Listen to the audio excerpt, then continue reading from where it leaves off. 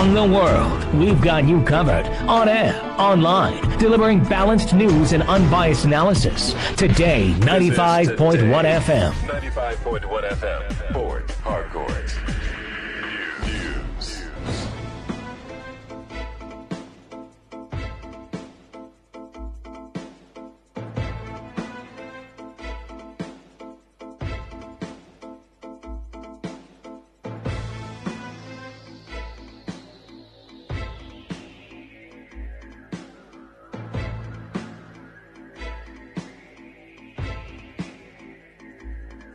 Good evening, thanks for joining us. This is the World News on your Premium Talk Radio Today, 95.1 FM Port Harcourt.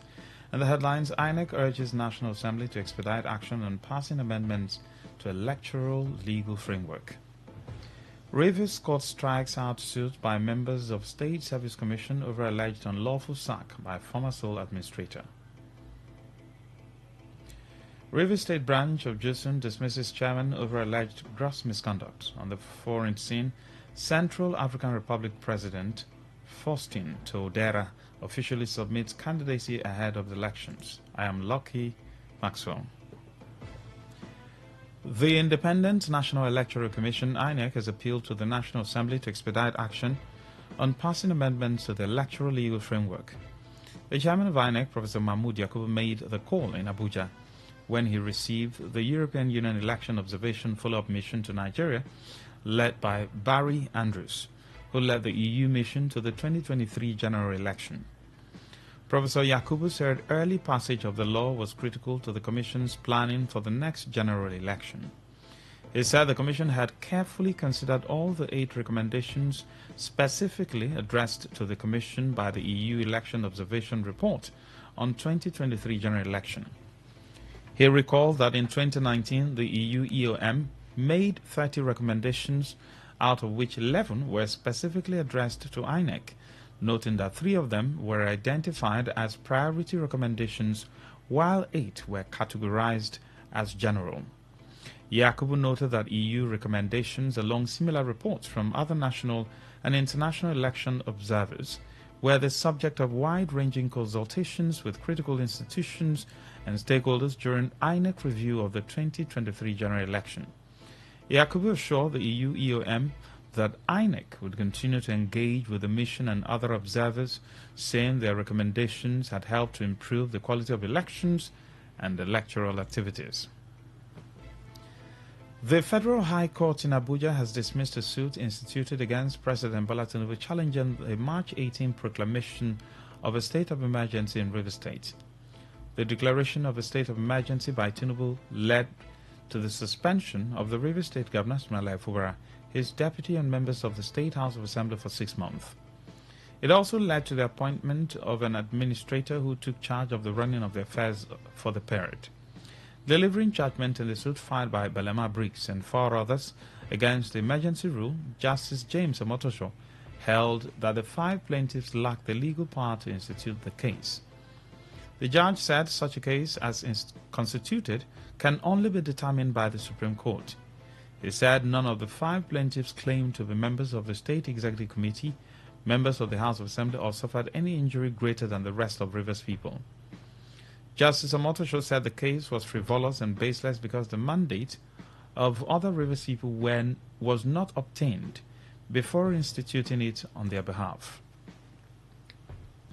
Here in Rivers State, a High Court sitting in Port Harcourt has struck out a suit filed by the chairman and members of the Rivers State Local Government Service Commission, who were appointed by Governor Ismaila Fubara, but later sacked by the former sole administrator, Ibok Etaibas.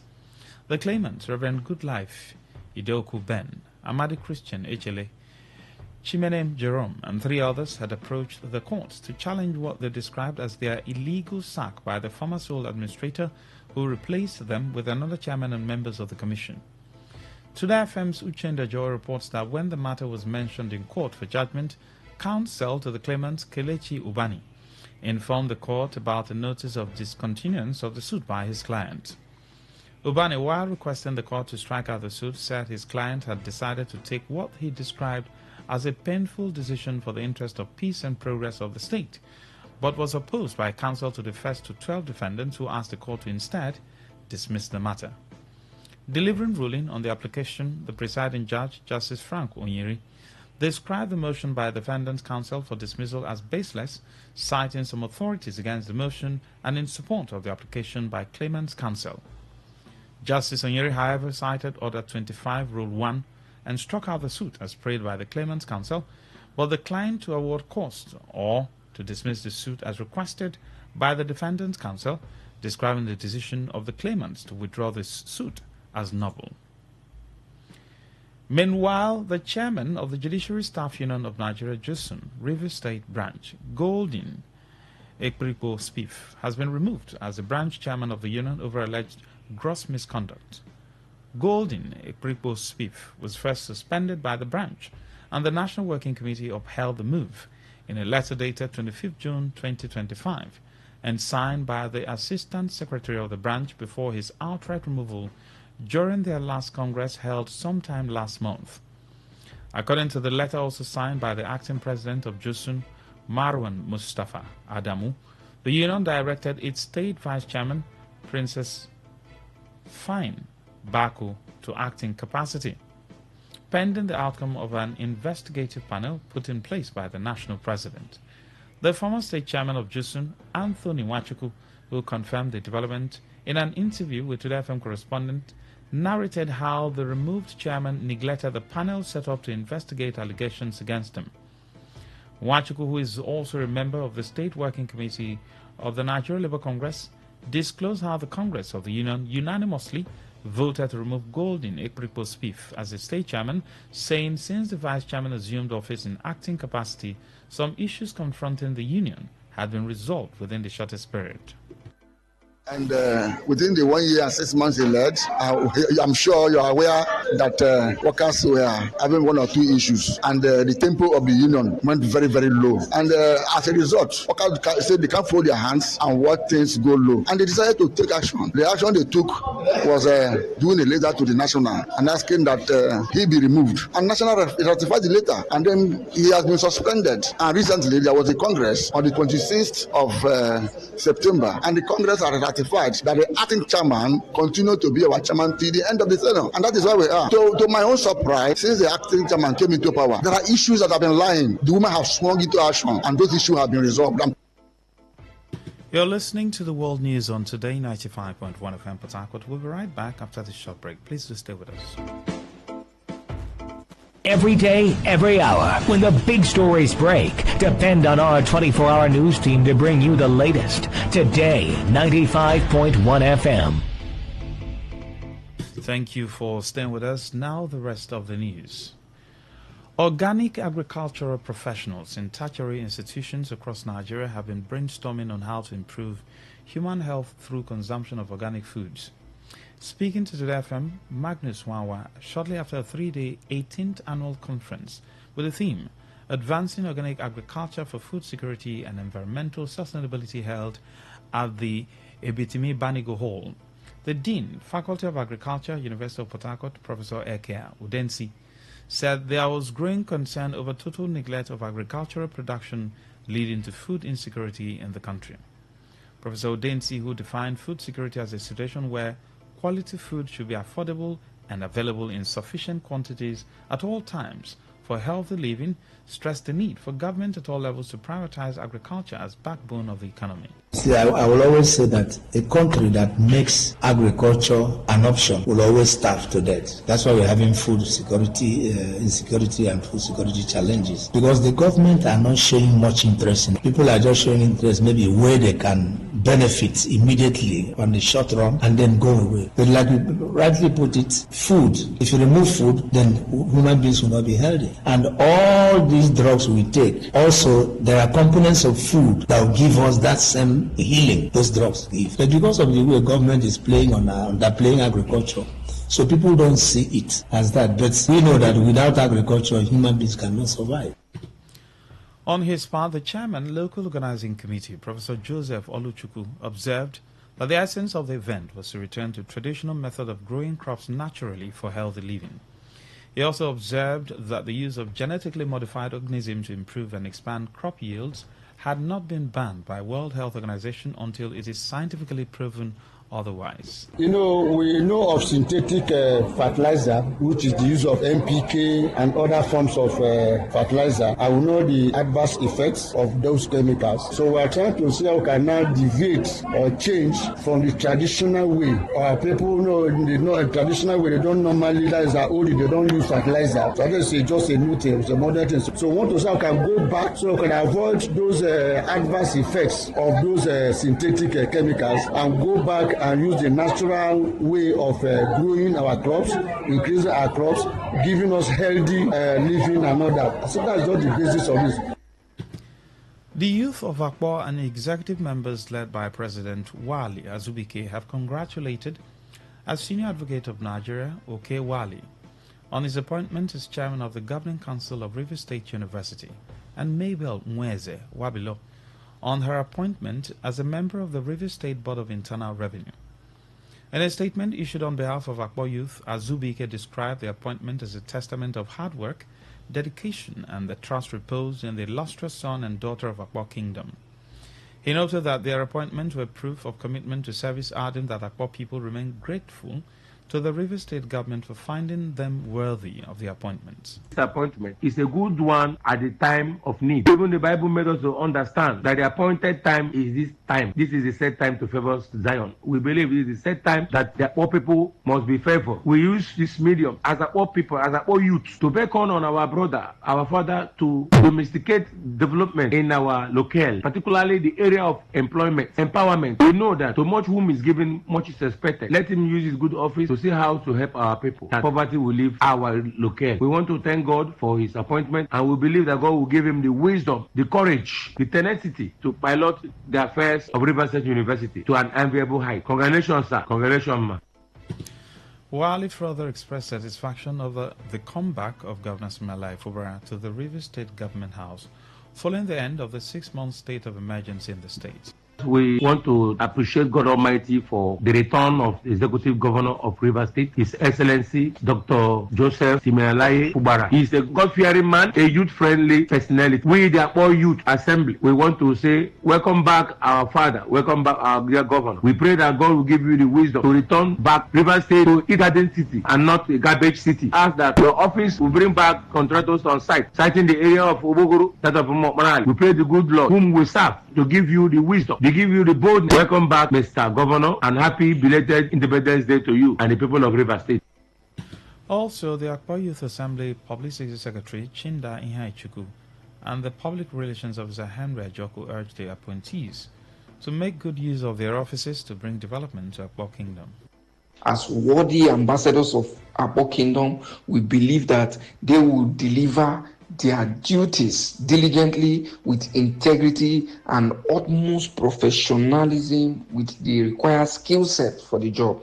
We say once more, congratulations to the both of them. Honorable Oke Wali is a son. He is also from Akpo Kingdom in Obio, Akpo local government area. He is tested and trusted. We, the Akpo people, we are not jerking. We are also relying on his capacity, believing that he is going to use this position judiciously to enhance the level of education in Akpo Kingdom and Rivers State at large. On the foreign scene, the Central African Republic President Faustin Archange Touadéra has officially submitted his candidacy for elections later this year. His file was handed over at the headquarters of the National Election Authority in the capital, Bangui, by the Secretary General of his ruling United Hearts Movement. Speaking to newsmen, Touadéra said he had fulfilled a constitutional requirement within the framework of democracy in the country. Presidential, parliamentary, regional and local elections are all due to be held on December 28, while the deadline for candidacies is October 11. The Central African Republic has seen a succession of conflicts since its independence from France in 1960, and despite a gradual decrease in the intensity of violence, the security situation remains volatile, especially on main roads and in the east of the country, bordering Sudan and South Sudan.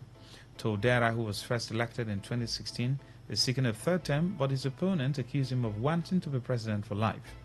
A new constitution was passed in a referendum in 2023, which allows him to seek another term. In sport, FIFA President Gianni Infantino says football cannot solve geopolitical problems as it comes under pressure to suspend Israel over the Palestinian conflict. The Sport World Governing Body in a statement said Infantino stressed the importance of promoting peace and unity, particularly in the context of the ongoing situation in Gaza. FIFA banned Russia in 2022 shortly after Russian forces invaded Ukraine, despite the fact that Russia hosted the World Cup finals 4 years earlier. To end the news as a summary of the major stories. We told you that INEC has urged the National Assembly to expedite action on passing amendments to the electoral legal framework.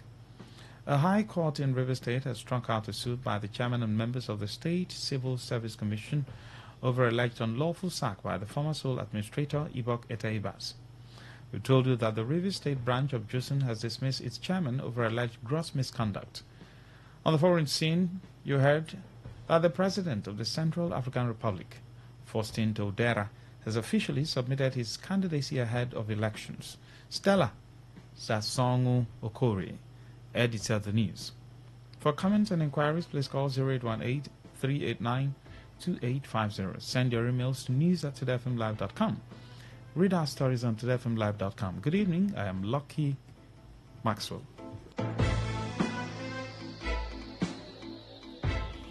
Today's news, today's entertainment, today's sports, today's issues. Today on Today 95.1 FM, Port Harcourt. Mama joins the Saints triumphant.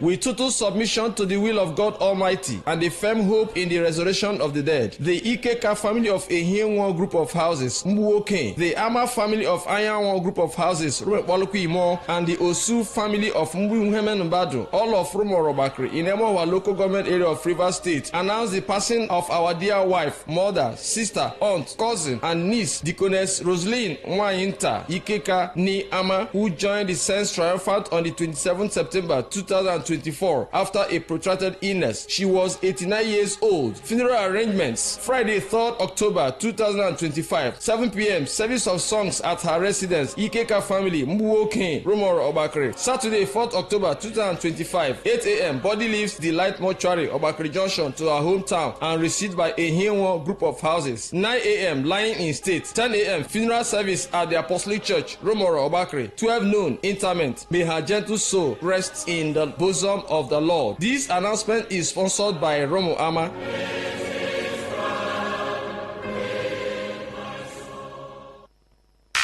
Unleash the power of the airwaves with the ultimate radio experience. Tune in to Today 95.1 FM, the voice of the people. Don't just listen, immerse yourself. That is 100% true. Big Zephyr. Big Zephyr. Big Zephyr. Big Zephyr. First of all, rest in peace, Virgil Abloh. Don't spill no drink on my clothes when I'm Louis V dripping. Don't like stress in my dome. Straight to the head when I'm 1942 sipping. Been wavy since morning. No, they talk to me in public. Mix my drink with a little money. Smoke my weed to the claro. Lamborghini driver. Ferrari 458 Italia. I really spent a million just to Richard Millis and I'm willy-nilly through the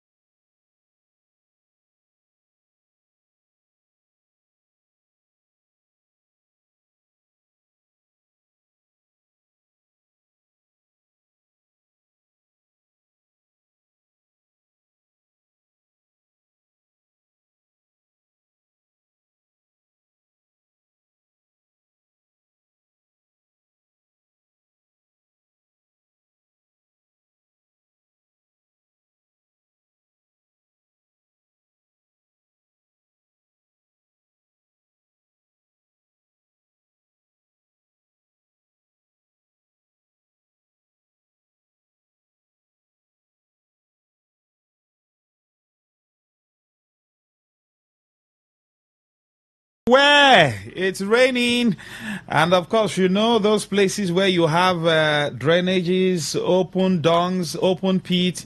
Beware, make you don't fall inside gutter. Let's go. Come on, to the music now.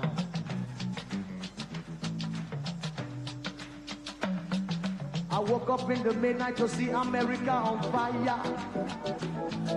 I woke up in the midnight to see Africa on fire. Said I woke up in the midnight to see America on fire, on fire, on fire, on fire, on fire, on fire. You see, politicians everywhere, politicians everywhere. They come again to deceive the innocent children. Fire, oh fire, oh fire, oh fire, oh fire. Fire, oh fire, oh fire, oh fire, oh fire.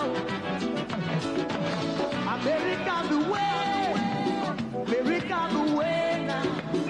You got to the way, you must do the way now. America the way, America the way now. You got to the way, you must do the way. All our enemies got to shut us yet. All our enemies got to flood the blood.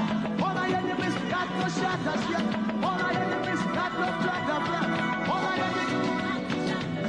If you're driving because of the rain, try as much as you can to be careful. Be careful. I don't want to say I warn you. Just be careful. Make your tire not go fall inside gutter or any drainage.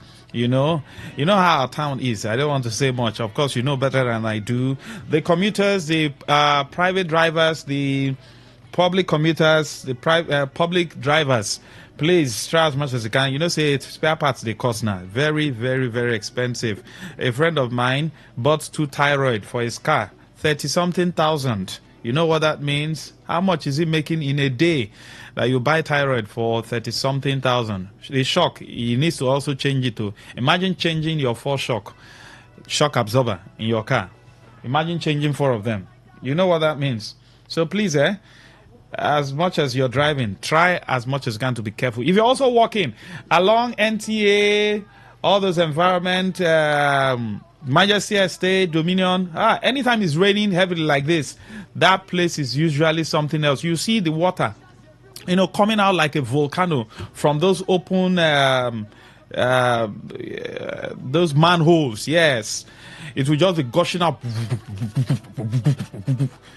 I don't want to imagine someone just falling inside there. Like, I don't want to imagine it. I don't want to imagine it. I mean, government needs to do better.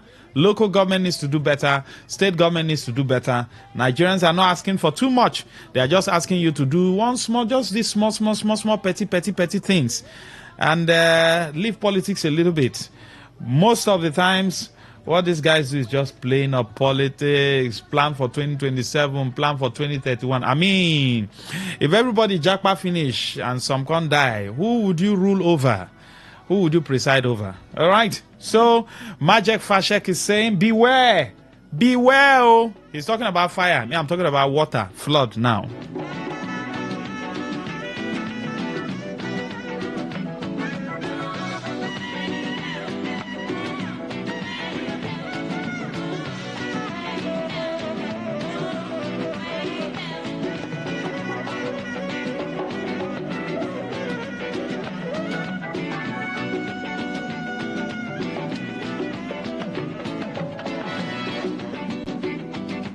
My name is Lucky Maxwell. Good to have you on the show. Welcome this wonderful Thursday evening, second day in the month of October 2025. Time well spent. Year is running and running and running. Now ask yourself, what have we achieved? Yes, personally, you might have achieved 1 or 2 things. Okay, ask yourself, what have you achieved this year? If you've not achieved anything, don't kill yourself. But ask yourself, this is our state, Pano, what have we achieved? As a country, what have we achieved? As a local government community, what have we achieved? I've always said it over and over and over again. It's not enough to give very beautiful speeches and say prosperity will happen. This budget is a budget of prosperity. You know, there's a particular governor in the South that usually gives fanciful names to his budgets. Budget of flimsy, beautiful fancyism. Budget of Sacramento Lamalinto. Hey! Prosperity does not come by wishes. Prosperity comes by work. You know, tapping into what you have, then prosperity will come. God has given us everything, right? So we need to use what we have to get what we want. So it's not enough. Hey, you see, governor, president will give very sweet, fantastic speeches. This budget is a budget of prosperity that will turn around and revitalize and reverberate and bring back the dead to life. Work. It does not work like that. If you don't invest in agriculture, invest in education, invest here, human capital, nothing will happen. Those nations, all of you are running to. Those people are working. Can't you see Donald Trump? Donald Trump is working. We know what he will do. He will impose high tax here. Boom. Then you will now come for negotiation. You now say, oh yeah, all your companies, bring it to US, come and produce. Our own. You know now, I don't want to call them. Travel, go medical, go this one. Prosperity does not come like that. You can't be gallivanting and expect prosperity to come. No. What's on your mind? Join the conversation. Good evening. Yes, please. Your line is breaking. The network is bad. Once it rains like this, Okechi Smith-Dibi has told us severally that these guys need to buy better equipment. That's the thing now. It's not rocket science. It's not a big deal. Because that here we make things look as though they are too complicated. Good evening. Lucky Maxwell, I'm back. Robin Maja, the farmer. Yes, sir. Happy rainy evening. I wish you same. Yes. No matter how I'm cold here, no wala. Hot water goes up around.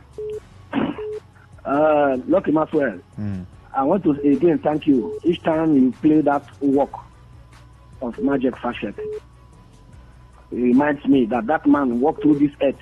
He was here and impacted on me. My senior friend, my senior colleague. I know he has passed, but he's in Zion. He will never die forever. Having said so, what is in my mind? I felt very sad this morning when I was listening to the iconic sweet speeches made by Mr. President in Lagos yesterday. This is national theater that was not built by him, was built by the military. They call it National Theater, Igomu. And one of his achievements in 2 years to celebrate on 1st October is to go there and rename that place to Oleshoyinka. What stopped me from going to rename Ikosa Road to Calabar after a president of the country? We are complaining every day. Nothing is working. And he went there to tell me that he enjoyed himself by commissioning cotton tape of an old edifice that was kept there by the military. I'm so saddened. There's no way. There's no way. There's no road. Good evening. God bless you. Thank you. Go ahead. Good evening. Okay, Master. Yes, sir. What's on your mind? Oh, no, from America. Okay, Master. What's on my mind? How I can get a job. How I can get a job. That is what is on my mind. Not Maxwell. I'm going through a lot. See, I'm into stock farming, fishing, fish farming, and bird chicken. My brother, everything that I've done before to see how I raise money to feed these animals and these fish did not come out. It did not work out. because the policy of the government and the bad road and everything affect those business systems. It did not come out. Now, this only fish farming and this bird I'm training now, this is the only thing I have for now. And I don't have money to feed them. I'm a driver. I'm also a forklift operator. I've been looking for jobs. Please, Nigerians, River People. Please, anybody that have a job, please, you can contact Dr. Maxwell. He will reach out to me because I always call on this show. Please, oh no, who from America, please, Nigerians, River People, help me. I'm looking for a job with children at here. 5 children with all these things. No way out. I cannot go and steal. I cannot go and tax committing crime just to feed my children. This thing, you don't touch me well. You know that just to feed my gas today, my children, since they came back from school, they have not eaten. I have to go and razzle one POS to get 4,000 naira just to go and feed gas in my distance to enable them to be able to cook at least white oil, red oil rice and eat. Please, it's a very critical situation to me, please. Please. Thank you. Thank you, sir. Thank you. You've made the right call. Good evening. Hey, good evening, Mas. Good evening. Yes, please go ahead. This is Iknameule. Mas, you know what is on my mind? Since yesterday, you reminded us how the military people took over and we are doing so many things in Nigeria. And I begin to ponder those days. Okay, you mean when the military was in charge, not now? Okay. I begin to ponder those days when there was something like a company they call a Hebrew fishing company. We do go to MPA those days. When you go there, you are lucky to see when they are offloading some fish. They even dash you some fish free. And Transamadi, Michelin. I remember those days that one of my guys, a contractor, he will hire us as laborers. We go there to do some labor job. We eat fruit food. Only one meat alone there. You know what it means.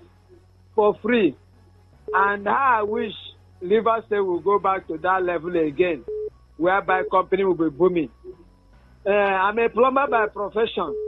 That time, so many people were not interested to become plumbers. But now everybody is plumbers and there is no work. Before you get a job, you must know somebody from somebody. Thank you. God bless you. Thank you. People are not even learning skills again now. Some people are moving out, some people are going into something else. People don't want to learn skills. It's the older people who still have those skills. And, you know, like you said, it's possible that River State can return to that level.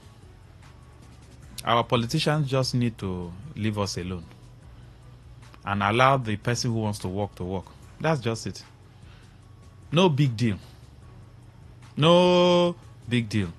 They should just leave the state alone and allow whoever, let the people now drag the person's clothes to work for them. That's all. That's the solution. That's one. Once they just decide that, let's leave these people alone, you see things will move. Good evening. Hello, good evening. Yes, please. Yes, I'm still complaining about that Airtel something. I'm fidelity to Airtel infrastructure. And they don't pay me well. They also pay me, they should pay me. 17,000 naira is nothing to write about. I wanted to appeal to them. Let them consider to increase that money. Please, I'm Peter calling from here again. All right, sir. Yes, good evening. What's on your mind? Hello, good evening, Master. Yes, please. Go ahead, sir. Yeah, I'm running the bank and I'm calling from my phone. See, since I had this news that federal government will soon start taxing sex workers like the Malachite, the Opominicos, I start thinking about the looming danger that this thing will cause. Imagine how, guys, this present administration would just think of all people to start taxing sex workers. That's encouraging immorality in our society. So do you really think that, like River State, for instance, now they said we have highest number of HIV and AIDS, people living with HIV and AIDS. Is this not another way? Oh, God of Nazareth? Instead of them to crap up, hey, Jesus, Master, this is your life, I repeat. I was just thinking about this thing, and I asked if Tinubu have people attacking you, or you just wake up and start doing things. That's it, Malachi. In fact, how would they collect the money? I want to even know how would they start collecting the money? They will go to Akamas and collect it. They will go to where? Akamas. Akada. Oh, that was the best thing of it. Akamas for yeah. I don't know what this thing because me, for instance, starting out for now, and I want to go Malachi to carry one now. Ma, as you tell the guys to give me a number, at the end of the day, I will talk on WhatsApp. December, I come with you a day for my hotel. Really. How would they collect this? After say our government, oh God of Nazareth, this government. We are thinking of development. Thank you, Alex. Good evening. Max.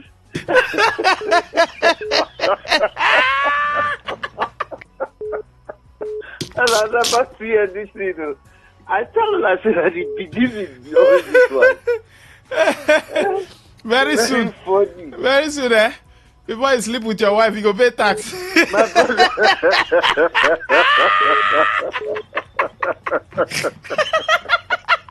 But he said this now. I say I will expand the tax debt. Who will drag them, reduce the buying power. He said it. On I never see tax so. Now under this Amalekites that we won't put tax on, Amalekites will go have more money for their controlling things so. No be so. Where they go get money go pay the tax or not be from the business. So based on logistics, if Amalekites were collecting 2K now on regular, they have to increase it to 3K or 5K. Now our brothers, the way they patronize them now, we no get money to patronize. What thing they go do? They go begin, they go rape innocent people for neighborhood. Are you seeing the implication? A lot of people that are patronizing Amalekites is to avoid not to go rape innocent person. No. Now you want to increase the price, and those patronizing Amalekites and maybe all these daily paid job people, these 3K, 5K people, since I no get woman, I no fit go rape anybody, I no fit patronize hook up, these ones wey dey here no, or ya collect ya 2K, make her owe 3K for tomorrow hustling. Now she can't increase them to 4K. This guy look and say, "Now no get money to pay. Oh, man, just sit down for corner." Thank but you, what's in Mr. my mind more of sorry, Max. Now at Port Harcourt City, we have a local government. Port Harcourt as a whole, we don't suppose blow more than this. Though I'm not expecting anything from the local government chairman, no, I'm not expecting it. But I think if we can start from number one, the entertainment industry. If the local government chairman can hijack it and let us start this rapid expose, rapid advertisement, rapid talking about Port Harcourt, let it go viral for investors to come. I think it will help us more. Thank you, Mr. Zion. Thank you. Well, that's what you can take. NDDC is waiting for us. They want to tell us what they have done, and of course, for you to be informed also. That will take us to 7 when we'll bring you, of course, eyewitness reports. So keep loading them and start sending in your eyewitnesses to 0701 9339 962. I'll be right back.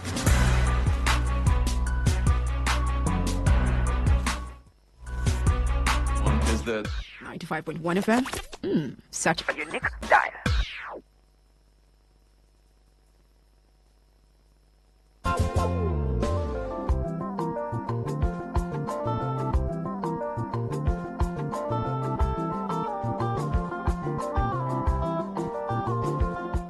This one na NDDC story time.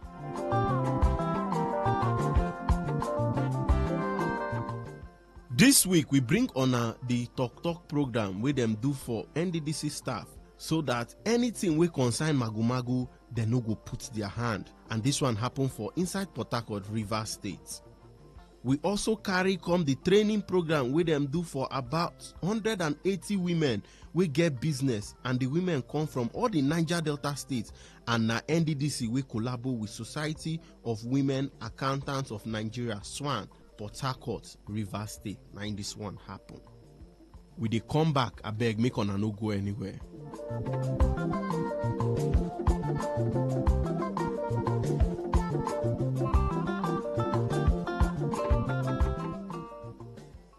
Una welcome back. The Oga of NDDC, Dr. Samuel Ogbuku, say make them always use alternative dispute resolution, ADRO. Make them use and promote better things and make magu-magu no dey. Dr. Ogbuku yarn this one for Port Harcourt, Rivers State, as he talk for the program for NDDC staff on the matter where then they teach them about how to do things the right way for office. The person we stand talk for the Oga of NDDC, na in Chief of Staff, Reverend Omeya Owoibo. In can say other things to use of katakata, they like the alternative dispute resolution. And this one, you no need to follow long road to use settle any kasala. Specifically, transparency means being open about how decisions are made within the workplace. While due process means giving everyone a fair chance to be heard and treated justly.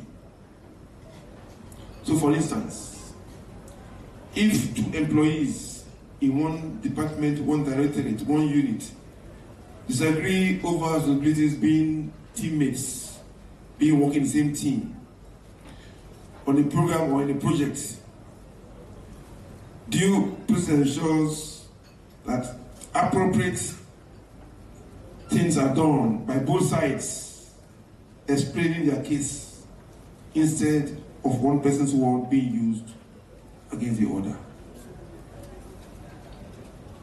In a sense, they're saying that if any issue occurs in your workplace, in your environment where you work,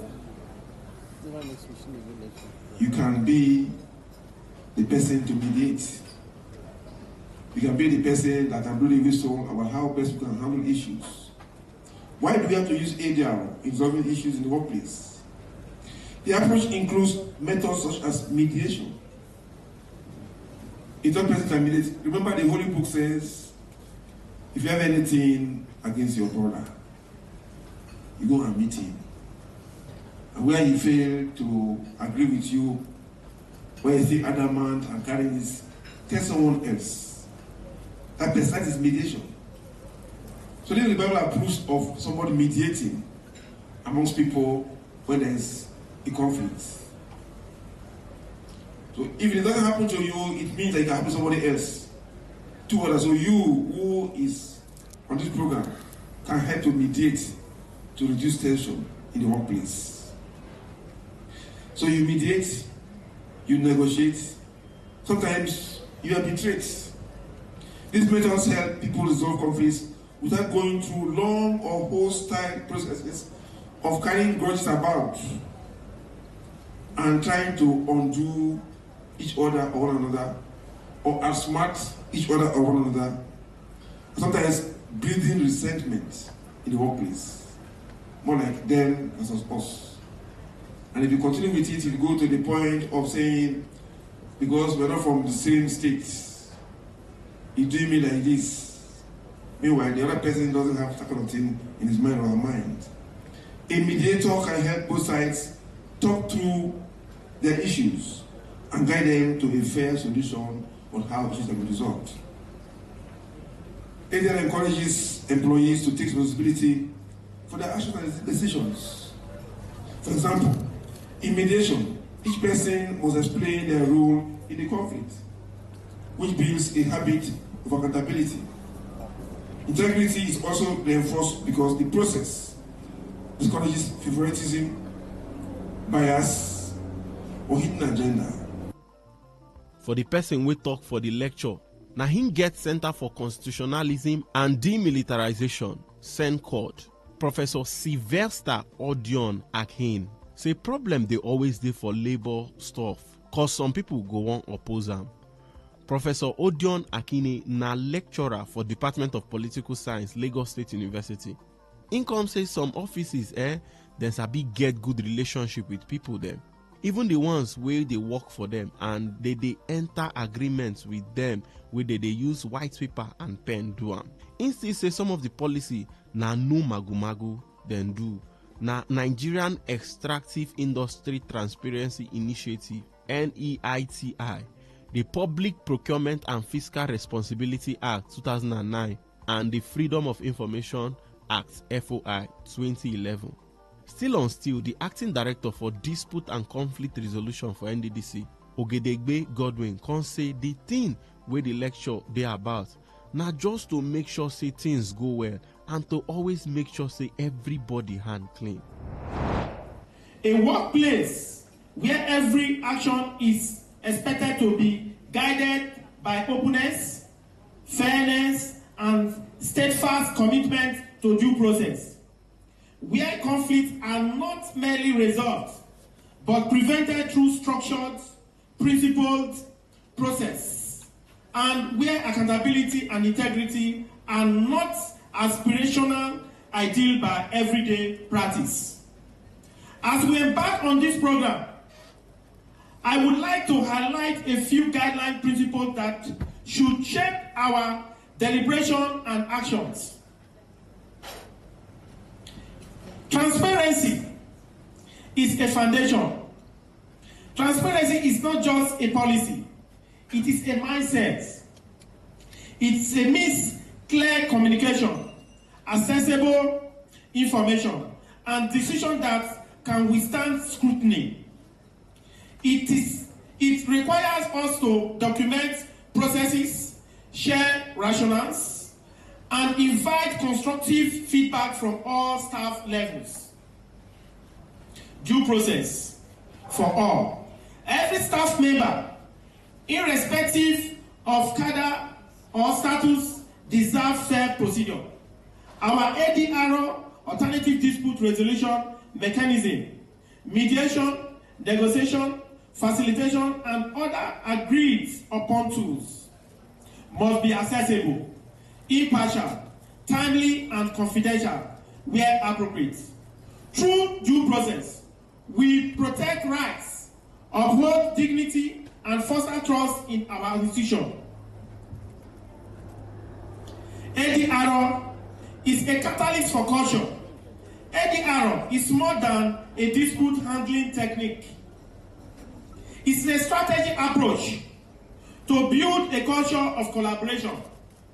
By choosing ADRO, we influence our decisions are made, how disagreements are managed, and how accountability is demonstrated in everyday interactions.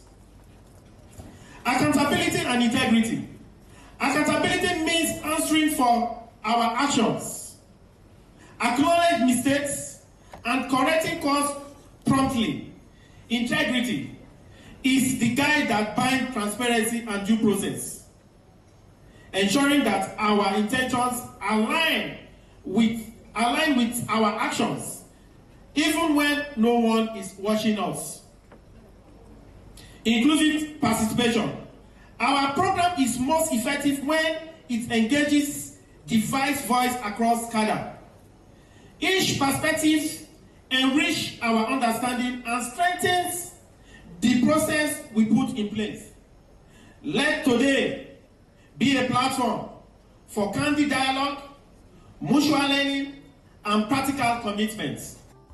The team now promoting transparency and due process in the workshop, deploying ADRO into building of culture and of accountability and integrity.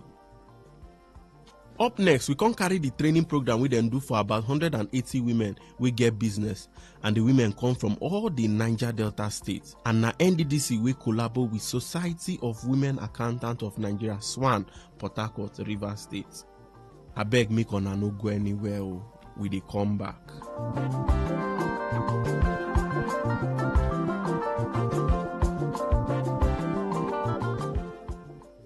Now welcome back. The Niger Delta Development Commission (NDDC) don't start one business development training program for at least 180 women for inside the Niger Delta region. The people who organize this program now NDDC, and them join body with Society of Women Accountants of Nigeria, SWAN, for inside Port Harcourt chapter. Dr. Obuku talks say women benefit from program. It go help their families, communities, and the whole nation. And he talk this one for inside NDDC Event Center for Port Harcourt. The NDDC Executive Director of Project, Dr. Victor Antai, now represents Dr. Obuku. He can tell the women, say, make them take these things seriously so that their lives go better. For another talk, the NDDC Director to Commercial and Industrial Development, Mr. Friday Hirobe, Yan say the training they in line with President Bola Ahmed Tinubu to support business people and develop local capacity. Him also Yan say then come to teach them bookkeeping and how to manage their business. He said the training they possible because the Oga of NDDC, Dr. Samuel Obuku, carried the matter with concerned men and women and youths for head, especially for the Niger Delta. He come finally and say today their focus they on women where they run small business. Iriobe come ginger the women for the program to take the training seriously because it go help them for their business. The chairperson for the Society of Women Accountants for Nigeria for Port Harcourt chapter, Mrs. Isioma Onwo, talk say the training na to help the women sabi bookkeeping, financial literacy, tax awareness, and how to use accounting tools like Excel and QuickBooks. The business development training we NDDC do na to strengthen women their business so that then go feed the independence for the Niger Delta region.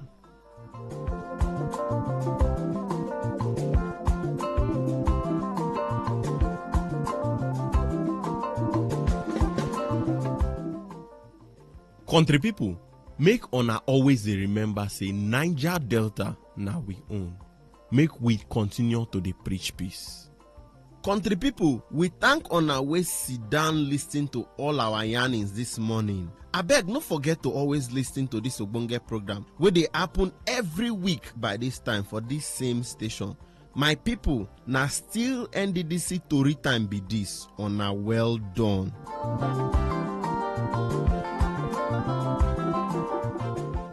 This story na Lakeview Communication Production wey dey collaborate with the Corporate Affairs Department of Niger Delta Development Commission wey be NDDC na im carry am come on domot.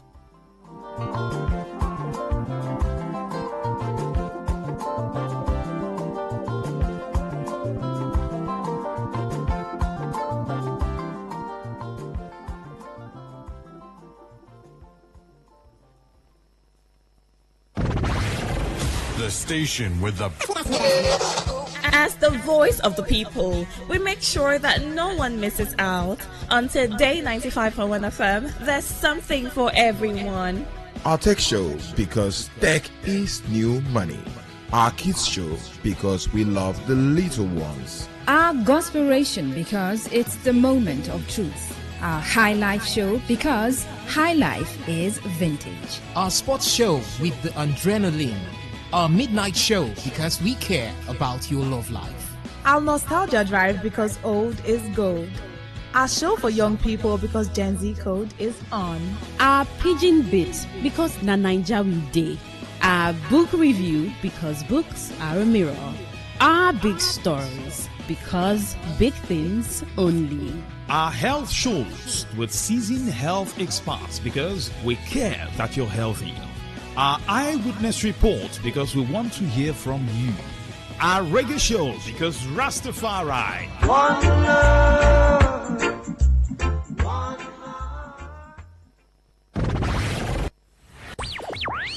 Tune in for a journey beyond the ordinary. Fasten your seatbelts.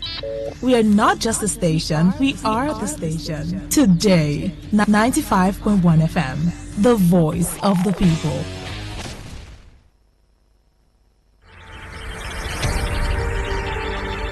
Want to know what's happening? Get latest information in sports, politics, lifestyle, you name it. The frequency of choice. Today, 95.1 FM. Today, 95.1 FM. We serve you the latest update on everything.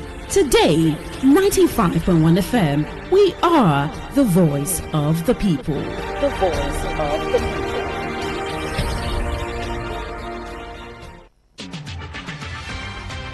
Today's news in 60. A professor of classics at the University of Ibadan, Professor Olakunbi Olashope, has urged the introduction of a compulsory course in Greek and Latin roots of medical terminologies for medical students, saying it will demystify complex medical jargon and improve comprehension. A professor of Middle Eastern Studies at Lagos State University, Sahi Tumehi, has warned students against destroying their creativity by over-relying on artificial intelligence in their research and academics. Community leaders in Sokoto State have identified poverty and lack of proper sensitization of parents as major drivers of the state's out-of-school children crisis. The Director General of National Orientation Agency, Larry Isa Onilu, has urged pupils to steer clear of violence and drug abuse while embracing values that promote unity and patriotism. And finally, on the foreign scene, the U.S. federal court has ruled Trump's deportation of international students for pro-Palestinian advocacy illegal, declaring non-immigrants unequivocal rights to freedom of expression. Today's news in 60. In 60. Talk radio. I listen to a lot of talk radio. 95.1 FM.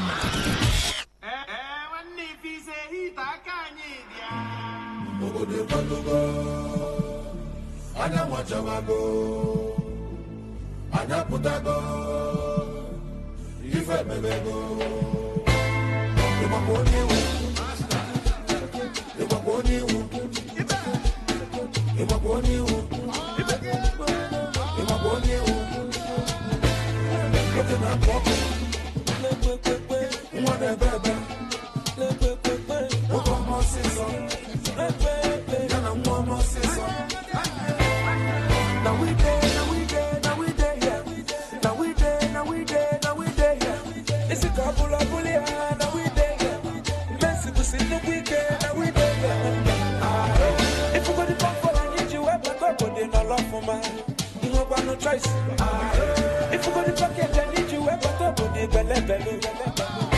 Security confirm, the man who do not you know, the man I mess with, but over that you can find it, the man I'm dead, and I'm I hope you want to make it go.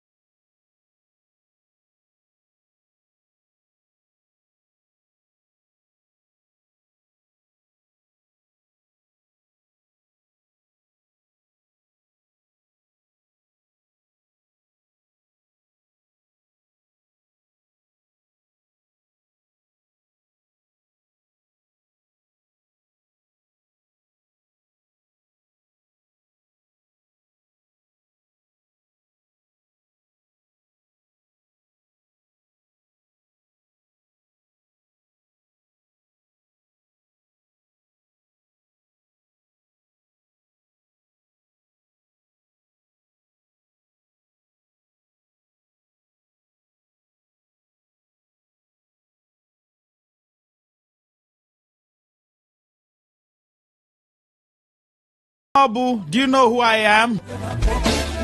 Please drive carefully, so you won't have to speak that language. Or in English, you know who I be. Do you know who I am?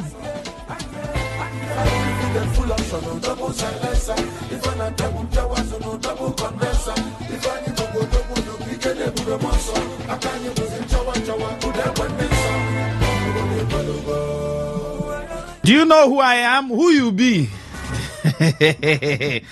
It's not by shouting, do you know who I am? Do you know who I am? How many people will they feed? Come on, cut away there. Have you seen people like that? When they have hit someone's vehicle, you now start hearing in big English. Big English. Do you know who I am? Who you be now? How many people are you feeding? See, let me tell you something.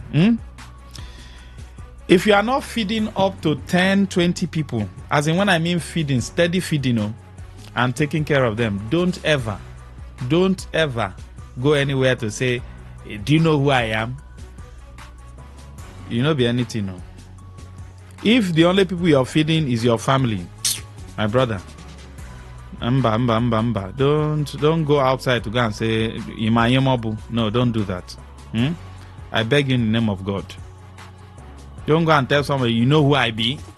Who you be now? How many people they feed? That's the only way we can equate you now. It's not by the car you're driving. No. The car you're driving, only you the driver now. What's our business? Do you understand what I'm saying? What's our business with your car? You are driving your car, enjoying it alone. You are now telling us, do you know who I am? Who you be now? You know, we pose too much in Africa. Even when shish, know their pocket. You want your eyewitness? Send it in right now as a message. If you're doing a video, if you're sending me a video, please put description, describe what what the video is actually saying. All right. If you're also sending a photo, please do same. So I would understand. I'll be able to narrate, what's in the video or what's in the photo you're sending me. For instance, you're trying to get pictures or videos of a bad road. Please do well to send it. Do a description.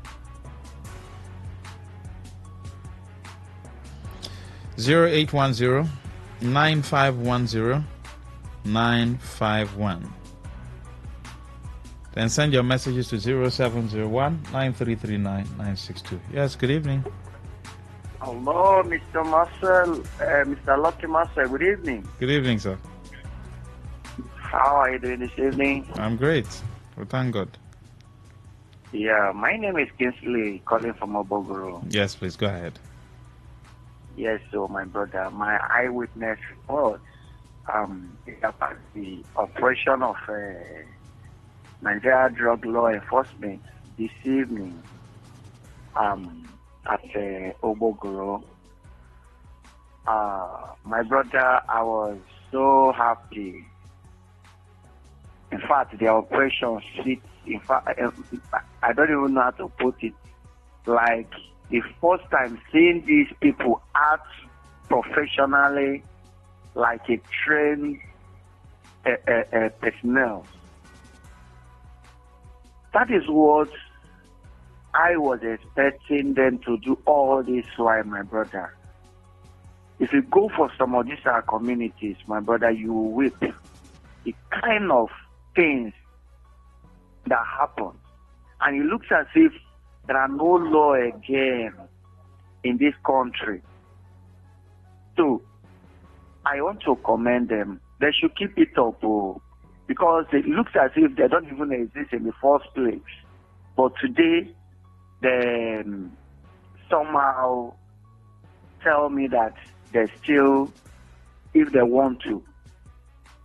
So I want to say kudos to them. Thank you for having me. I remain Casey from Obokoro. Thank you very much. Good evening. Yes, please. Welcome. Yes. Can you turn off your listening device, sir? Thank you.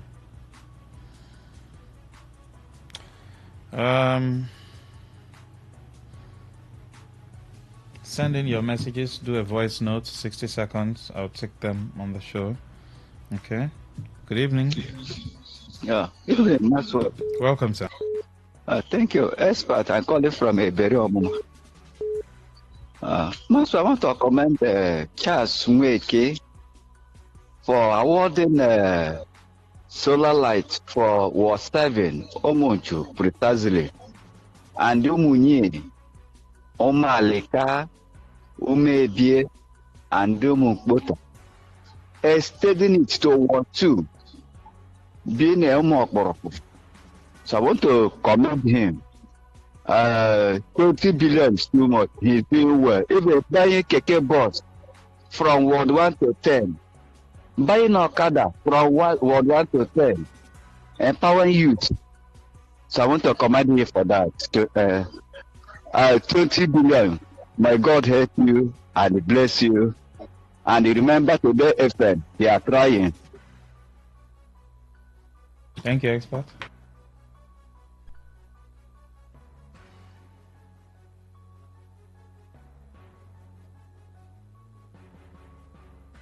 His name is 20 billion. Guy, go give me small. Oh. All right, keep the calls coming in.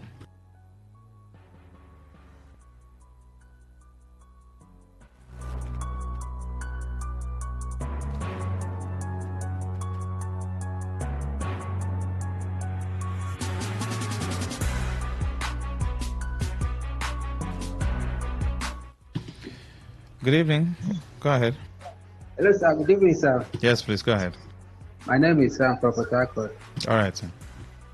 Sir, my eye weakness because this year I know celebrate my independence. So no joy because even though say from 2009, from 2019, we just celebrate. You go see how people go they wear green and white, even for church, Christ Embassy. That's so days of reality. You go see how people go they wear white, green and white. They move, they celebrate for streets, community, everywhere. But this time around, I don't check this every our streets, churches. I don't see all those things. I don't know whether for us I know we don't celebrate something we don't die. No see Nigeria don't die. No, Nigeria has not died. Nigeria is you and I. Okay? I've always said this. Nigeria belongs to all of us. But it looks as though we want to leave it in the hands of a few who probably trade with it. They trade with it and keep the proceeds abroad. If you leave it for them to trade with it, that won't concern you. Nigeria has not died. Yes, we have leadership issues. That does not mean Nigeria is dead. Please, your eyewitness 0810-951-0951.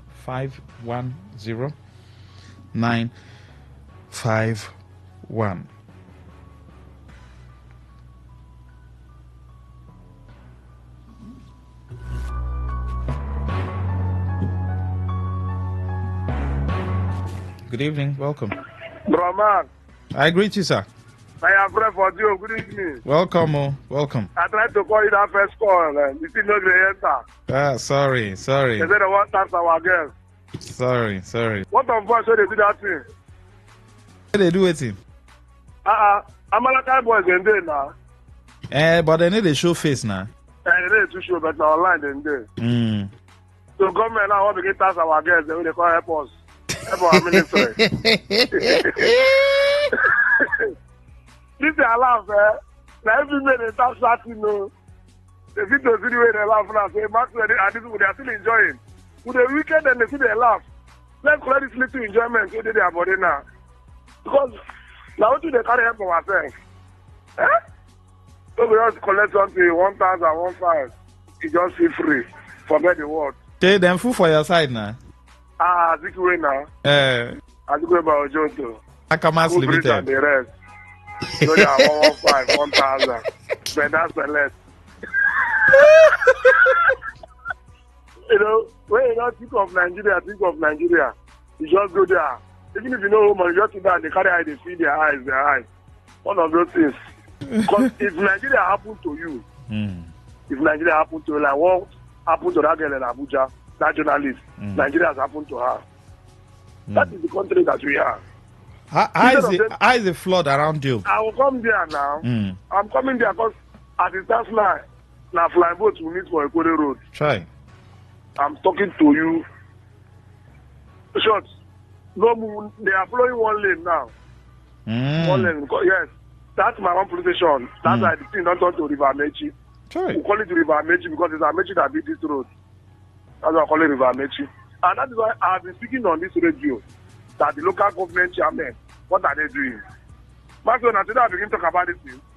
Come and open gutter now. They need to talk about opening gutter. Now PVC. Come and play PVC. What is this problem in this country? I don't talk about today as I'm talking to you, that one side, the water they even cross to the other side. My one police station now, they don't lock gates. They don't see the sleep patrols. They don't lock their gates. MNK no go area. MNK no go area. The river where they there. If you catch fish. Okay. This our chairman, mayor of Port Harcourt. What is the job you are supposed to do? Do one thing, Kwano now. Leave PVC, come and collect PVC. People are not collecting PVC. Leave PVC, come clean this canal. Where I make you don't do, clean gutter. Clean gutter. Yeah? Bro, this thing needs science, or you need to go and bring experts to come and clean it. You need to import people. Now, don't go to look like gonna go on strike now. Potako branch. It's crazy, you know. Thank you. It's Thank crazy. you. Bro, God man, will help us. I bet this is a laugh. You get where you'll be laughing this laugh, now they'll put us on you. That if you laugh, this kind of laugh, you pay money. Let people hear you laugh. Let people hear you laugh. Don't worry, you enter trouble. Thank you. Good evening, welcome. Lucky Maxwell. Yes, Robin Maja. God bless you. How is your area? Is it flooded? My brother, I just very lucky. I was coming from mechanic. It was dressing small, maneuver. As they were opening gate. I was just driving in, it's airport, and I just keep the carton there and run enter the house. As I'm talking to you, I'm putting up 3 clothes. including a winter gown. to avoid stories that touch. Yes, I have run 2 calls and Lipton. I have not seen solution.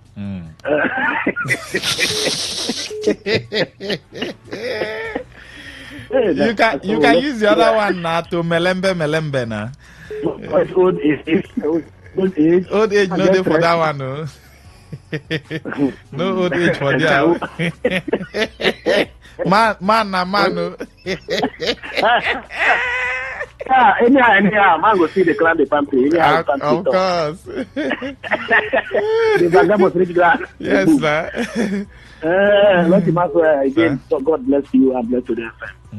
You know, when we talk like this, you know, you create humor. And I will not say it here. I will talk with you outside here. Because what you do to Nigerians, you clear BP more than those who go to hospital. I tell you the truth. Having said so, eyewitness report. Lucky Maxwell. My hand was grabbed in River State here. His Excellency Governor Singh Chubara was the governor. The women of Eche protested to Government House. They were received by George Moke, the then head of twice. Governor promised to do something. Governor has not done anything before he was suspended. Now governor is back. This thing happened last year, April. Till today, pay parcel of land. My sweat, where I project, where I'll be doing something. A man very close to the 6th floor. Do I have strength? His Excellency, the governor of River State, should help me now. This thing is not, it's not in Borno State. It's not in Maiduguri. They are talking about prosperity. My livelihood has been taken away from me in my own home state. I am a son of the soil. His Excellency, the governor, those who are listening to me, the clergies, are people not listening to me? The that send some people to America, to abroad, who even smoke the things I don't smoke. I am struggling to make a living. You people should help me now, prevail on the governor to give me return back my land now. What do I do? I don't have strength. Your Excellency, the governor of River State, help me. My name still remains Robinson Omaje, Robin Maja the former. I beg you, in the name of anything you believe in. Thank you. God bless you, dear friend. Thank you very much. Yes, good evening. Hello, Maxwell. Yes, good evening. What's going on there? Maxwell, this is Chipachoma calling from Oh, Choma, where you dey? Maxwell. Maxwell, I'm right in my bar.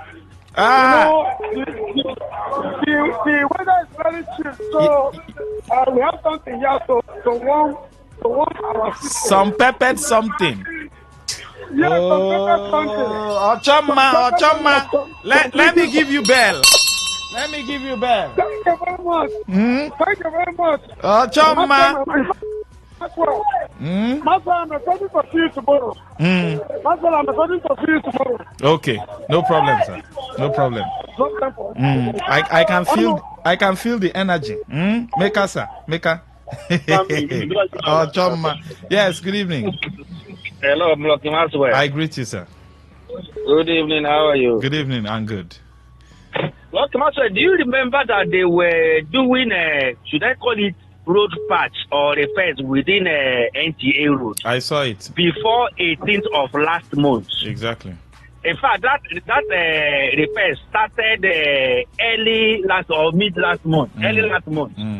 And they were doing it gradually from Rumokuta, and it was coming and it was causing serious traffic. As if the administrator was removed on emergency note, because, you know, Wike said that, former Governor Wike said that, he told everyone that on the 18th of that last month that Fubara will come back, or Fubara will come back. You understand me? So the people who gave that road were aware that Fubara was coming back. They were aware that the emergency was going to end on the 18th of last month. Lucky Maxwell, do you know that on that 18th of that last month, as soon as Fubara was announced back, that job stopped. In fact, as a matter of fact, there are some areas that they opened. Like when you want to repair road now, you just crack some areas and they left it that way. Those areas have turned another pothole within those houses. You understand me? What kind of society is this? Where people will just come, and is it that those people were not paid, or they were being owed, or they were doing it on behalf of the what is it called, the administrator or whatever? Why are they playing with Nigerians like this? That road was just abandoned. Immediately Fubara came back to office, and nothing has happened since that day. They demobilized their machines, and nobody is saying anything. Nobody is saying anything. It's quite unfortunate. It's very, very unfortunate that we Nigerians are just keeping quiet to allow anything that these people want to do. They will do it at their own time. Oh my God. Oh my God. Thank you. Thank you very much. There is God. There is God. I can assure you. There is God. But it's not God who will come and patch the road for us. God has given us quota. What do we want us to do again? Should he now give us machine that will patch the road? Yes, good evening. Yeah, good evening. Yes, sir, go ahead. Yes, my name is Alex Rodera. I hear it from news this evening that our president is coming to River State to commission project. I want to ask which project is that, too? Because since Abbas took over, I never hear say any project will happen. Which if you hear any days when they come, where I want to commission the project, please, I beg, try to inform us. So I want to see that commission, that project where President Tinubu they come to River State to come commission. I want to see that project. Thank you very much. Thank you very much, sir. Yes, good evening. Hello. Yeah, Maxwell. Good evening, brother. Yes, sir. Yeah. How will be good now? Well, we're grateful to God. It's okay, bro. It's Mr. Frank. Maxwell, I think last week, if I'm not mistaken, last week or week before last, I did lay a complaint concerning IPREP, what they are doing to their people, the 100 persons they claim they were training, and they agreed to be giving them a particular stipend. The last they supposed to give to those people were August. You won't believe, brother, till now they have not given those people. And the worst part is that they have blocked the platform that they opened, that is as in WhatsApp platform. Maxwell, I follow you on your Facebook. I will send you message that those people that they claim they train send to me. I will forward it. Once I drop this call, I will go to your Facebook page. I will forward it to you. I don't know why. I mean, people don't love themselves because those people are all organics. All those 100 persons, they are all organics. Some even say that he borrowed money on high high what? High interest. High interest to pay. The first one was Wahala before they paid them. Second month, third month, this one I said since August. And I have opportunity to chat with the coordinator. But still, the man, this is what the man, I've told you this thing before, bro. That man told me on chat, say he would pay them when it's necessary. Hapa. It's how that the civilians work. And I told him on chat, I said, tomorrow, when I go say, people go say, Tinubu still do this one. A little job that they gave to you, and you are treating your people like this. And I have this question. Is it that High Frame has not paid him or what? Now the children have agreed. The people have agreed that by end of tomorrow, if they don't pay them, on Tuesday they will gather themselves to High Frame office. I have called the man. I chat him up. I said, look at what is going on. What is really holding this money? Today he does not even have my time. Does not even have my time to respond to my chat. So I don't just get your people. Your own people, they gave you assignment to train them for 4 months, and this is what they were giving to them. Some of them comes as far as to go reside, either Bori or anywhere, to Uniport. They pay money every blessed day. All right. Thank you, sir. All right, dear. Thank you. We appreciate you. Yeah. And the report I also got concerning some of the few people who worked, who did the polio immunization, okay, under UNICEF. According to the report I got, the money was paid to the local government, so I don't know if it's the health authority or the politicians that the monies were paid to. And some of the women who worked that period, I think the job was for 2 or 3 weeks, haven't been paid up until now. I think these are the things that brings distrust between the people and the government. So tomorrow, when you now beckon on people to say, there's this campaign government wants to do, they want ad hoc staff, please come, they'll pay you people so amount. People will say, I beg me, then carry a while ago, they should go and do their job by themselves. Because if you look at it, we've heard core members complain even after elections that as ad hoc staffs, they were not being paid. And monies have been released to the authorities. You know, INEC is one of those people who usually receive their money. No story.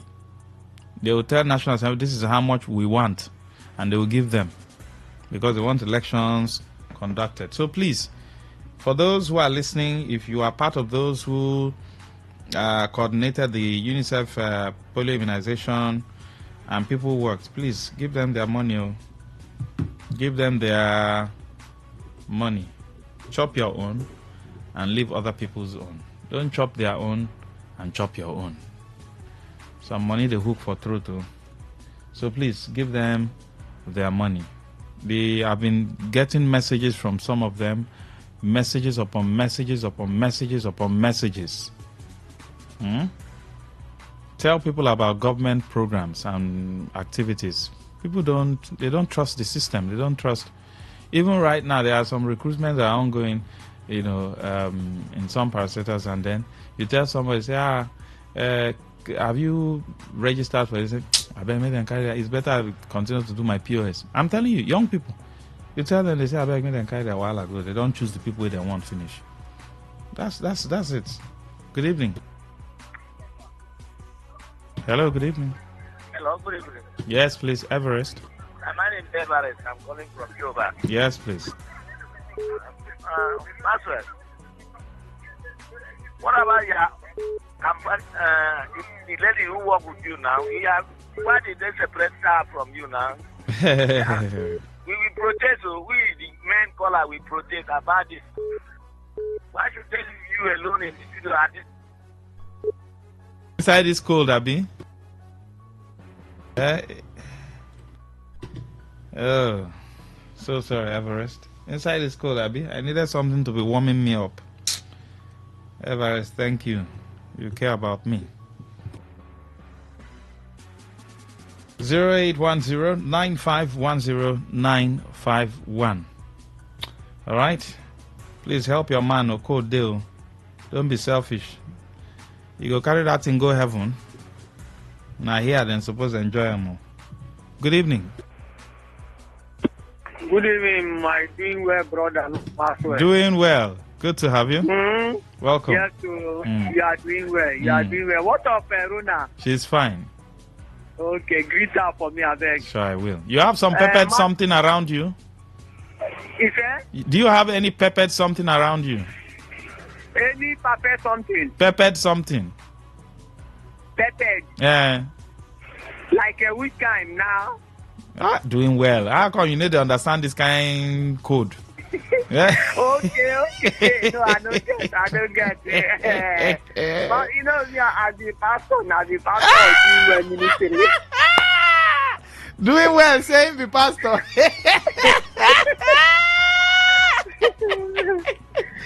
If you come my area and a man of God and they call me, so they don't say me who will be realist. I'm a realist. Okay. No wala. It's all right. They look good now with one eye to do that. But waiting I will come see you personal. I will come personal. No problem. Because you are a father like her. No problem. To her. And Maxwell, you see, you know, me as a doing well ministry, if I feel good thing at the talk, NEPA can they give us steady light. Things will enter a new system.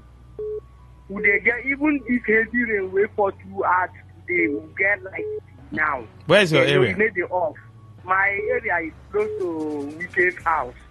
Oh. So that I ain't not gonna get light when you dey close to Wike house. Nah, the law school, this law school and the engineer shoes are doing. Now law they rain now. Now law they rain now. You know no? Yes. Now that they just give them that light from the line, from that line. Now there they just drag the light. Okay. Send down for university, engineer shoes are doing university.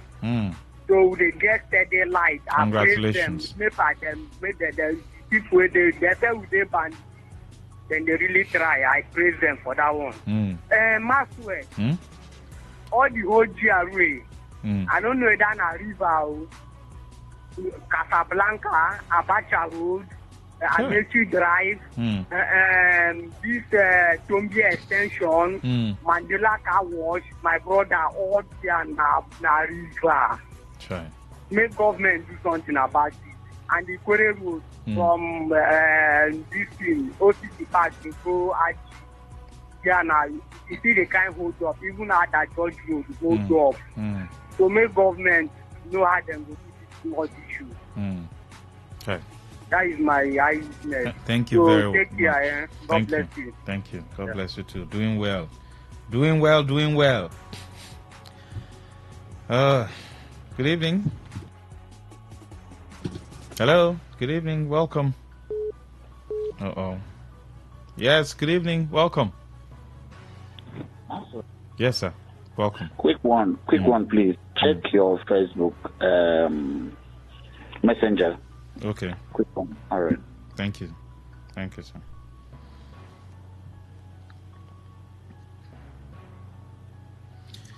Keep the calls coming in. Your messages also are welcomed. You can also do 60 seconds voice note and I'll take them all on the show. Good evening. Welcome. Good evening. Your eyewitness.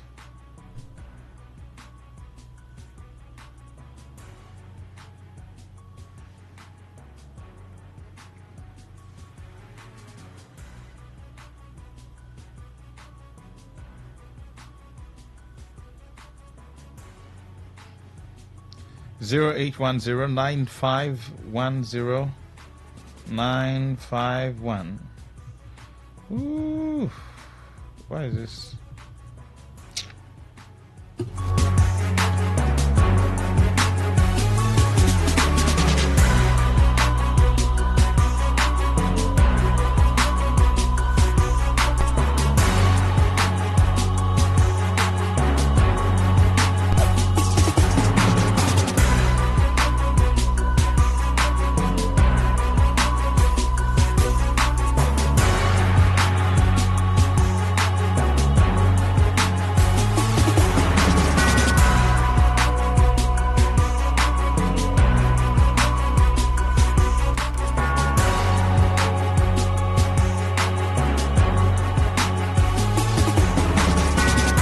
Yes, good evening. Welcome. Good evening, Master. Yes, please. Go ahead. This is Samuel. It's in Samuel calling from the Yes, sir. Okay, my eyewitness. Mr. Maxwell, it might interest you to know that Rivers State has another definition of relative. And for the couple of months now, it's quite explanatory that in 6 months of Rivers State was given to so-called state of emergency, in which the budget, everything was captured in the budget that was presented. But by now, couldn't even hear anything pertaining to the budget. So where I'm driving at in this case of this rainy season, there is no provision. There is nothing like something that the budget for this issue of this flood. So where this flood comes from? Why can't we treat the rivers and the rest? Why can't we clear the drainages? The canals, what happens to them? What is the duty of a local government channel? What is the duty of a councillor? What are they doing? Is it that anytime we have rainy season in the rivers, they will start shouting, we start screaming? See, this rainy season and the rest, we're supposed to something that be planned to solve the problem so that we have had something not to happen again. If you check very well now, some of those manholes, I don't know the kind of people we have in this society, and someone that will just wake up and rest. The only thing that comes in his mind for him to uproot those manholes, sell those manholes. In which that if you are driving at night or you are walking down the road, the place is flooded, you wouldn't know that there's a manhole there. What is happening? Does it mean that the government has failed us? It's quite alarming. It's very. If we're complaining about the economy, the cost of the living that is killing the living, we also complain about this. This is not. That is our fundamental human right for us to enjoy these dividends of democracy. Rather, for us to enjoy the dividends, we are crying and crashing. What is happening? Does it mean that our government is not functionable enough, or they lack the vision or the mission to carry out a crucial project that will benefit the masses, or what they are there for is how to collect from the masses? This is called for urgent attention, and it is the place where we need to declare state of emergency in this kind of flooding areas, and this manhole, these people are dealing with it by taking it by crew, by hook, or by anything. I'm telling you, who is those people that do buy those manholes? Is it not the duty of the security that they have to go after those people, arrest them, or persecute them? Thank you very much, sir. Thank you very much, Mr. Maxwell. Please keep the calls coming in, 0810-9510951. Good evening, welcome. Good evening, Maxwell. Yes, good to have you. Yes, my name is, due to the weather now, my name is Reverend Engineer Endurance Eliob. Hey, some of them are telling you, Maxwell, they are telling you that they are pastor and all the rest now. I'm a reverend now. the weather is not easy one. Hey, I'm telling you. That is one of the advantage of married men. Yes, sir. For us that is married, so it's a good thing to us. So if you are not married, try and hold yourself. So that is that. Maxwell, I want to lay complaint to you. I told you last time we will talk that police is disturbing the Elebrada community. Police officers who are coming from Rumuji division, they will go to one side of the road in Elebrada. They will stop, be searching voice phone, voice pocket, checking whatever they have. At the end, they will ask them to go inside the car, detain them for some hours, tell them to do some transfer. Or they say to go send one of them to go and bring money before they will release them. It's a good one. It would have bring a very big problem between we and them last week Saturday. We were having a sanitation in the community. After the youth sanitation, we went to youth congress. We are there when the information came to us. They appointed about 4 persons to go and see the police officers. They said they are from the Autopost command and whatever. We don't. But all of a sudden, some of the community boys confirmed that they are the police officers who are coming from the Rumuji division. Some of them are indigenous of Rumuji, are coming to intimidate Elebrada people. We don't marry, we don't intermarry, we don't share blood, we don't harm each other. But they come, they deal with us. Hello, engineer. Hello. Sorry, so sorry, your line went off. Good evening. Hello, good evening. Hello, Maxwell. Yes, good to have you. Good evening, my brother. This is Daddy Joe calling from Arlo. Yes, sir. Go ahead. There is this road connecting Umosi flyover to Boundary, and another one from that boundary to Uniport. Then between these two roads, Stad Road, there is a road that is called Farm Road. A very beautiful land where so many people live. But Maxwell, you pity the people that live in this area. The entire that road, they say it was awarded to a certain contractor by NDDC. But that place, once from rain to rain, throughout rainy season, it's, oh my goodness. People can suffer. That is, we are suffering there. So please, we are using your thing to call on people like the representative in NDDC, Okocha. Please, let them come to the help of people that live in that area and finish up the road because it's abandoned and. People can use their car, it's so bad and all that. Please, this is my eyewitness. Thank you and God bless you. You're a wonderful man, my brother. Your laughter gives us joy. Thank you, sir. God bless you. Bless you too, sir. Yes, good evening. Go ahead. Hello? Hello, Maxwell. Yes, welcome back. Yeah, I don't know. It should be network or what? I don't know. You heard the last thing I said. I said, please, they should stop coming to harass the people of Elebrada community. Before snake will come out from bush and bite a police officer in Elebrada community, tomorrow it will make a headline news. Please, the youth of Elebrada are not happy. We are angry, but we are just trying to manage ourselves. To see how we use the little brain we have to interface with the oil and gas company that is in our community. Some persons are eating, some are not eating. Some are benefiting, some are not benefiting. So the youth are not happy. So hello.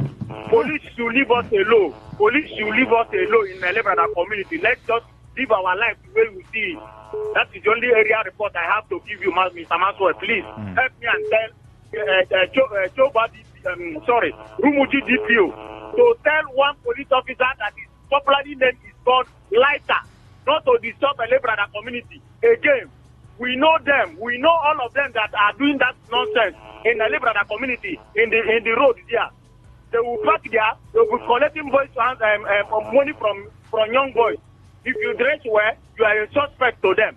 But they dress well more than us. Please, all of them are from Choba division. They say they are from Rumuji division. They say they are from Otopos.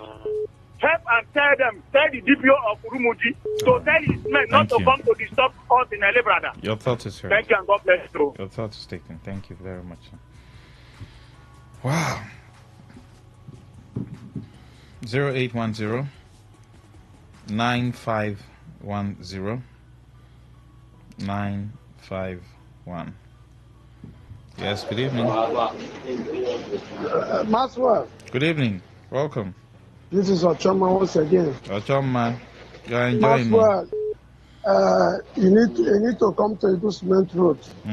No vehicle, no truck, no keke, no keke that can take you from the Eagle Junction, where we have the police station, down to Eagle Cement Road. The place is flooded. Then add to the bad condition of that road. Please, I'm calling on the authority.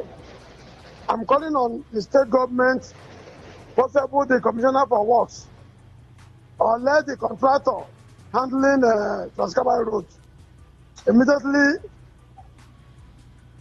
to mobilize to site and help people of Romolumine, especially those living in that houses.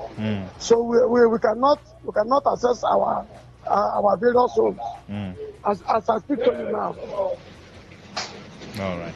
Thank you. Please. Thank you, Please Otoma. let the owner, the tank farm owner, Stock Gap, do something. The director of avian offshore to also do something.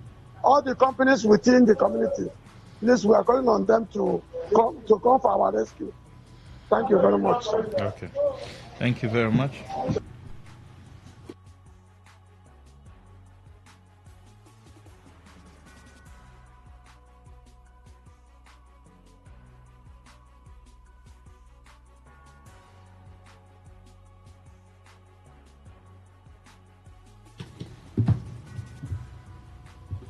Good evening, welcome. Good evening. Yes, good to have you. Please, my name is Ivy. Go ahead, ma'am. I want to tell you that the flood has overtaken Isaiah Road all over, and the flood is too much. Children are drowned inside the flood, and all the houses have been flooded. Please, you should come to our aid. Government should come to our aid. And they said somebody blocked a canal from where the water passes whenever it rains. But now the place is flooded. So please, we are begging the authority to come and do something and open the canal for us first. And the children, the school children are drowned inside the dirty water. It's pathetic. Please, that is my eyewitness. Thank you very much. Yes, we still have time. Lucky Maxwell, my eyewitness, is about the huge amount, 27,000 collected by the principal of Senior Secondary School, Alu, in Omuike. She claimed it is approved by government. She insists my son cannot start until I pay everything. The government should come to our rescue. The principal's name is, Mama Ejima from Omuike, Alu. Thank you, ma. Thank you, ma. Your thought is noted. Good evening. Yes, good evening. Hello. Yes, yeah, go ahead. Maxwell, I call back my airtime been finished that time. Okay, no problem, sir. Thank you, my Everett, calling from Juba. I wanted to talk about this Juba Mission Road. It was at Juba for several years now before they walked that road. There was nothing like flood in that Mission Road at all. I got to discover now that at this time, flood covered that place. I wonder, as I passed through Gogo Road this today, I saw those who living on the Gogo Road.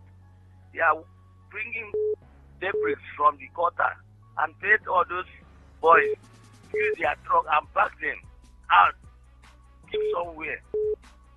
Why not they do it that the same thing for that Mission Road? Because that place have a gutter that they will put in this manhole. And those manholes, many of them, they remove it.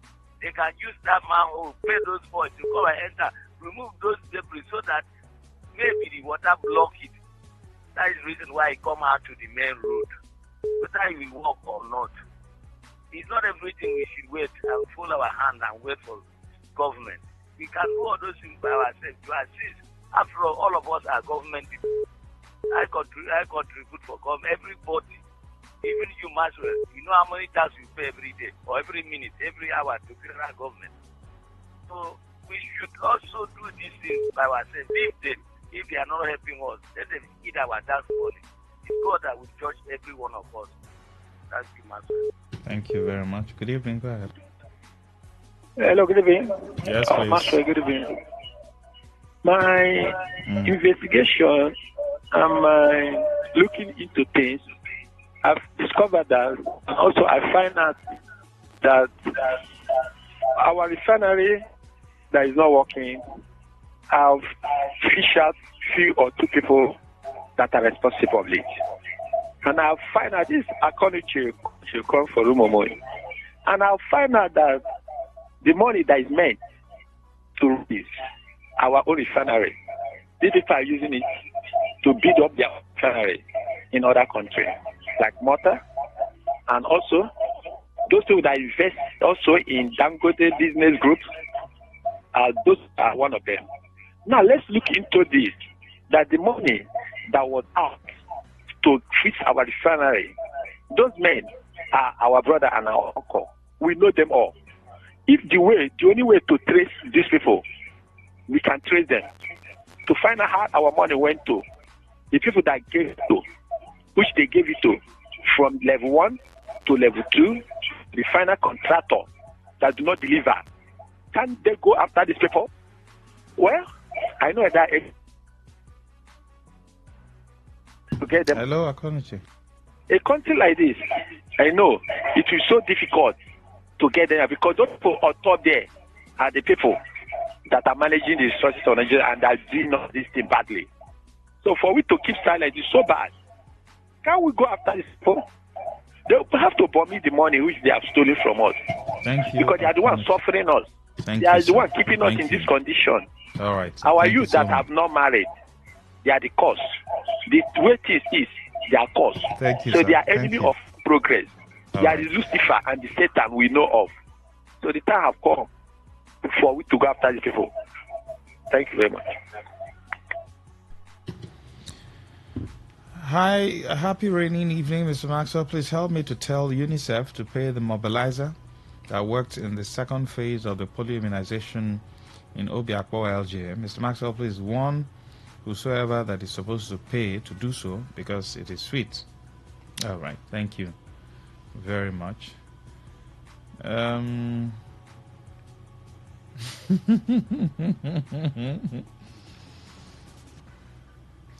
Okay, he says I was driving out of from a street in where is it Warfare last week, and there's a place they have manhole. I didn't know they have removed the iron gauge. My tire just fell inside the hole with a loud sound that touched my soul. The tire I was managing just burst immediately. I didn't vex. I nearly cried because there is no there's no money. This happened around 11 p.m. I had to change the tire with a spare that night. I felt so sad. Thank you very much, Michael Newmount.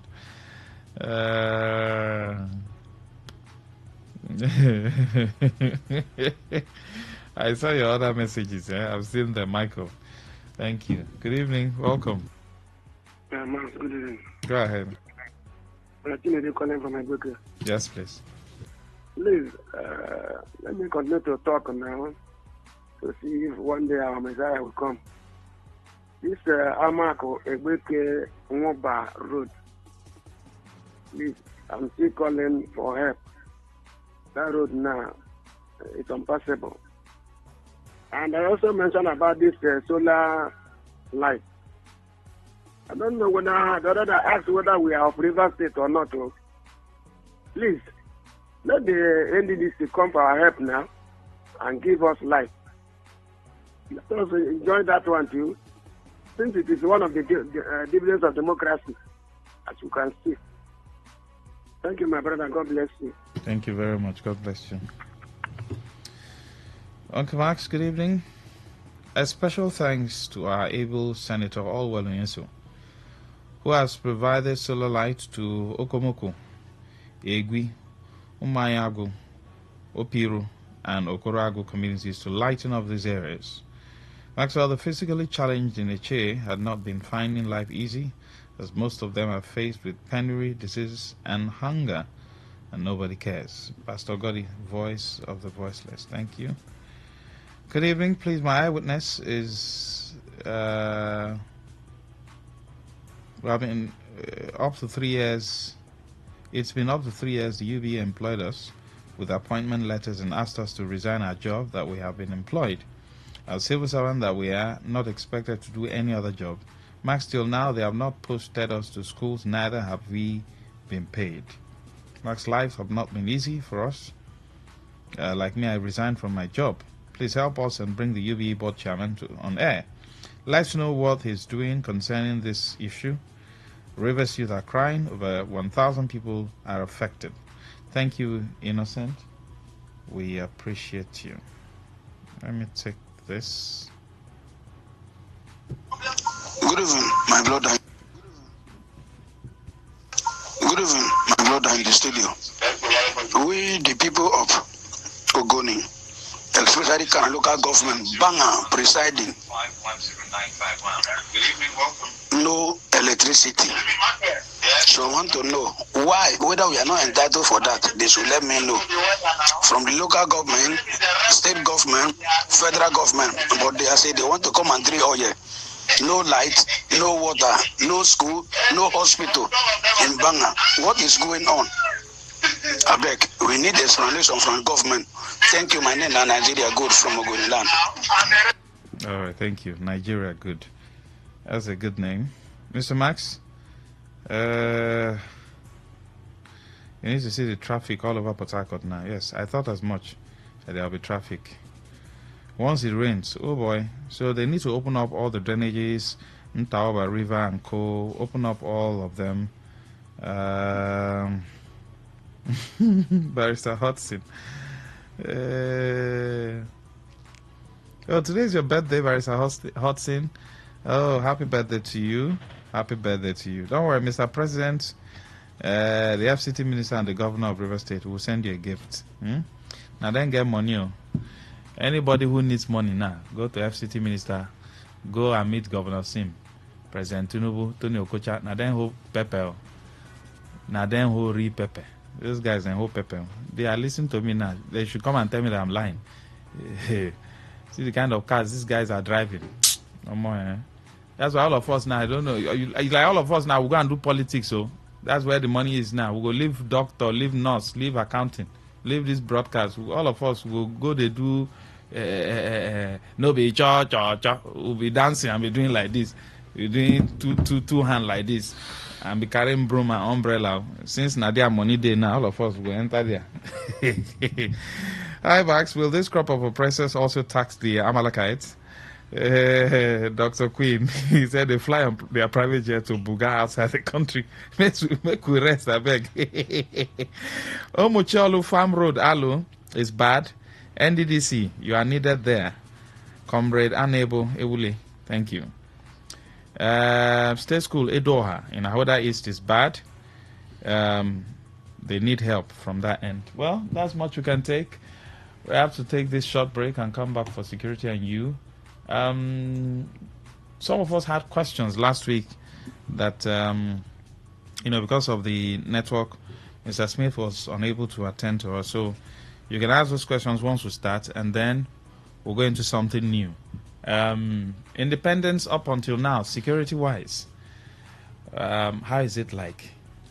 How would you rate it since independence? The security situation in the 70s, 80s, 90s. I remember then you sleep, your doors will be open till morning. It's in the morning.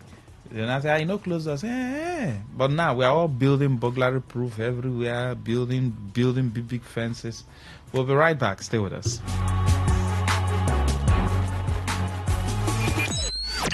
Talk radio. I listen to a lot of talk radio. 95.1 FM.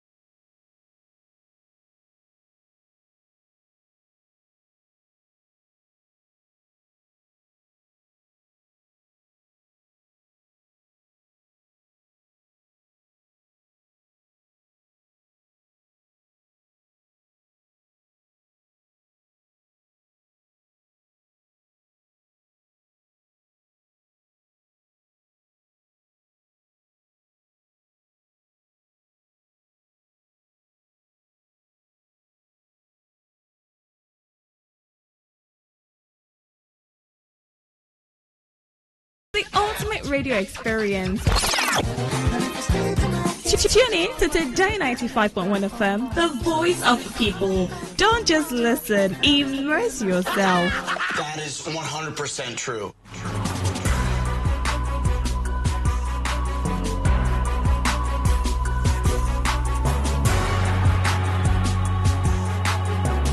All right, welcome back. So last week we did part 2 of how to secure your real estate investment, and some of us had questions, but the network didn't allow our guests to respond swiftly to those questions. So if you have any question concerning that topic, please feel free to send it in. Even while the new topic is ongoing, we can still treat it. Okay, let's see if this one will go. Yeah. Good evening. 0810-9510-951. We have Okechi Smith Davia joining us. He is a crime analyst. He is the CEO of Snow.net Security Nigeria Limited. He is also into security management when it comes to AI. When you talk about AI in security management, he's a guru. He's a cybersecurity expert, and he also is into he propounded the city surveillance. We've talked about it over and over on this show. In other words, if you haven't heard about it, what is city surveillance? It has to do with, for instance, now you're in this studio. You want to go to Rumola. All you need to do is just log in, and then you will see how Rumola is. If there's traffic, you will see how it is, the adjoining roads, Rumola, Sedon Road, and all that. If you also want to go to my one, you just log in and check how the place is before you start moving. That's what city surveillance is. Universities can do it. Areas, local governments can do it. A particular area, they can, also tap into that technology. And it's not expensive. But we're waiting for government to clean gutter first before they bring city surveillance. Because if you know clean gutter, the first thing you should do, let them clean the gutters for us. Even if they want to adopt city surveillance, but let them clean the gutters, clean the drainages, so that this manner of flood will not overtake the whole city. It's disheartening that this is happening. And then when they drive Rolls Royce on this road, how do they feel? It goes to show that they don't even love their own state. That's just it. Because if you love your state, you even put pressure on the authority to do the needful. Because your car will run. You don't fly on the air now, except when you want to fly to Abuja. But once you land at the airport, you must drive. So I think all the past governors and the senators and the rep members, please, if I know the shame they catch me. If I know the shame, all this noise, they go to Abuja and make noise. See your city now, flood there everywhere. They go Abuja, go make noise. Flood there Abuja like that. So if you guys are not ashamed, me, I'm ashamed. Mr. Smith, good to have you. Yeah, thank you, Mr. Maxwell. Good evening once again. Good evening, listeners. Mr. Maxwell, as you were talking, I was just looking at it. While I was coming, people were giving eyewitness. And some persons were saying, my one area, that in fact, there's a river they call River Mechi around their area. And I was imagining why they called it River Mechi. Suddenly, he gave the explanation. He said it was Amechi that did the road, You see, even up to Chinda, they were talking about it and all that. And the truth remains this was not how it used to be before. And, when Amechi, when he came, he looked at the drainages and he saw that the capacity was a little bit smaller. And he did one kind of drainage that very big, very massive. A full human being can walk on that. Yes, you can. And he did that. And those, for me, were people that are seeing the future. But unfortunately, what has brought it down is maintenance. I see the waste management people come with ideas and all of that. No problem about that. These infrastructures are there already. We have technology, we have equipment that you can put in that drainage, and they on their own run on that drainage to clear the debris and all that. You just go point to point and bring them out, point to point and bring them out. To tell you that maintenance is an issue, you go to point where they have those chamber where you can actually access and bring those drainages. Some of them have collapsed, and if you're not careful, people can even fall in there. It's just almost everywhere. It's just almost everywhere. And most times we look at these things and we begin to ask, are we really helping ourselves? Or we are just concerned about, like somebody called and said, no, be church. Are we just concerned about this? Because, Mr. Maxwell, these are leaders, are people that have touched outside this world. I mean, outside this country.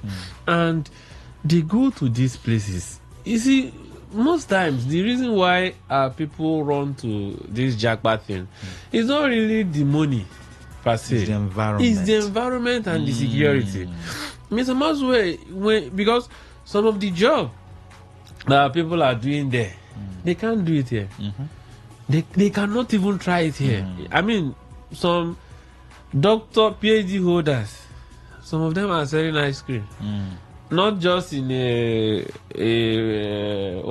fast food. All this one they can do poppy. But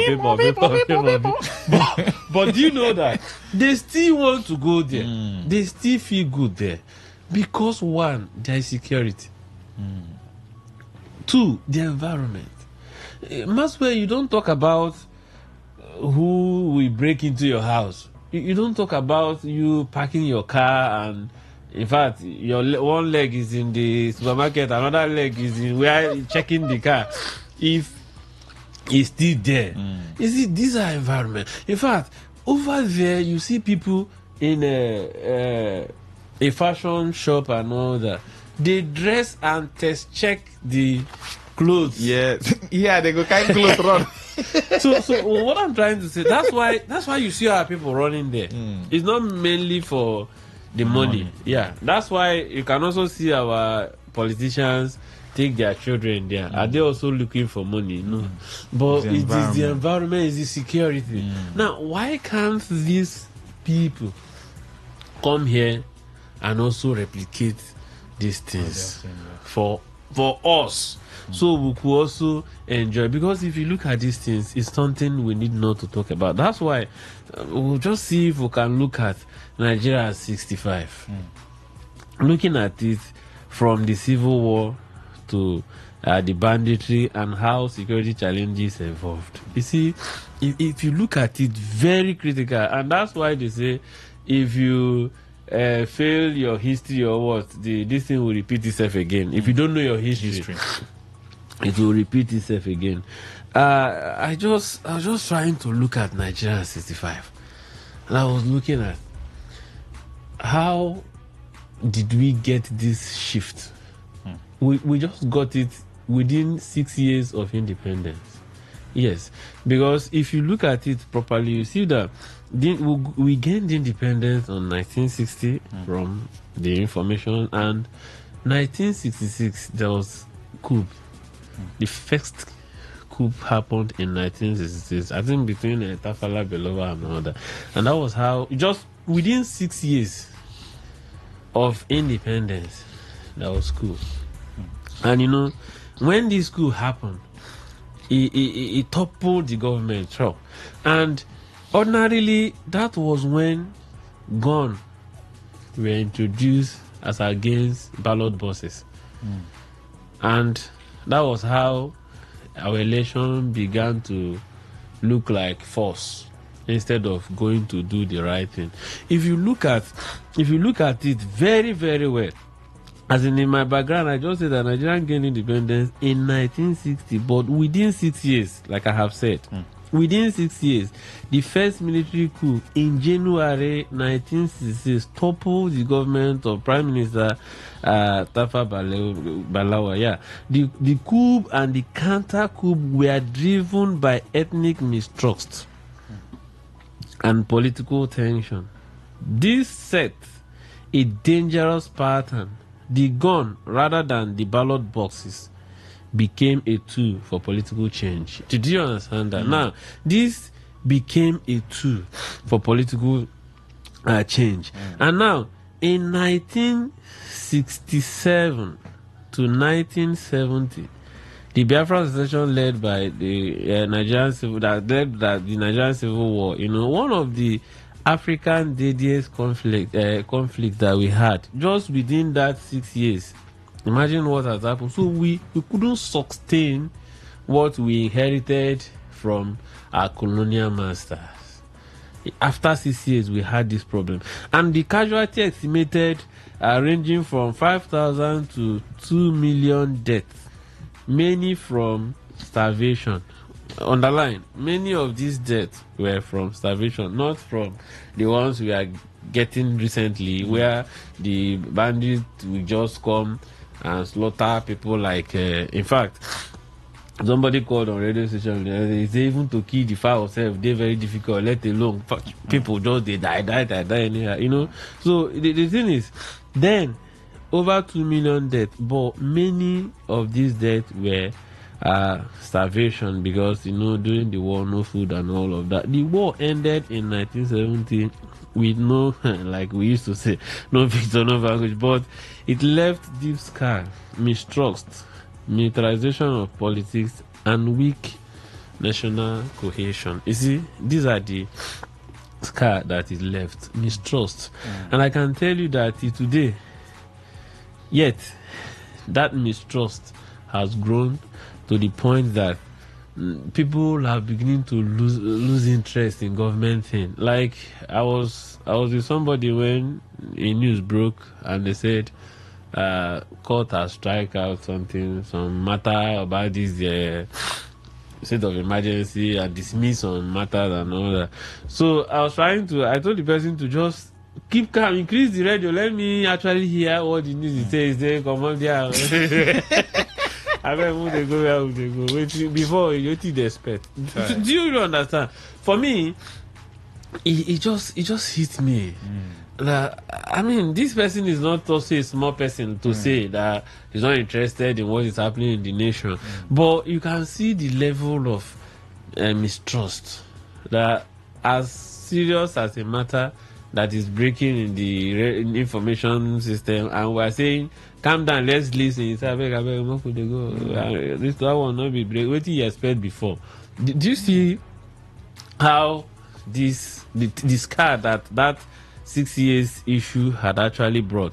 And now, Nigeria, for me, has not healed from that particular issue, because since then our political system had been that and all that, where people no longer go and do what they're supposed to do. Now we're talking about INEC registering voters card and all that. You can see these are people are now doing word-to-word sensitization that we should go and register. I did a walk. I think the election was done. This local government election was done August, right? Yeah. After that local government election, I did one article. It's still in my Facebook wall, and I titled it "Polling Unit," and I said, "Don't be a polling unit." Yeah, because while that was happening, the election was happening, I was actually watching what was happening, and social media were bringing these big men in the polling unit, and they were casting their votes and all that. So I was now saying, because most of these polling units, I know that after that 1 hour of their casting votes and all that, they leave. And this polling unit will remain like that for another 4 years. Unkept, unattended to. And after 4 years, the same people will come back to that same polling unit to also probably reactivate their mandate or renew their mandate or bring another person. So I was now writing in my article, I say the youths are becoming polling units where we are remembered after every 4 years, because it is polling units that makes the political every elected political leader comes through polling units. And if you go to the polling unit in your village, some of them doesn't even have roof. But this same polling unit is the one that produced the president. Do you understand what I'm trying to say? So while I was watching that, I got inspired and I started writing. That article is in my wall. And I say, our youth are becoming polling units. When it is time to renew the mandate, they will remember us. And when they finish that, they will now call back again. When I made that article, and some persons were calling me, even some youths were trying to hear more. And I told them that for me, I don't have problem much. When I say I don't have problem much, it's not like I don't have problem per se. But what I'm trying to say is that at least the little time I've stayed. I've been able to buy fuel for, I think, is it 7 naira? Yes, as in my own, as in put in the car. It's not like I've been able to buy fuel for 7 naira. I've been able to buy fuel for 12 naira. I've been able to buy fuel for 14 naira. So I've been able to see this one. Some persons have not seen this one. You understand? So when I was talking to them, when I told them that me personally, I've been able to buy fuel for 7 naira a liter. Me buy fuel. I'm not talking of my father said myself. So they were looking at me, and I told them that exactly what happened in the Bible when they rebuilt the what is it called, Jerusalem wall or something. When they rebuilt the younger ones were happy, rejoicing. The elderly ones were crying because the glory of what has been rebuilt cannot in any way be compared to what had actually been there before. That's what I was telling them when they were trying to hear more from me. When I did that article, I said that's exactly what it is. For me, I've witnessed some of these small goodies now, small one, even if I never took it, but I've been able to witness these small things. I've been able to see almost all these our leaders now entered political platform between the age of 20, 25. I don't think any of 30 at most, and it started growing. But today, 40 years, he's still looking for his destiny. As at 40 years, I was talking with somebody this morning, and we were just talking. We were just explaining. I told him, I said, see, he was talking about how doctor has told him that within February to, I think, this over 100 men that he knows has died from too much problem and all that. So telling him to calm down before he will join, he will add to the number. So I was not telling him, I said, see, let me tell you, the stress men face just too much. And we just started talking, and I said, if God has not helped you as a man to build your own house till up to 40 years, my brother, there's problem. Except maybe there is going to be miracle. And he said exactly that even the doctor was telling him that most of the debt is imagine 2-bedroom flat from what the government are saying that is up to 2.something million. Imagine what is. So what we're trying to say is that during this era, these guys are no longer being genuine to think of what to do. They look at the military era, 1970 to 1990. The military government ruled most of the period using force for governance. Civil rights abuses were common, and security forces became tools for repression. Yes, that is military rule. But let me also tell you that 70% of the infrastructures that we're using today, that we have failed to maintain today, have actually been built by these people. No matter how we want to look at the human rights abuses and all that, and even if when you look at it, you can also see that sometimes with what is happening, if you are also privileged or if you have the power to really put up some decree, I think you will do that, because when you look at how people behave and how people are acting, if you do that, I listened to Sani Abacha, one of the clips yesterday, when he announced about when he disbanded or suspended Pengansin and Onapeng or something, those two unions. Imagine Abacha then. I watched it. I will still probably go and look for it. When he was talking about that years back, till today we still have that issue still coming up. What are we talking about? 70% of the infrastructures that we are using today probably are from these people, but we have failed to maintain it.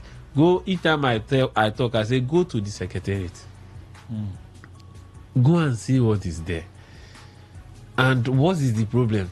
Maintenance. Go to federal secretary. Where would I say? Go even presidential. Go to presidential. These people were they attain these positions within that their 2030s and all that. But for today, our leaders have failed us to an extent that even 40 years, when you even meet them to tell them something, they will tell you, I know you will give 200,000 3 months ago. Now I ask, even their last born, what does 200,000 do? And that's why I also tell you that when you want to know how miserable your leader think you are or take you, just go and tell them, send them SMS. That's I just woke up and I think it's time for me to marry. And the Lord told me not anything that I want to tell you. Daughter, our leader told us or told me that I should come and marry your daughter.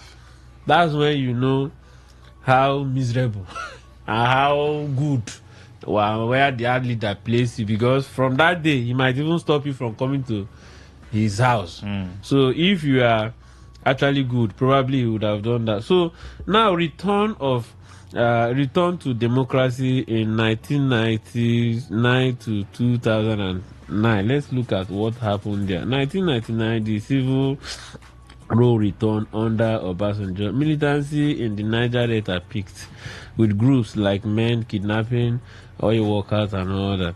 By 2009, government granted amnesty, reducing violence temporarily. That's where I want us to look at. They granted amnesty and they reduced that violence temporarily.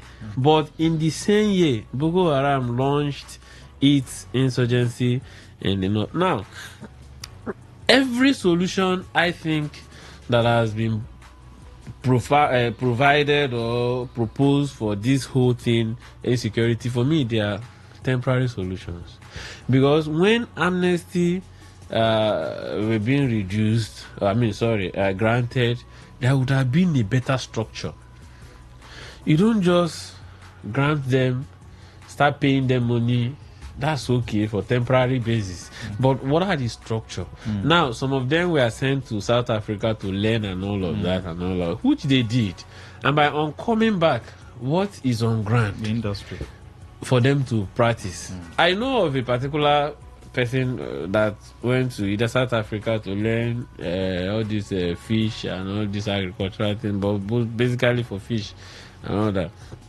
He finished, he came, and he wanted a place to go and practice, but his knowledge were for factory knowledge. It's not for this two by borehole tank fish. Where he came is this massive factory and all that. So that was exactly where these guys failed. So they arrested that situation, but temporarily. Now, what brought to these militancies and all these things? Their negligence of what they are supposed to get. There are poverties, lack of unemployment, and all that. Now, even to date, if time will permit us, let's look at it. The solution is, how many persons have you been able to lift from poverty to better life, where people will begin to live the right life, where youth, because you walk on the road in the morning, you see youths trooping in front and back, and you begin to ask, what is really happening? Because these guys, there's no job, unemployment is of increase, and nobody is thinking, nobody is talking. What we're just battling here is who is the leader, who is the commissioner list. This, I don't have problem about that. See, Mr. Maxwell, go and visit Lagos. If you go to Lagos, you might stay in Lagos for 1 month. You won't even hear anything that has to do with politics. To radio, you might not even hear governor talk anything. You might not even hear people call anything that has to do with politics. All they are telling you is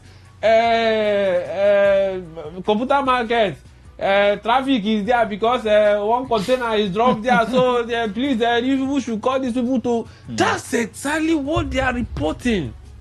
You might not even hear the governor talk anything for 1 month. Listen to radio in Lagos. Nobody is even concerned about the political side of it, except very few. But here, it has become industry.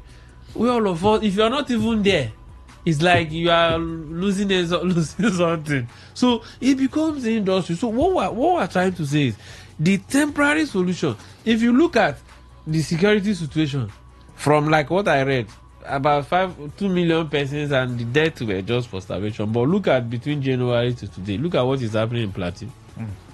Look at what is happening in Benue. Look at what is happening in Zamfara. Look at what is happening. I mean, where do we mention? In Plateau, I was listening to a woman crying that she's making this video herself because the husband is dead and all that. And these are just what we keep seeing.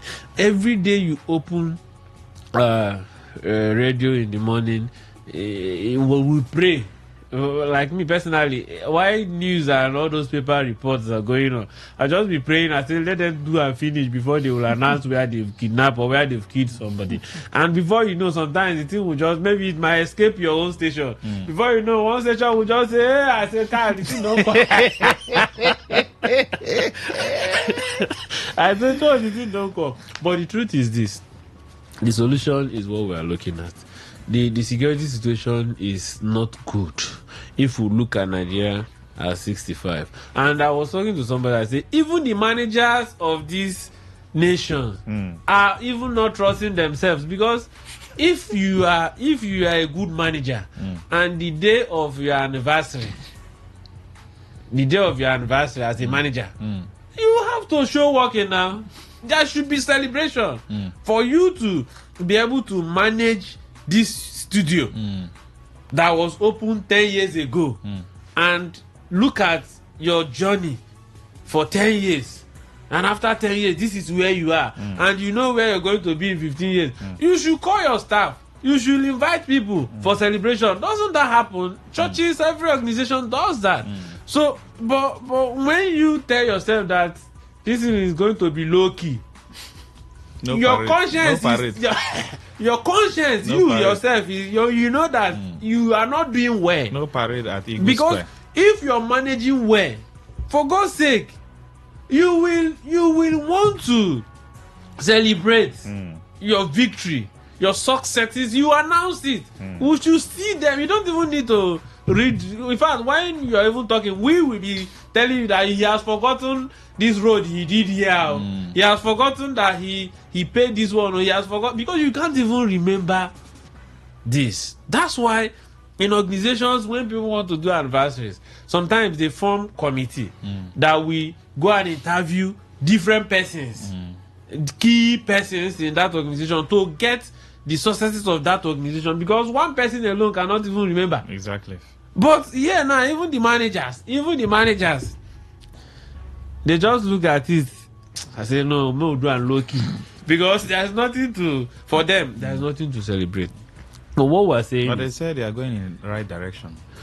No, exactly. But the thing is, right, it depends on the direction anybody calls right direction. But the thing is, whatever is in the paper is there. Is, one thing that I've noticed in this side of the world is, if probably any statistics comes from outside the country and it has to do with telling us that the inflation has reduced, you will see all the political leaders on the all the international and national studios, national television, telling that, did you not hear that Bureau of Statistics say inflation has reduced? Did you not hear Trump, America says inflation has reduced? But let down those same people tell us that insecurity has increased. They say, don't mind them. Don't mind them. Those people, don't mind those people. How can they stay there and determine and tell us the same people they say we have sovereignty here. The same people they cannot come into our affair.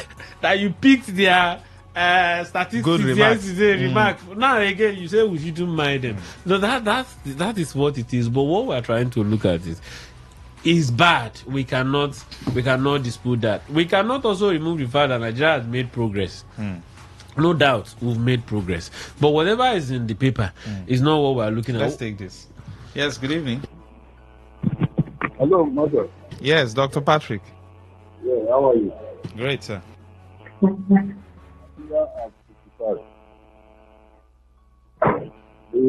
guy there, God bless you.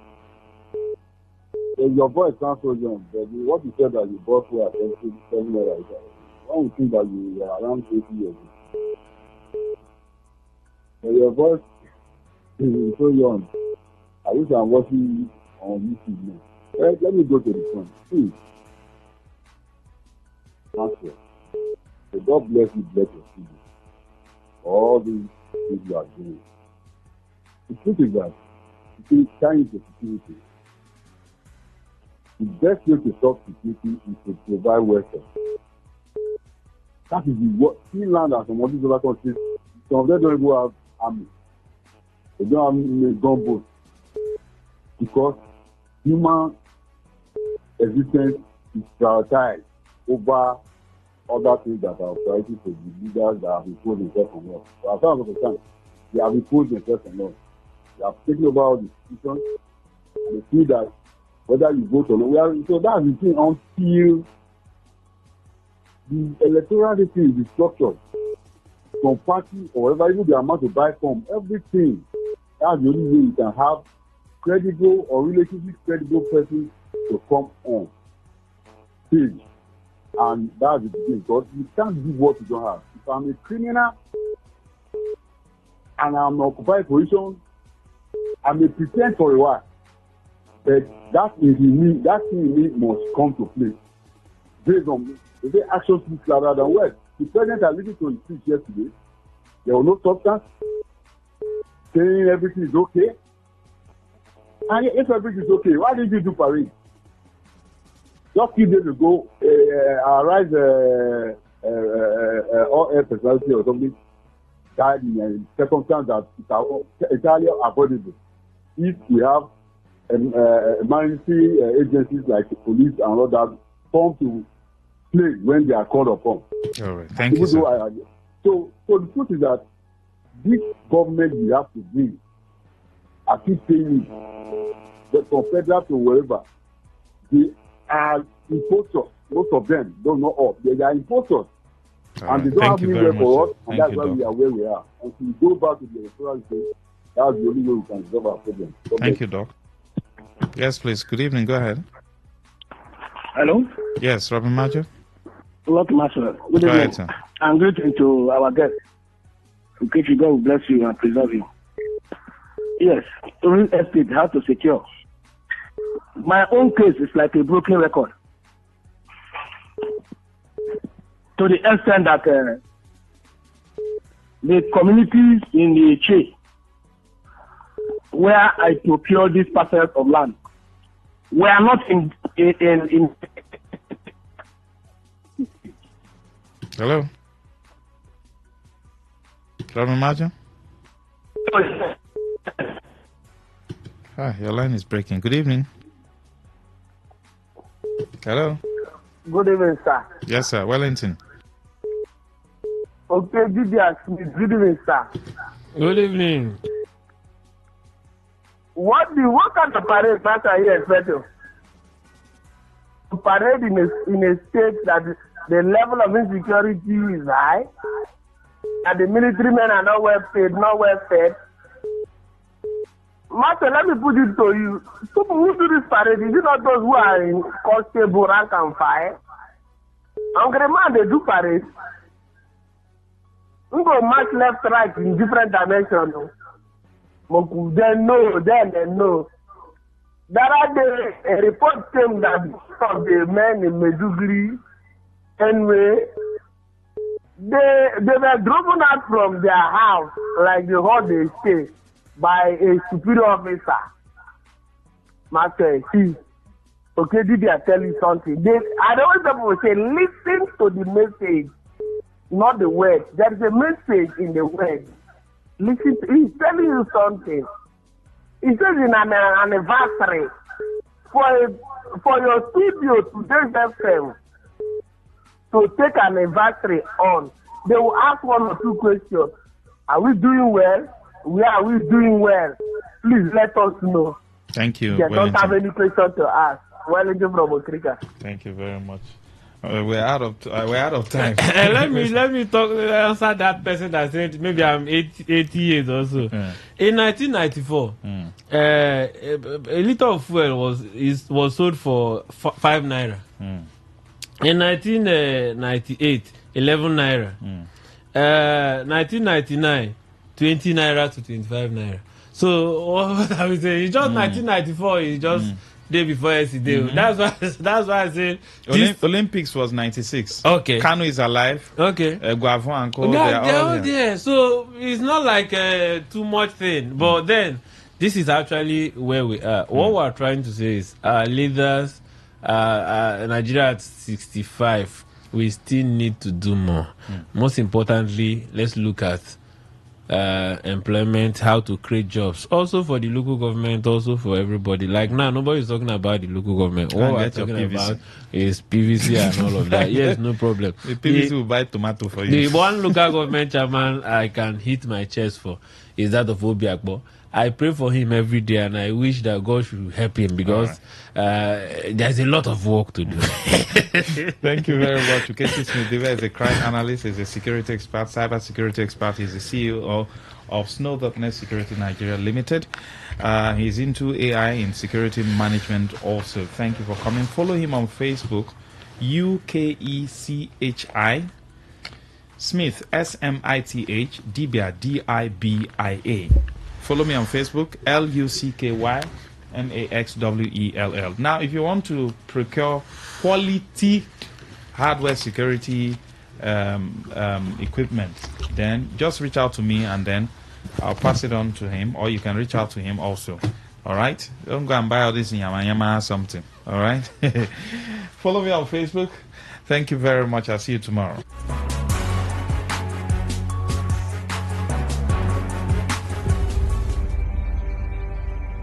Maybe home is somebody's smile when they look at you for the first time.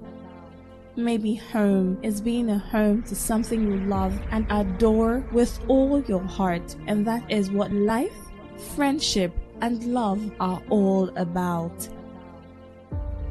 Maybe home is listening to all of your favorite shows on Today95.1 FM. We create memories. We inspire comfort. We are the voice of the people, and we are home away from home.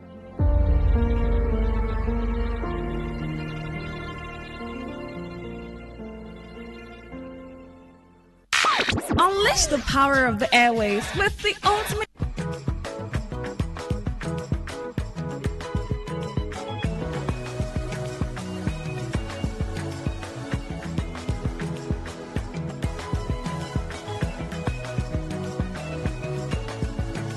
Yesterday, I made a promise, and I said we'll be celebrating Nigeria's 65 years of nationhood. And some people with the fondest memories, some with how far Nigeria has fared in 65 years of nationhood. Don't forget, it was 60 years after that we qualified to play at the FIFA World Cup. Then we went to the Olympics in 1996, both football and, of course, in the jumps, Joma Joan's golden jump. I took you back to 1985 when Nigeria won the FIFA Under-17 World Cup. Yes, we are going to be talking to Nigerians, super human beings, to continue from where we stopped yesterday, fondest memories, and if Nigeria has done well as a nation in sport in 65 years. My name is Godwin A. Nagna. It's Global Sports Update.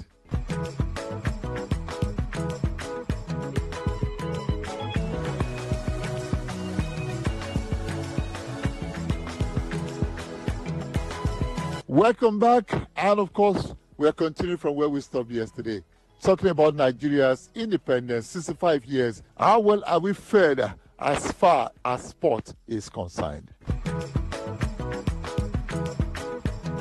Hi, my name is Ida Peterside.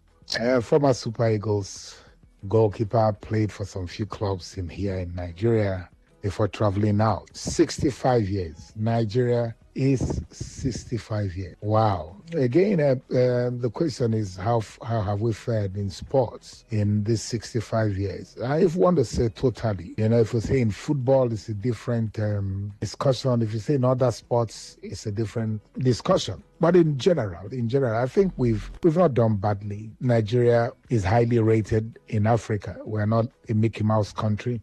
We've won the Nations Cup. We've qualified for the World Cup concerning football. In basketball, athletics, and every other sports, table tennis, we've done fairly well. I think we've done well. We've won the Under-17 in football. We won the Afro basketball. We've done well generally. Obviously, that we can improve in a lot of things, especially when it concerns leadership in sports. We've really faced a lot of challenges when it concerns leadership, but the players or the athletes that have represented Nigeria have proven over and over again that we have capable hands. We have people that can do well in sports if given the opportunity. So in 65 years, if I would rate Nigeria, surprisingly, I'm laughing, I will rate Nigeria 65%. Maybe because we are 65 years. But I will rate Nigeria 65%. And I think we've not done too badly, but still there's a room for improvement. May God help Nigeria. Amen.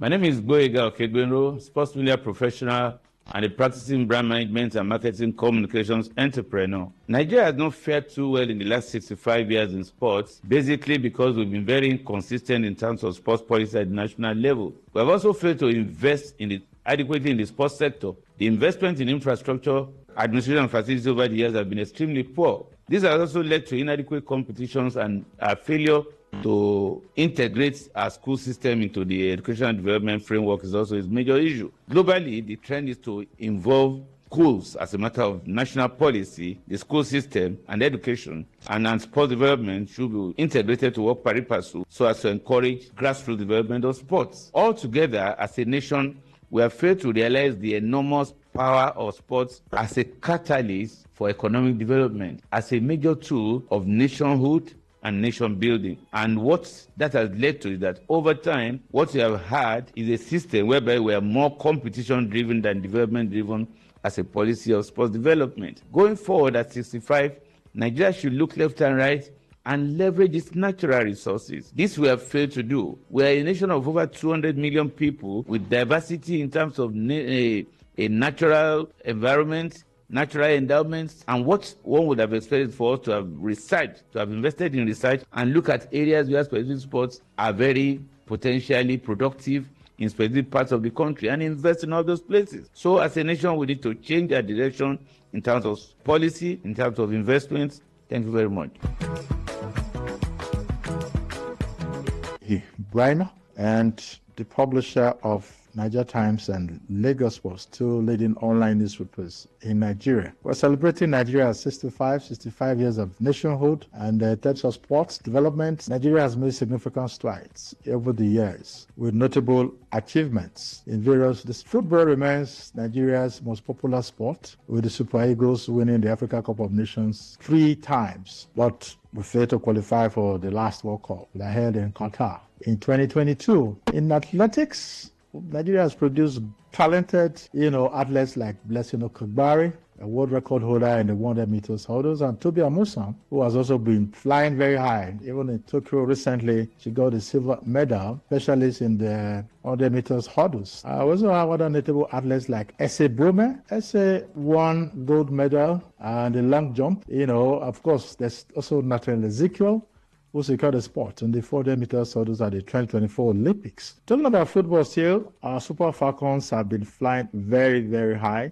in Africa, winning the 10th Women's Nations Cup in Morocco recently, beating the hosts after a significant comeback, effort. So we congratulate them. The Tigers too have also, been blazing the trail in basketball, and I was not surprised that Mr. President Bola Ahmed Tinubu honored these gallant sportswomen with awards, with cash awards, houses, and national honors.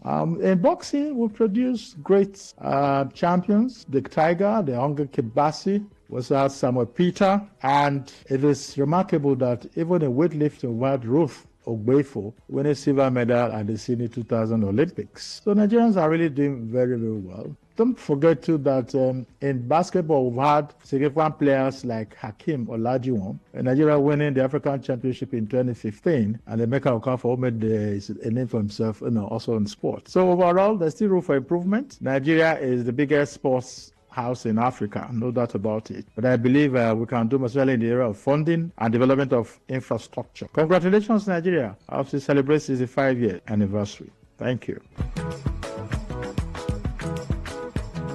My name is Dr. Emeka Odibo, and I want to say that since independence, Nigeria has fared exceptionally well in sports, especially in football, even though we have so many setbacks in several other sports. But especially in football, we've done particularly well. What one may say or may ask is that if we did so well, like the Super Eagles winning the Africa Cup of Nations 3 times, getting to the round of 16 about 3 times in the World Cup, and so on and so forth. Even in the Youth Championship, winning the first FIFA under 16 FIFA Kodak World Cup. Where are we today? These are the setbacks.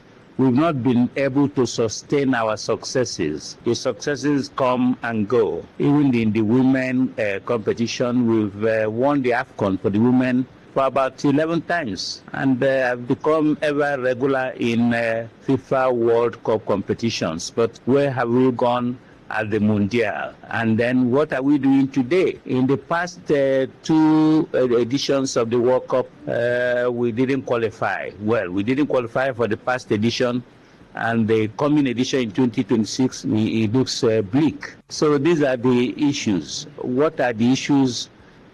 We know the issues, but time may not permit me to talk about them. But we have to look for a sustainable sports development program which abound all over the place. What we need is just the strong will, call it the political will, to do the needful like others are doing, to follow the roadmap like the 2020 sports in Nigeria in the year 2020. We are now in 2025, so we should do better than now. Thank you very much. We can go on and on and on and on. As far as I'm concerned, we are not where we are supposed to be. Well, like they always say, we are not where we used to be. We wish Nigeria well. 65 years of independence. My name is Godwin Inakna. God bless Nigeria.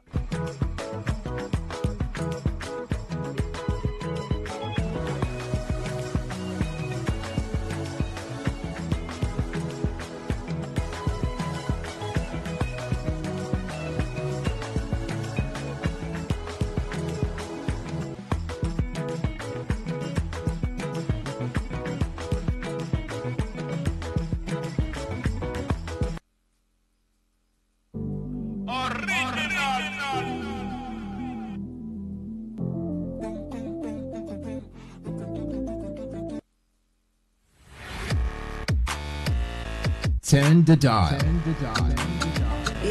turn up the thrill. We are not in the same league. We are rewriting the rules. Here on Today 95.1 FM.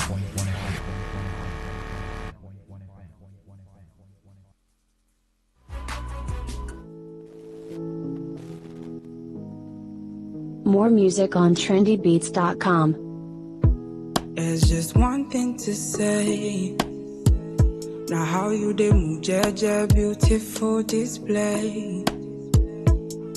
And if you can't see my face, you know that your love is healing.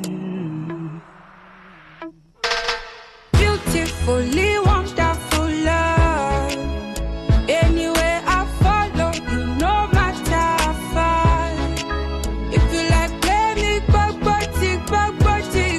long as say nobody know. Baby, because nobody know like it. Crazy boy, you are the air that I breathe. And if I can't see no clear, I know you are my eye glasses. I see you when I call my shot. I don't want anyone to know. Say you believe in love. I tell you what you want to know. Beautifully wonderful love. Anywhere I follow, you no matter how far. If you like play me, long as say nobody know. Baby, because nobody knows. You get to town where I know they okay. Early in the morning, but your face is all that comforts me. Body and soul is everything. If you do like this, do like that. I will do like this, do like that. If you sing with, I'll sing right back. If you like it, we'll go all night.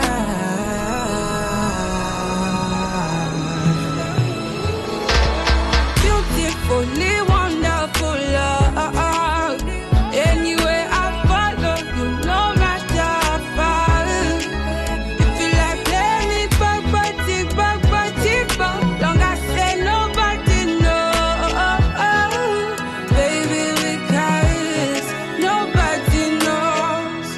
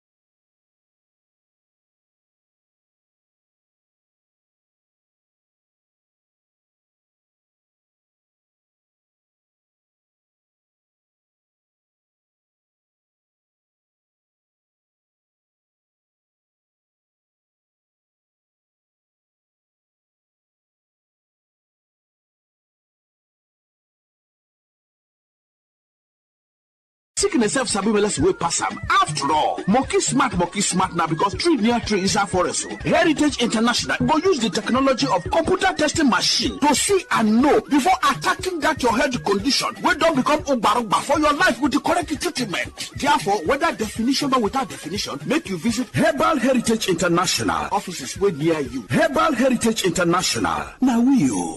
Hello and welcome to the program Roots and Herbs. Roots and Herbs is a program that discusses health-related challenges and suggests possible ways out from the herbal medicine perspective. Roots and Herbs is put together and sponsored by Herbal Heritage International, also known as Baba Yoruba. Baba Yoruba is currently having a special promo package. This promo package will give you the opportunity to enjoy 50% discount on all their products and services. This offer runs while the stock lasts at number 24 Ikwere Road, Mile 1 by Education Bus Stop, Port Harcourt. Number 24 Ikwere Road, Mile 1 by Education Bus Stop, Port Harcourt. This promo package will give you the opportunity to enjoy 50% discount on all their products and services. And at the same time, it will give you the privilege of meeting Baba Yoruba himself at the venue. For details and inquiries, the telephone number to call is 080 33 111 946. I repeat, 080 33 111 946. 080 33 111 946. On today's edition of the program, our topic for discussion is staphylococcal infection. And I have with me in the studio Dr. Botumba Abiodun. Sir, you're welcome to the program. Thank you, Mr. Moderator. Staphylococcal infections do occur in the body system when Staphylococcus bacteria enters into the body system and spread within the body system, destroying body cells. Staphylococcus bacteria are majorly of three types that can afflict men. But of these three, the most pathogenic in nature, that is the one that is capable of causing diseases easily in men, is the Staphylococcus aureus, because it is capable of invading body cells, destroying them, causing different pathological changes in the body. When Staphylococcus bacteria spread in the body system, there are a number of changes that one can experience. This can result to burning sensation within the individual, and this can be seen as fever from time to time, or a situation where there is certain hotness coming from within. There can be skin manifestations in staphylococcal infection that can be given one periodic boils or rashes all over the body. In some people, such rashes can come around the pubic region, or even leading to boils that can lead to blisters or even ulcers on the skin. It is possible for one to experience persistent headache in staphylococcal infection because the body fluid is already contaminated. Staphylococcus, as we know, is a form of bacteria. Any bacteria that is capable of spreading in the body system can lead to reactions in the body that can further damage body tissues. And when this occurs, it is possible for one to experience joint pains in form of infective arthritis. Part of this bacteria can spread deep into the tissues of the heart, affecting the valves of the heart. And when this occurs, you discover that there can be palpitation that some will start witnessing as if they have panic attack. When this is allowed to continue in the body system, it is possible for one to start getting tired easily. There are many people, by walking from one pole to another, they get tired, or by doing just something that is not supposed to be that tasking in terms of energy consumption, they discover that it's as if they don't have enough hair where they are located. All this can be as a result of weakness of the heart resulting from infection or spread of this bacteria we're talking about. When this bacteria is able to pollute the body fluid, it is possible for one to witness mouth odor. Mouth odor is a form of changes that is called halitosis, where people will start coming up with breath coming from within that is already polluted. There is no amount of time such people wash their mouth, you discover that the breath coming out is very offensive. All this can be as a result of pollution of the body system. It is possible, if any bacteria is able to dwell so long in the body system, to contaminate the whole body fluid and even damage nerves. When nerves are damaged, there can be tiredness. Not only this, it is possible for men to suffer a lot because this can degenerate to a situation where a man is unable to stand like a real man. When a man is unable to stand like a real man, it is seen as a serious challenge change because the whole family can be affected. Part of the joy of the relationship can be stolen, and this can cause different rancors in the family. A man that is unable to stand as he should can find it difficult to get arousal. The desire for opposite sex can disappear, and once that arousal is not there, that is the ignition point. It means such a man will not be able to stand like a real man. In some people, the arousal can be there, but you discover that because nerves have been damaged, the transmission from the upper center down to the power point of man, that is in between his two thighs, can be weakened. When such occurs, you discover that such a man can even get arousal or is able to stand, but the type of standing that he has is not strong enough to help him to even get into the act. In some people, they make efforts to get into the act, but you discover that they are unable to spend more than a minute or more before they are exhausted. Mind you, before a man can be called a real man, such a man must be able to have the arousal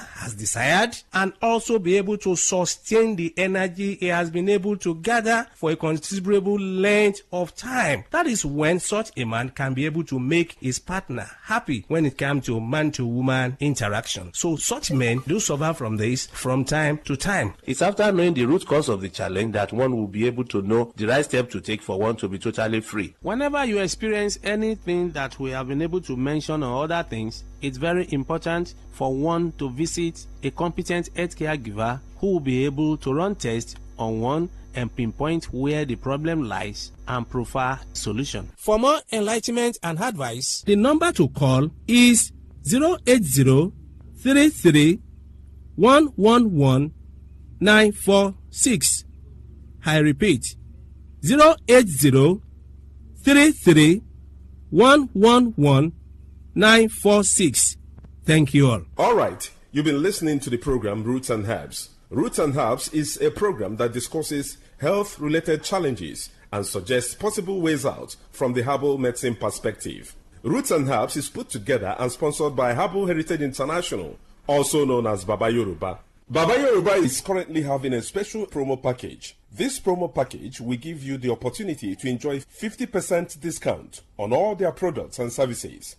This offer runs while the stock lasts at number 24 Ikwere Road, Mile 1 by Education Bus Stop, Port Harcourt. Number 24 Ikwere Road, Mile 1 by Education Bus Stop, Port Harcourt. This promo package will give you the opportunity to enjoy 50% discount on all their products and services. And at the same time, it will give you the privilege of meeting Baba Yoruba himself at the venue. For details and inquiries, the telephone number to call is 080-33-111-946.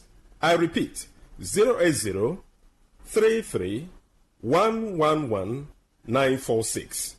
080-33-111-946. I repeat, 080-33-111-946. Let's take our sponsor's message. Don't go away. We shall be right back. Herbal Heritage International, the Kokoroko for herbal medicine, where they produce strong, correct medicine. They take it, they support with country healthcare system. Quality man, correct, bakelistic, ogbonge herbal medicine. They we know they come out for public anyhow, like a big basket. Full ground as every Christmas have been boundary. Sickness self sabi medicine we pass them. After all, monkey smart now because tree near tree is our forest. Heritage International go use the technology of computer testing machine to see and know before attacking that your health condition. We don't become ubarugba for your life with the correct treatment. Therefore, whether definition or without definition, make you visit Herbal Heritage International. Offices way near you. Herbal Heritage International. Now You're welcome back to Roots and Herbs. Roots and Herbs is a program that discusses health-related challenges and suggests possible ways out from the herbal medicine perspective. Roots and Herbs is put together and sponsored by Herbal Heritage International, also known as Baba Yoruba. Baba Yoruba is currently having a special promo package. This promo package will give you the opportunity to enjoy 50% discount on all their products and services. This offer runs while the stock lasts. At number 24 Ikwere Road, Mile 1 by Education Bus Stop, Port Harcourt. Number 24 Ikwere Road, Mile 1 by Education Bus Stop, Port Harcourt. This promo package will give you the opportunity to enjoy 50% discount on all their products and services. And at the same time, it will give you the privilege of meeting Baba Yoruba himself at the venue. For details and inquiries, the telephone number to call is 080 33 111 946. I repeat, 080 33 111 946. 080 33 111 946. Until we come your way again, remain blessed. And that was a paid infomercial. Unleash the power of the airways with the ultimate radio experience. Tune in to Today 95.1 FM, the voice of the people. Don't just listen, immerse yourself. That is 100% true.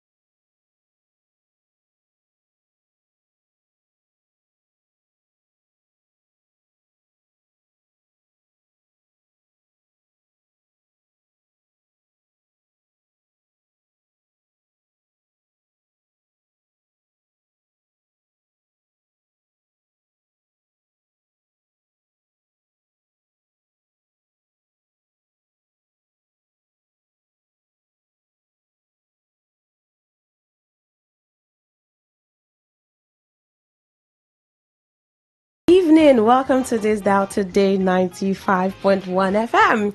It's been raining all day. Like, yeah, it has. I mean, the cold. Someone said today is Rain's birthday. Rain's birthday. So they decide to fall on us. Yes, just bless you all. It's my birthday. It's been so cold. At the point, I don't want to even leave the house. Coming to work this evening was... I had to... my hoodie is always saving me. It's been saving me all through the week because it's been raining all the week. Anyway, my name is Verona Agbara. I am Queen Shima. Welcome to The Thrill. Thank you so much for joining us on The Thrill.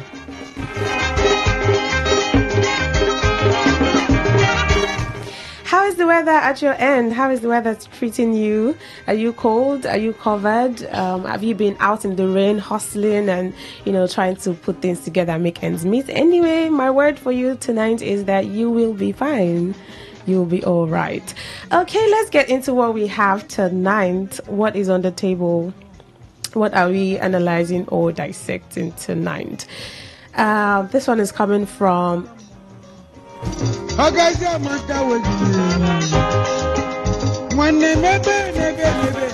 This one's coming from Yemi Kale. He says Nigeria now has second highest number of poor people globally. Nigeria now has second highest number of poor people globally, says Yemi Kale. This is the former Statistician General of the Nigerian Bureau of Statistics, NBS. He says approximately 89 million people, or 40% of Nigeria's population, live below the poverty line. That's a lot. Now, Yemi Kale, currently the Group Chief Economist and Managing Director of Research and Trade Intelligence at Afri-Zembi Bank, spoke at the platform of Nigeria's Independence Day event themed Rebuilding Our Nation. The economist said Nigeria is the country with the second highest number of poor people globally after India. Now, going forward, he says, to grasp the magnitude of this number, we can consider that fewer than 20 of the world's 195 recognized countries even have a population larger than just Nigeria's estimated number of poor people, he said. And these dynamics are compounding together. These trends, they threaten the very promise of independence that every Nigerian should have the opportunity to thrive at home.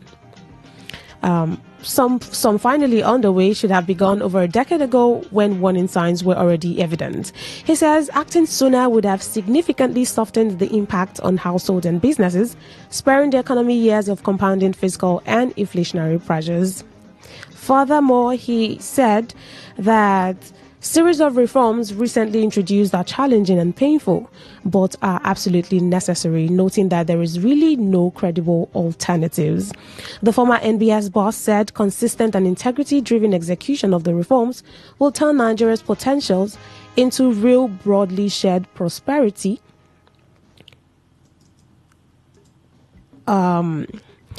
impacting daily lives beyond statistics and speeches. He said the challenge, however, is to ensure that the path of reform is as painless, humane, and well sequenced as possible.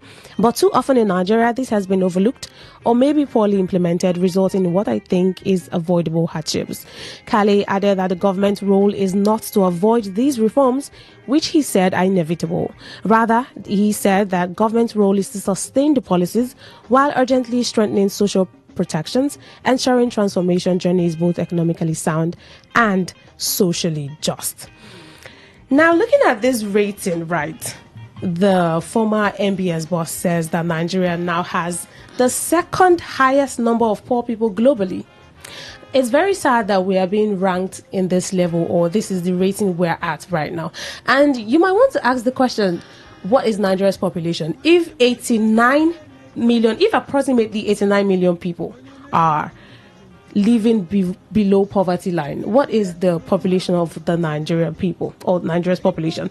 Nigeria's population as at now should be estimated around 237 to 238 million people. Now, if out of 237 million people, 89 million are living below poverty line, it might make you want to ask the question that is does that sound like growth? Does that sound like development? Does that sound like advancement for us? I mean, that rating or that ranking it's a really sad one. And now the Yemi Kale says that the question of how did we get here, what went wrong, we can't even keep asking that questions now, because he says that amongst other things, right, in his statement, he said amongst other reasons why of how we got here, he says largely part of the reason is because of delayed I think I get that. He said delayed reforms is part of the reasons of how we got here.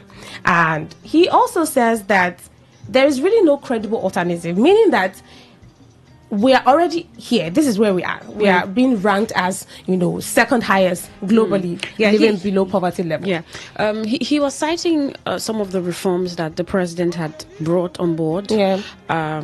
When the president assumed office, 23rd of May 2023, where he made that proclamation saying that fuel subsidy is gone.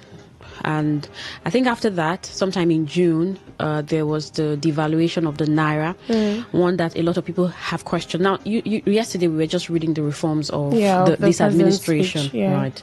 And the administration boldly saying, we had to take these difficult steps to ensuring that Nigeria gets to the path of progress. Not necessarily the path of progress. For this administration, it's being, let's recover and gear you towards that part of progress.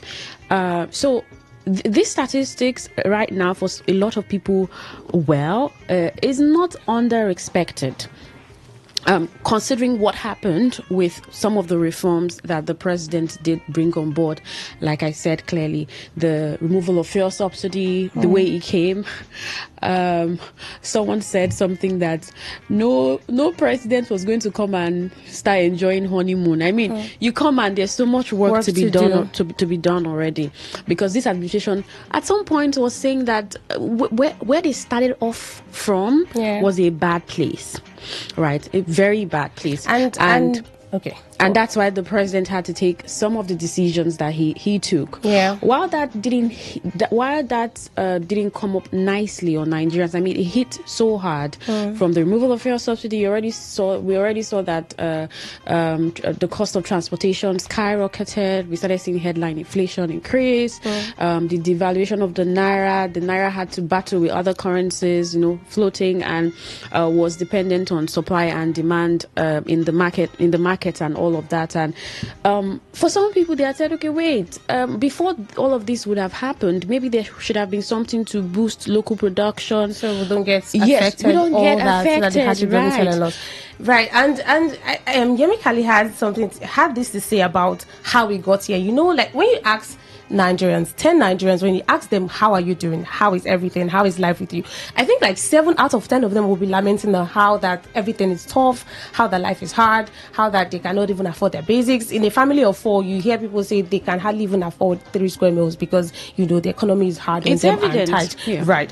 And then Yemi Kale has to say that how we got here, what went wrong, amongst all of the other reasons, numerous reasons. He said like largely, the large part of the reasons is because of delayed implementation of reforms, these reforms that you just mentioned. And he also mentioned that some of the missteps in policies, maybe some of the policies were not really executed rightly.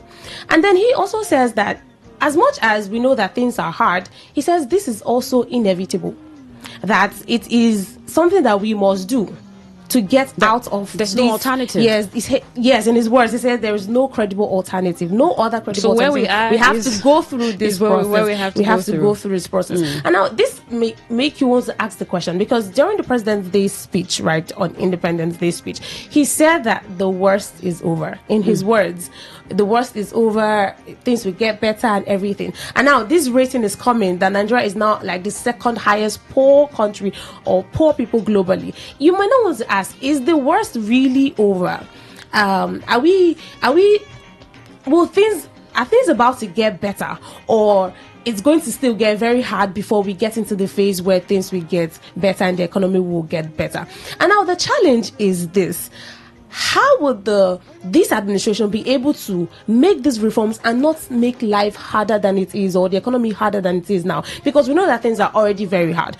The challenge is, we're not saying don't do these reforms, don't execute the policies, don't implement them.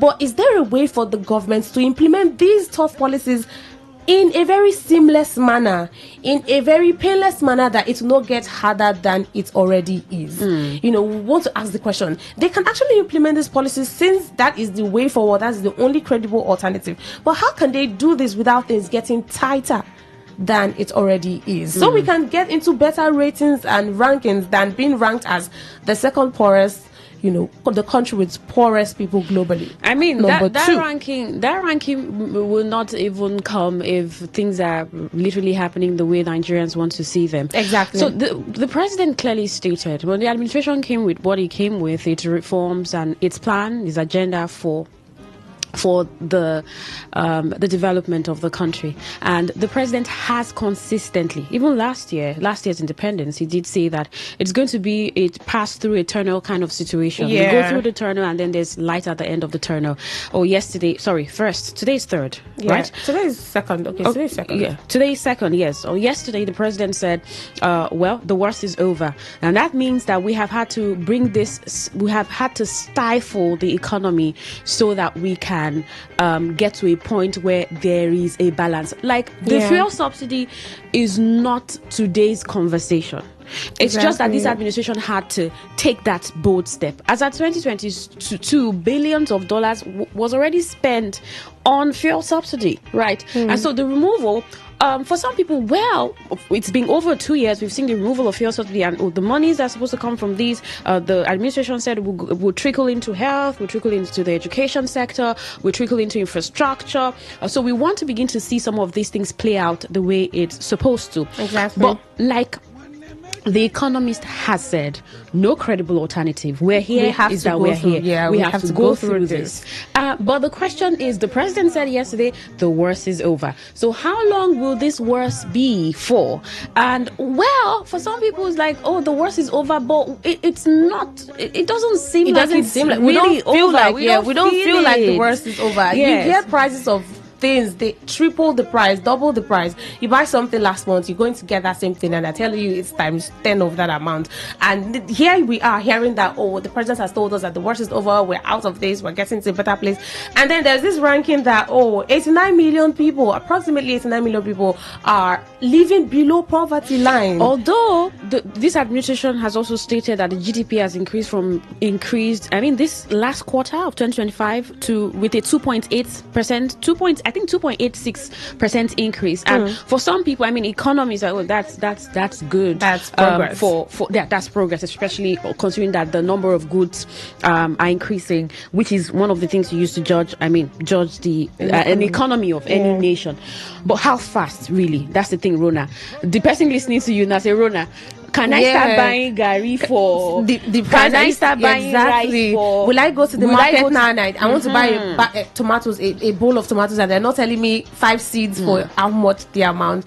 Like, these policies need to transform into physical things. Like, we need to start seeing the evidence in our daily lives. Or maybe Nigerians should just be more patient, like the president has said. Give some time. Yeah. Well, we'll have our callers tell us their opinion on that. Do you think that the worst is over, just like the president stated in his Independence Day speech? Do you think that we're over the hardship, or do you think that we just a little more time? Let's just get a little patient with this administration. In a few months from now, we'll definitely be out of the hardship. But another challenge is, as much as these policies and reforms are important, and these are things that need to be done, the president said we need to take this hard step to get out of where we are to a better society and more prosperity. Now, do you also think that there is a way that the government can implement these policies, execute these reforms without things getting harder than it is? Yeah, he suggested that the reform can be painless, the path to it, and be humane. if it's well sequenced, and if there are some social infusions or inclusions, and we did hear the president yesterday say that 330 billion has been disbursed to 8 million vulnerable Nigerians. The president still talked about NEL Fund for the student loan for students. Although we had callers say, but you're in Rivers State. How many people have benefited from that money? So the administration might just say, okay, these and many more are some of the reforms that we are using to make this this whole phase painless or pain-free for Nigerians who don't feel it, and Nigerians not truly feeling the heat, and it's the worst. And yes, the question of is it really accessible to all Nigerians? When you mention an amount like this, someone might just want to ask the question that, I did not benefit from it, so what are you saying? Or someone might say, I don't know anyone around me that has benefited, although people have benefited from it, but it has to go so round that when you ask 9 out of 10 Nigerians, they'll be able to say, okay, I remember this, I benefited from this and that. So that brings us to the question now that, do you think the worst is over in Nigeria? Do you think that we are over the hardship that we have been faced with, or do you think we should be more patient so that we can start living above the poverty line? Yes. The president said yesterday that the worst is over, and now we have an economy saying, well, the reforms are necessary, and this is the only alternative we have as a country. How patient would you be? Yes. How soon will this get cushioned? 0810 9510 951. Hello, good evening. Hello. Yeah, good evening. Yes, good evening. Go ahead. Yeah, thank you. The man that gave us that statistics, I don't agree with that statistics. Statistics is not correct.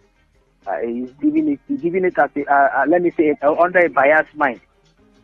Are you hearing me? Yes, we can hear you. Go ahead. Okay. The issue there is that we don't know how many we are.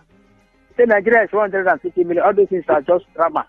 As we cannot knock our hand on our chest and say this is the amount of people in Nigeria. We don't know. Everything estimate what? We don't know how many we are. That is in the first place. So for him to tell us how many persons are poor, how many persons are rich, we don't have any data to prove that. We know that there is poverty in Nigeria. We know that. We are all aware. But the figure is giving us, we are not sure of that figure. Let him keep the figure one side. On the president's side, telling us we should relax, that the worst is so. The president is out. He looks like somebody that they wrote something and gave him to read. He doesn't know what is happening in Nigeria. He talks like somebody that is not aware of what Nigeria is. When you say he doesn't know what's happening in Nigeria, that's the president of the country. He knows. Hello, can you hear us? He knows, jumping up and down from one place to the other. He's not informed. He doesn't really know what Nigerians are saying. Let me tell you. Are you hearing me? Yes, we can hear you. Yes. Let me tell you the truth about the matter is that there is nothing on ground. If you tell somebody that relax, I will provide something for you to eat, and he see you cooking, he's very sure that food will come out. He came here and removed a subsidy, promised us heaven and earth. The refinery is not working now. But for 2 years now, he was unable to fix the refinery. And mind you, this refinery, Buhari started it before he came on board. He now is running up and down. The refinery is not functioning. Our health care sector, how far? He keep jumping to France to get good medical care with the family. Why our medical system here is not functioning well? The doctors every day they threaten to go on strike. So you don't think the worst is over then? Or they have called off their own. Hello? So let him not give us all those hopes. Those are hope that is nothing that nothing come out for your hope. People that are believing in that so hope you now. do not think that the worst is over for us in Nigeria? Nigeria should tie their breath and prepare for what is coming to coming ahead. Let's take other calls. What is on ground? If you are telling people that they should get hope, what have you put in place now? Show us now. All right, thank you. You are telling us we should have hope. What kind of hope is that? Are we doing church something here? All right, thank you for your thoughts. Have you become a pastor? Preaching to hope. What kind of hope is that? Hope of what? All right, thank you. Evening. Thank you for your that kind of preaching for us. There's nothing on ground for us to see that things are getting better. There's nothing on ground, madam. All right, thank you for your thoughts. 0810-951-951. Hello, good evening. Yeah, good evening. Yes, please, go ahead. Yeah, this is Honorable Chris O'Chris. All right. I greet everybody. I don't know how many times somebody will tell you something you believe. At my age now, I know when you put salt inside soup, or I know when I saw a oil pepper. If I can order you to bring out Mr. President broadcast last 2 years and play it side by side, you will find out. I didn't say that it's lying, but you will see truth and a lie. The same thing he told us last time. The first time he granted interview on National Day. Is it not the same thing he told us this? Is he not exercise patient? Is it not what he told us? See, I don't know why Nigerian So he told you politicians- last year to exercise patience, and this year he says the worst is over. You say what? You are comparing the speech of this year to last year, right? Last year he says we should be patient that things will get better. This year he's saying that the worst is over. So yeah, No. different. He last year or last 2 years he asked us to be patient. That time fish in the market, those Columbia fish, was like 800, and he asked us to have patience that in later days there will be stew and the rice. Now I went to the market day before yesterday to go and look for fish. That fish now is 2,500. So are we going back or we are going front? We still want meat. Before, we used to cut meat. Our father would say, let me go to slaughter. We buy meat. But now, if you go to slaughter now, then go count meat for you. Are you aware now in the market, in account, then they count meat under this administration? Are you not aware that fish now, meat now, they know they cut meat again now. If you need how much own? 2,000, then go count them like a 10. Give you. Is it how you're supposed to be? So I don't really know why Mr. President will ask us to have patience. Before, we used to buy meat, but under APC now, we are counting meat. Meat, you count meat. Go and try fish. Go and try fish. Go and try fish. They should leave us alone. All right. Thank They should leave us alone. All right. Hello, good evening. Good evening, Queen. Yes, go ahead. Good evening. Thank you very much. Queen, the speech of the president, the president said the war is over, right? Yes, he did. I think we are just stepping into the war. The war is not over. You see, these leaders, it shows total disconnect to the current reality. Because they have everything at their beck and call. President Tinubu cannot buy anything in the market. Even his aides, the family, they can't go to market and buy anything. Everything they need, they have it there. That is why he had to tell that the war is over. The war is not over. It is not. And I overheard him saying that they are fighting security and them. Dancing on top of the graves of the people that lost their life, particularly the Nigerian beauty, the ex-Nigerian beauty queen, who was a journalist that lost her life recently. President Tinubu is dancing on top of their graves for you to say you fought insecurity. If truly you fought insecurity. That statement, when you say that you think that the worst isn't over and we're still experiencing the worst, why do you think so? Can you just state that a little clearly? Look, Queen, all the variables, everything, even you feel it that you that's in that studio right now, you know that the war is not over. You know very well. So,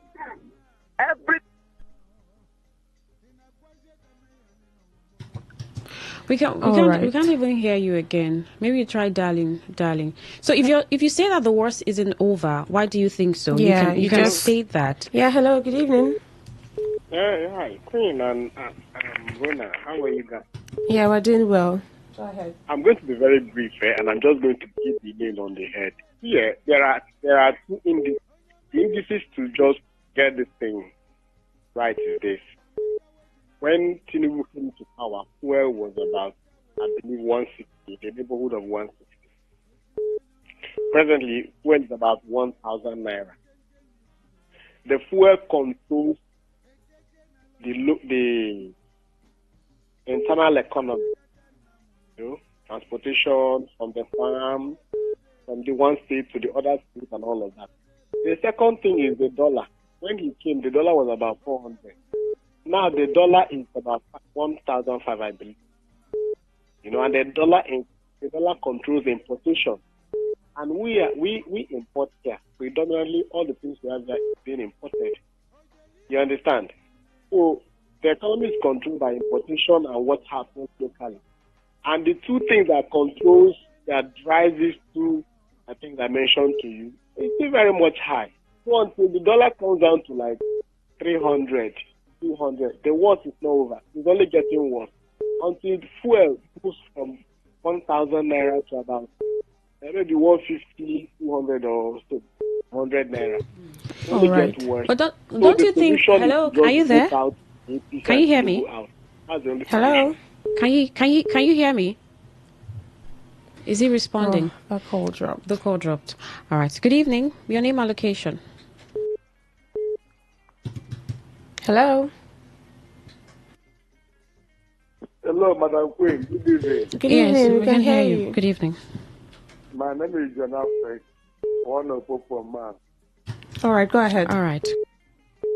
Our president yesterday made the independence.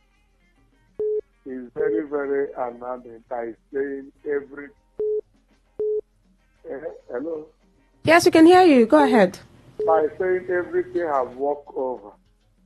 I don't know why our president would be saying something of that nature. Really, he's not saying in Nigeria. He's not saying in this country ruling us. Because there's no month, no year when you don't stay up to 3 months in this country. We still have advisors, have ministers.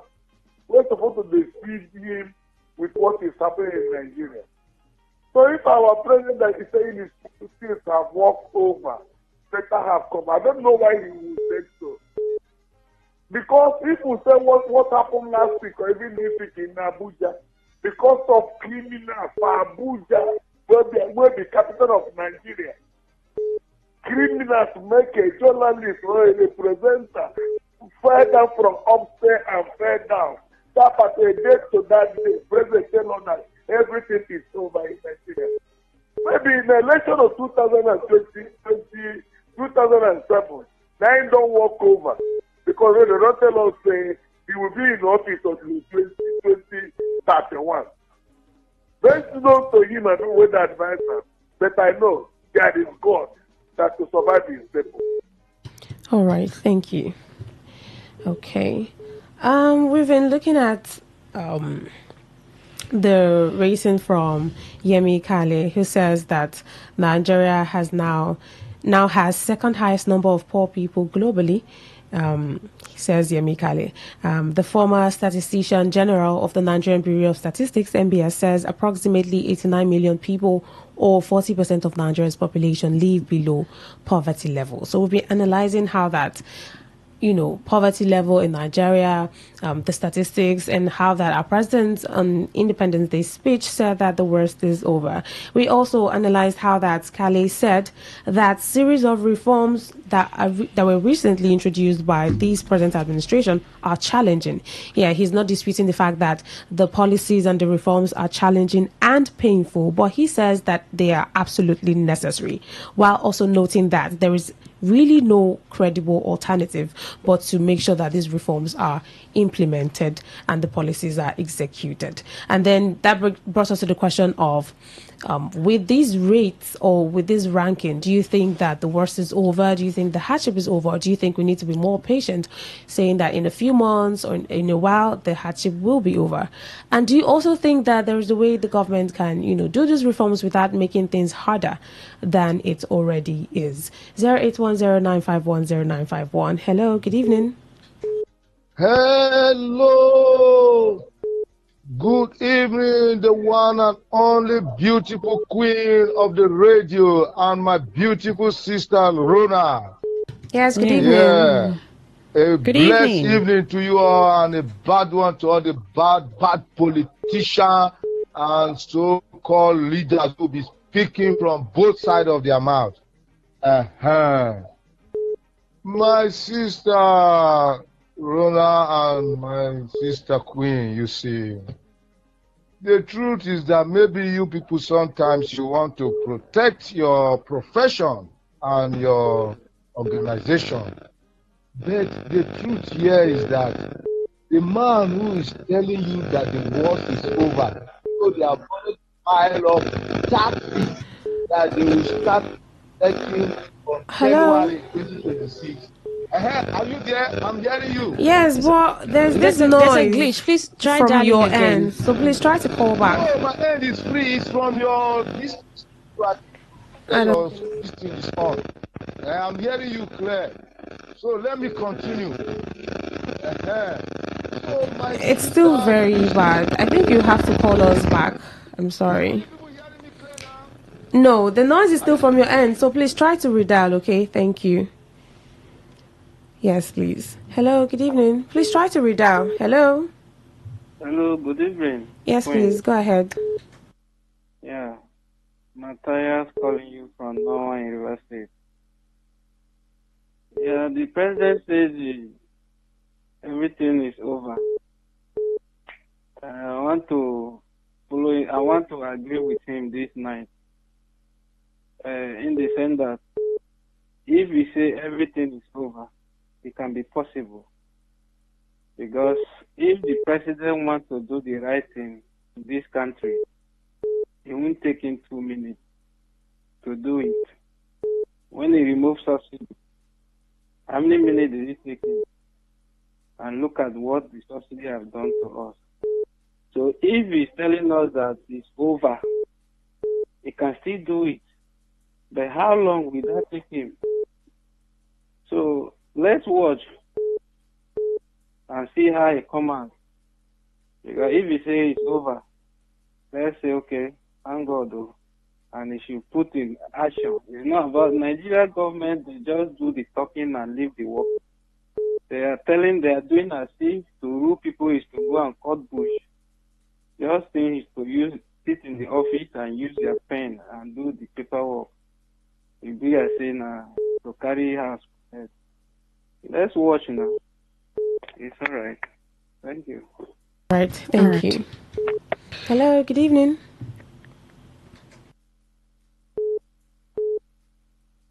Hello. Good evening. Hello. Good evening. We can hear you. Good evening. Yes, we can hear you. Go ahead. Wow.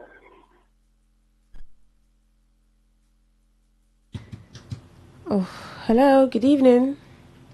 Are you people hearing me clear now? Yes, it's better now. Go ahead.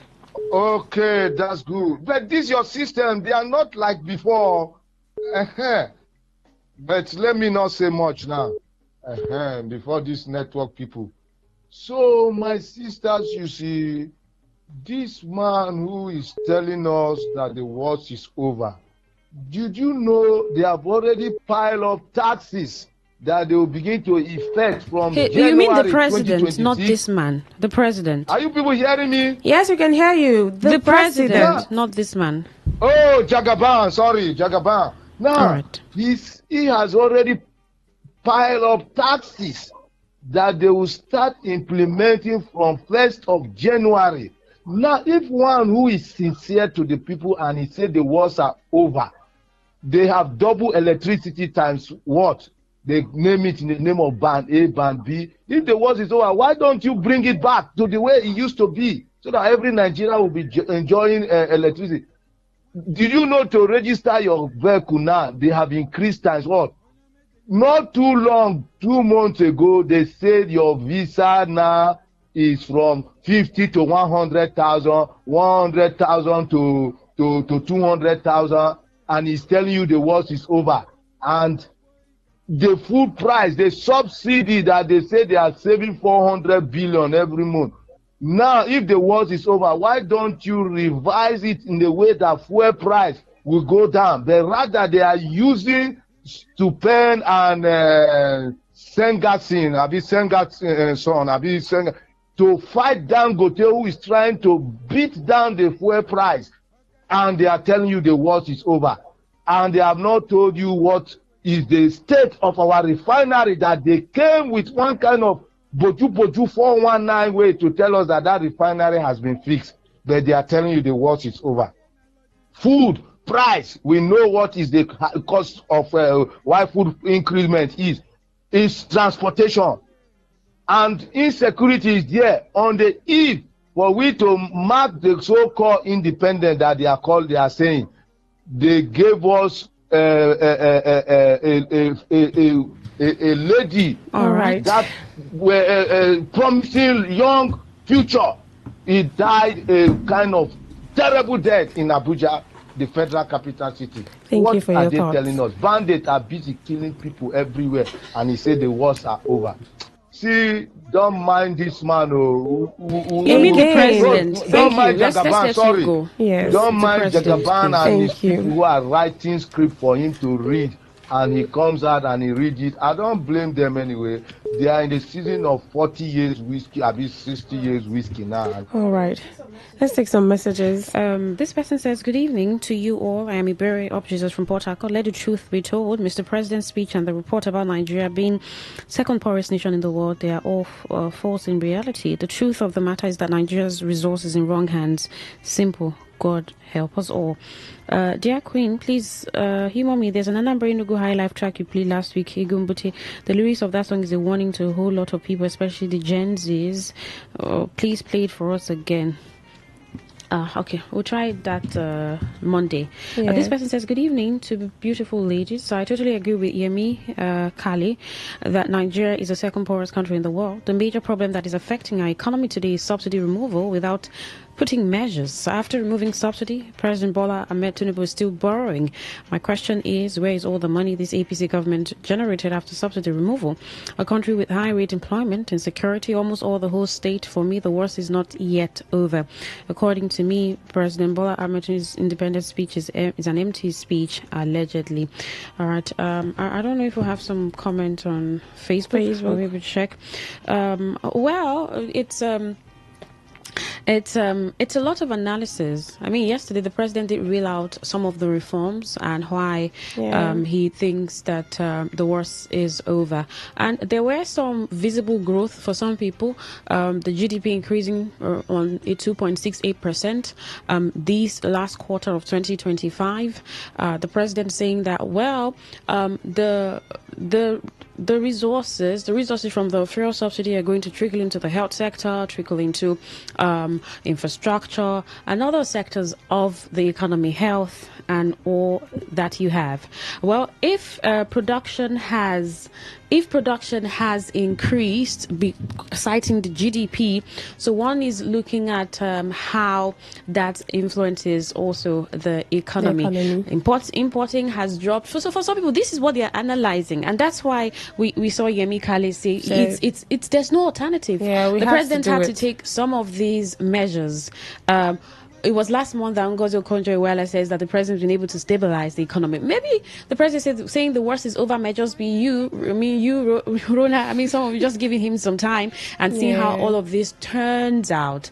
But because the reforms, and it's not just in one area, it's like other areas of the economy, in other sectors of the economy. So let's just say, let's stay hopeful and expect the best. Right, that's the size of our package. It's we have to run along now. Thank you for doing this with us. Yes, my name is Rona Agbara. I am Queen Chima. The World News at 10 will be up next. After that, The World Today and a BBC sponsored program to stay with us. Have a good evening.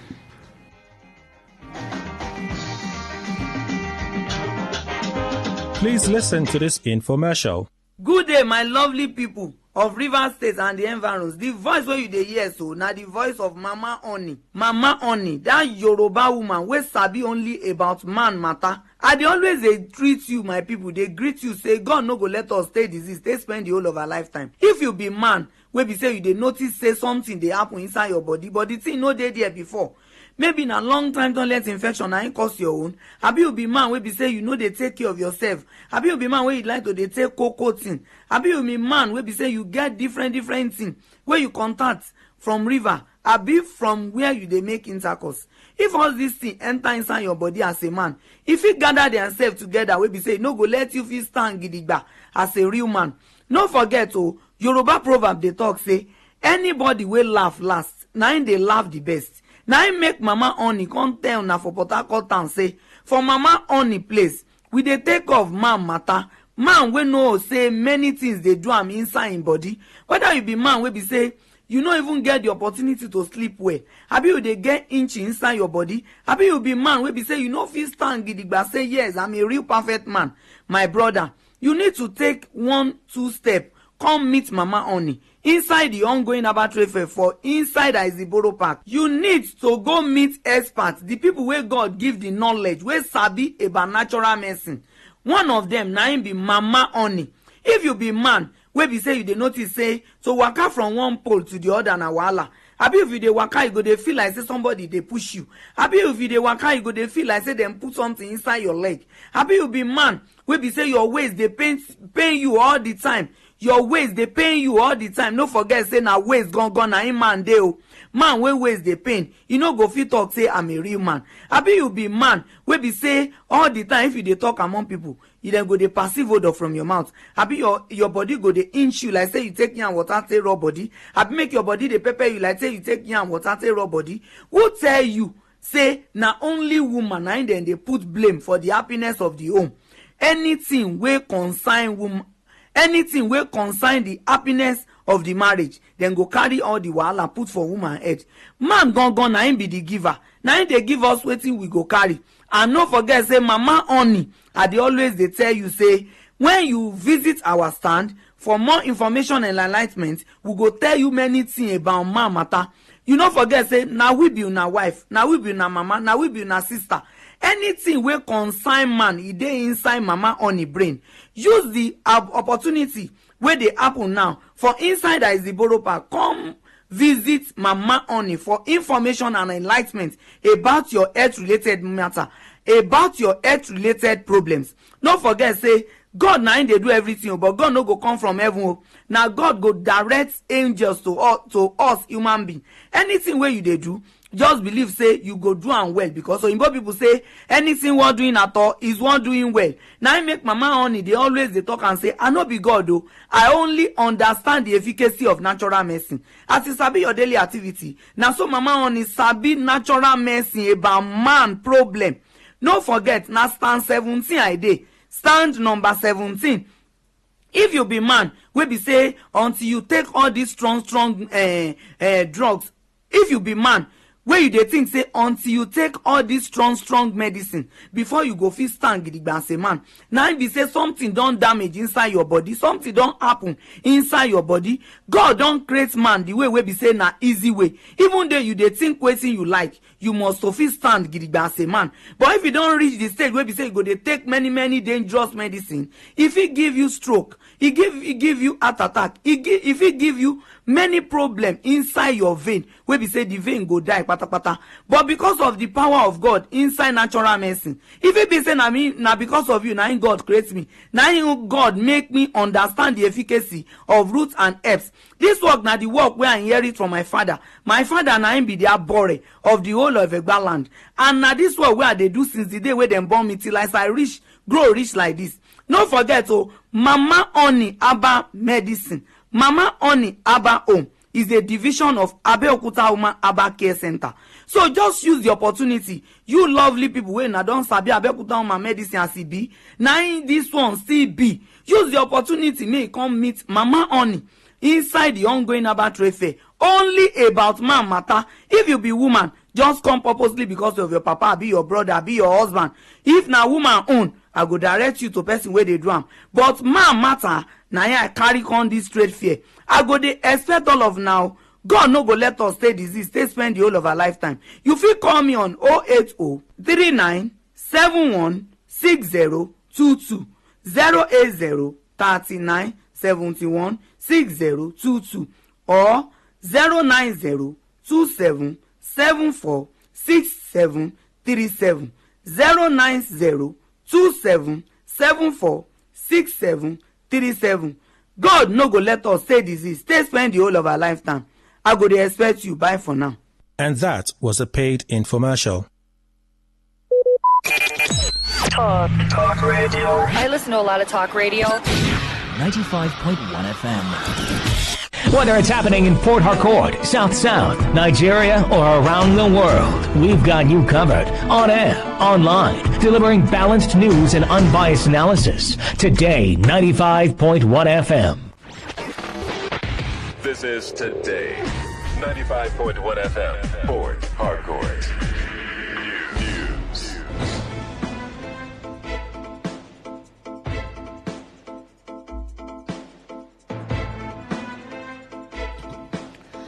Good evening. This is the World News on your premium talk radio. Today, 95.1 FM Port Harcourt. I'm Queen Chima. The headlines. Presidency reels out progress in Nigeria's economy under President Bola Tinubu-led government. National Freedom Party expresses frustration over INEC's rejection of application for registration. Nigeria Immigration Service begins nationwide crackdown on foreign nationals over breach of entry conditions. On the foreign scene, Russia and Ukraine exchange over 100 prisoners of war in latest swaps. Now the detail. The presidency has outlined what it described as significant progress in Nigeria's economy following reforms introduced under President Bola Tinubu. The special advisor to the president on media and public communication, Sunday Dari, in a post on his official X handle, said the country's economy, which was at a breaking point before Tinubu assumed office, is now recording measurable progress. He explained that the reforms had touched critical areas including trade, foreign reserves, taxation, debt service, fuel subsidy removal, budget deficit, and public financial management. The presidential aide also pointed to improvements in the nation's foreign reserves, government revenue, and debt servicing. He further stressed that the removal of fuel subsidy was a turning point, saying subsidies on fuel were not only wasteful but unsustainable, draining resources while still leaving Nigerians with fuel scarcity and negative FARC inflows. Dari further claimed that without the reforms, Nigeria would have faced worsening deficits, collapsing reserves, hyperinflation, ballooning debt, and possible economic collapse. The Nigeria Immigration Service (NIS) has commenced a nationwide crackdown on foreign nationals who have overstayed their visas or breached entry conditions following the expiration of a 3-month amnesty granted by the federal government. The amnesty, which opened on July 5 and lapsed at midnight on September 30, allowed foreigners with irregular immigration status to regularize their stay without penalties. The exercise targets holders of expired visa on arrival, expired single and multiple entry short visit or business visas, and individuals with expired comprehensive expatriate residence permits and automated cards. Foreigners caught in violation face removal, daily fines, or entry bans, while overstayers of less than 3 months risk deportation, a $15 daily fine, or a 2-year entry ban. Those who overstay between the month and 1 year face removal, daily fines, or a 5-year entry ban, while individuals exceeding 1 year risk deportation and up to a 10-year or permanent entry ban. The service said the measures are aimed at safeguarding national security and ensuring strict compliance with immigration laws. Interior Minister Olubunmi Tunji Ojo had earlier warned members of the diplomatic corps to advise their nationals to take advantage of the amnesty window, stressing that Nigeria's immigration laws are not meant to be abused but respected. The National Freedom Party, NFP, has expressed disappointment and frustration over the Independent National Electoral Commission's decision to reject its application for registration. The party's National Publicity Secretary, Donny Akingbade, who said this during a press conference at the party's national headquarters in Abuja, described INEC's reason for rejection, citing similarities between the party's logo, a zebra, and the Social Democratic Party's horse logo as baseless and unjustifiable. The party applied for registration in July 2023 and received an acknowledgement from INEC. However, Despite multiple follow-ups in compliance with relevant sections of the Electoral Act 2022, INEC failed to communicate its decision within the stipulated 90 days.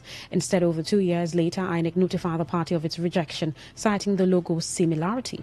The NFP, which argued the zebra and horse logos were distinct with different characteristics and names, also questions why INEC allowed the 90-day limit to elapse without notification and why it failed to move the party to the next stage of registration. The party has called on INEC to comply with the law and register it as a political party, citing sections 75 and 79 of the Electoral Act 2022. The Independent National Electoral Commission (INEC) has appealed to the National Assembly to expedite action on passing amendments to the electoral legal framework. The chairman of INEC, Professor Mahmoud Yakubu, made the call in Abuja when he received the European Union Election Observation follow-up mission to Nigeria, led by Barry Andrews, who led the EU mission to the 2023 general election. Professor Yakubu said early passage of the law was critical to the Commission's planning for the next general election. He said the Commission had carefully considered all the 8 recommendations specifically addressed to the Commission by the EU Election Observation Report on 2023 general election.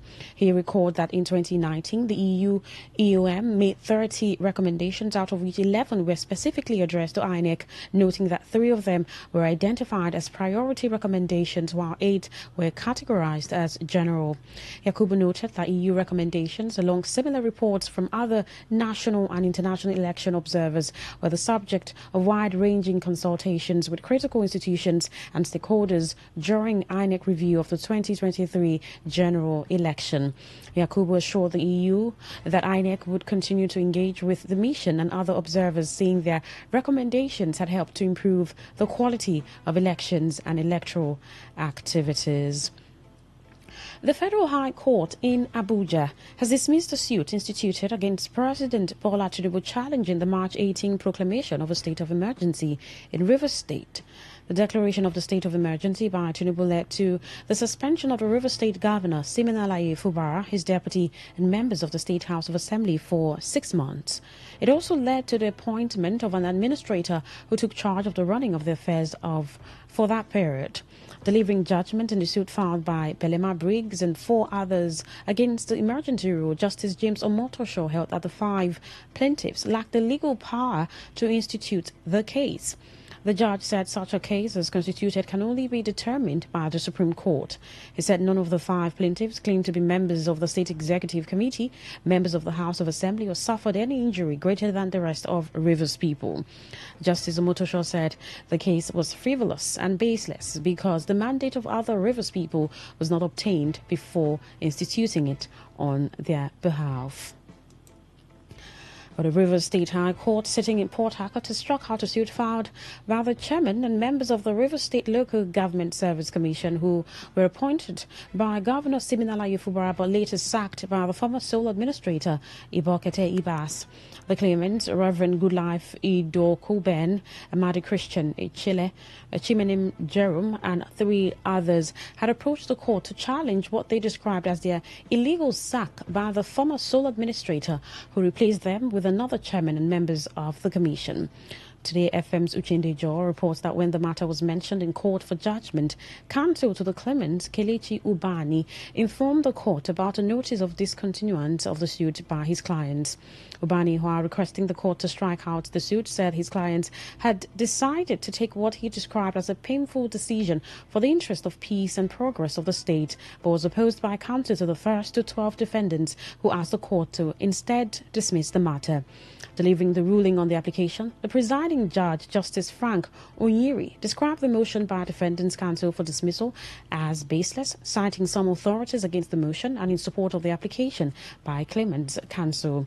Justice Onyiri, however, cited Order 25, Rule 1, and struck out the suit as prayed by the claimants' counsel, but declined to award cost or to dismiss the suit as requested by the defendants' counsel, describing the decision of the claimants to withdraw the suit as noble. The chairman of the Judiciary Staff Union of Nigeria, JISN, Rivers State Branch, Gordon Ikberikpo Spiff, has been removed as the branch chairman of the union over alleged gross misconduct. Golding Equipo Spiff was first suspended by the branch, and the National Working Committee upheld the move in a letter dated 25th June 2025 and signed by the Assistant Secretary of the branch before his outright removal during their last Congress held sometime last month. According to the letter, also signed by the acting president of GISN, Mawan Mustafa Ademu, the union directed its state vice chairman, Princess Fine Bako, to act in capacity pending the outcome of an investigative panel put in place by the national president. The former state chairman of GISN, Anthony Nwachukwu, who confirmed the development in an interview with Today FM correspondent, narrated how the removed chairman neglected the panel set up to investigate allegations against him. Nwachukwu, who is also a member of the State Working Committee of Nigerian Labour Congress, disclosed how the Congress of the Union unanimously voted to remove Golding Equipo Spiff as the state chairman, saying since the vice chairman assumed office in acting capacity, some issues confronting the union had been resolved within the shortest period.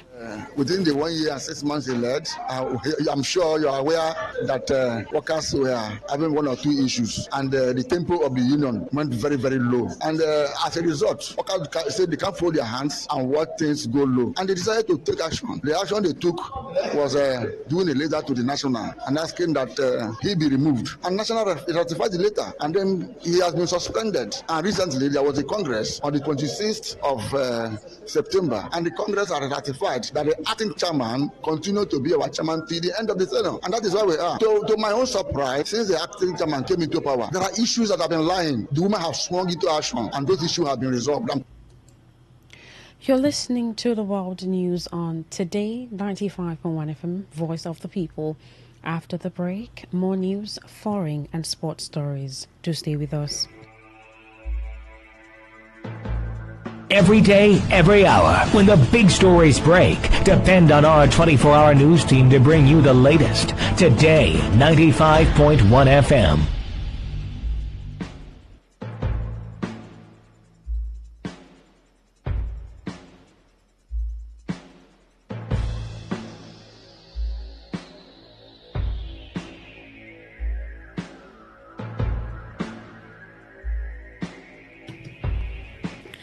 Thank you so much for staying with us. Now the rest of our stories. The chairman of River State Waste Management Agency, Samuel Wanosike, has announced the suspension of monthly sanitation indefinitely. Wanosike spoke to newsmen after a meeting between the state governor, Siminala Ifua, and the management team of Riwama at the government house in Port Harcourt. The Riwama boss said the decision to suspend monthly sanitation indefinitely is to allow the management team of the agency build more capacity in possible ways of achieving a cleaner River State. Wanosike also disclosed the commitment of the governor in supporting Riwama in fixing the challenges and ensuring a cleaner state, especially Port Harcourt. Organic agricultural professionals in tertiary institutions across Nigeria have been brainstorming on how to improve human health through consumption of organic foods. Speaking on Today FM, Magnus Nwawa, shortly after a 3-day 18th annual conference with the theme Advancing Organic Agriculture for Food Security and Environmental Sustainability held at Ibitimi Banigo Hall, the Dean Faculty of Agriculture, University of Port Harcourt, Professor Ikea Udensi, said there was growing concern over total neglect of agricultural production leading to food insecurity in the country. Professor Udensi, who defined food security as a situation where quality food should be affordable and available in sufficient quantities at all times for healthy living, stressed the need for government at all levels to prioritize agriculture as backbone of the economy. See, I will always say that a country that makes agriculture an option will always starve to death. That's why we're having food security, insecurity and food security challenges. Because the government are not showing much interest in it. People are just showing interest maybe where they can benefit immediately on the short run and then go away. But like you rightly put it, food, if you remove food, then human beings will not be healthy. And all these drugs we take, also there are components of food that will give us that same healing those drugs give. But because of the way government is playing on they're playing agriculture, so people don't see it as that. But we know that without agriculture, human beings cannot survive. On his part, the chairman local organizing committee, Professor Joseph Oluchukwu, observed that the essence of the event was to return to traditional method of growing crops naturally for healthy living. He also observed that the use of genetically modified organisms to improve and expand crop yields had not been banned by World Health Organization until it is scientifically proven otherwise. We know of synthetic fertilizer, which is the use of NPK and other forms of fertilizer. And we know the adverse effects of those chemicals. So we are trying to see how we can now deviate or change from the traditional way. People know a traditional way, they don't normally, that is old, they don't use fertilizer. So this is just a new thing, it's a modern thing. So we want to see how we can go back so we can avoid those adverse effects of those synthetic chemicals and go back and use the natural way of growing our crops, increasing our crops, giving us healthy living and all that. So that's just the basis of this. The youth of Akpo and executive members led by President Wali Azubike have congratulated the senior advocate of Nigeria, Okewali, on his appointment as chairman of the Governing Council of River State University, and Mabel Mwezi Mwabilo on her appointment as a member of the River State Board of Internal Revenue. The statement issued on behalf of Akpo Youth, Azubike described the appointment as a testament of hard work, dedication, and the trust reposed in the illustrious son and daughter of Akpo Kingdom.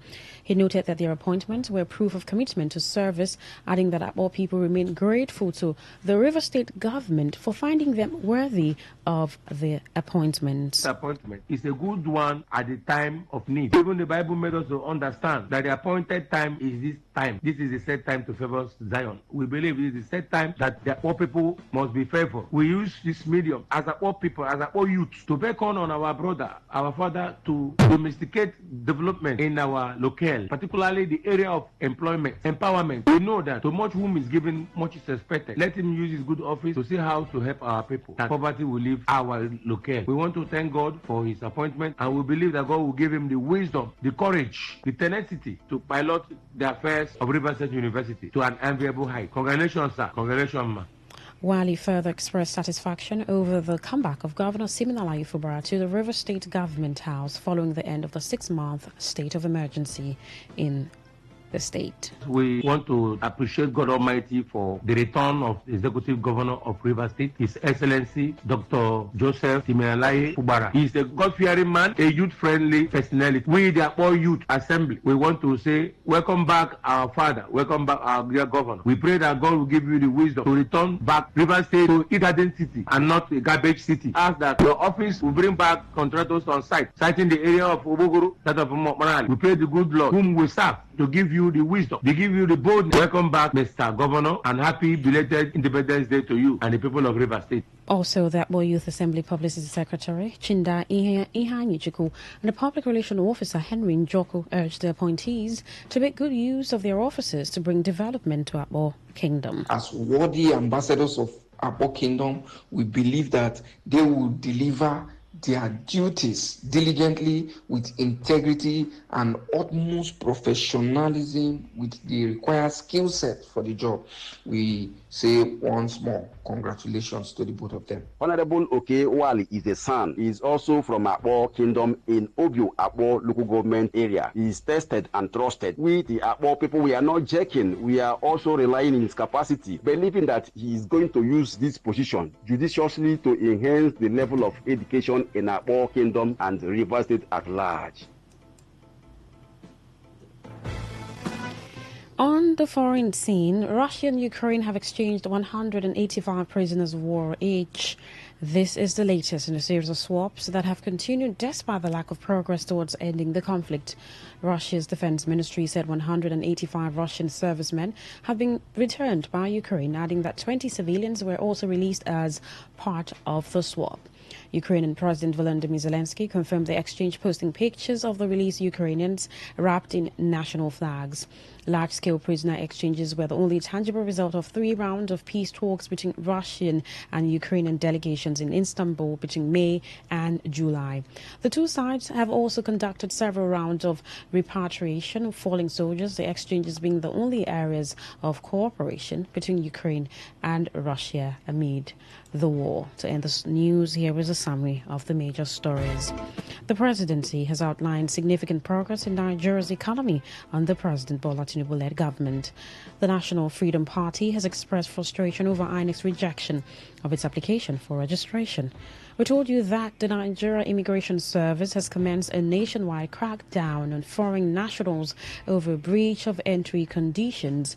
And the foreign scene, you also heard that Russia and Ukraine have exchanged over 100 prisoners of war each in latest swaps. That was the news as edited by Stella Sasongo Kore. For comments and inquiries, please call 0818 389 2850 or send your emails to news@todayfmlive.com. You can also read our stories on www.todayfmlive.com. My name is Queen Chima. Good evening. Today's news, today's entertainment, today's sports, today's issues. Today on Today 95.1 FM, Port Harcourt.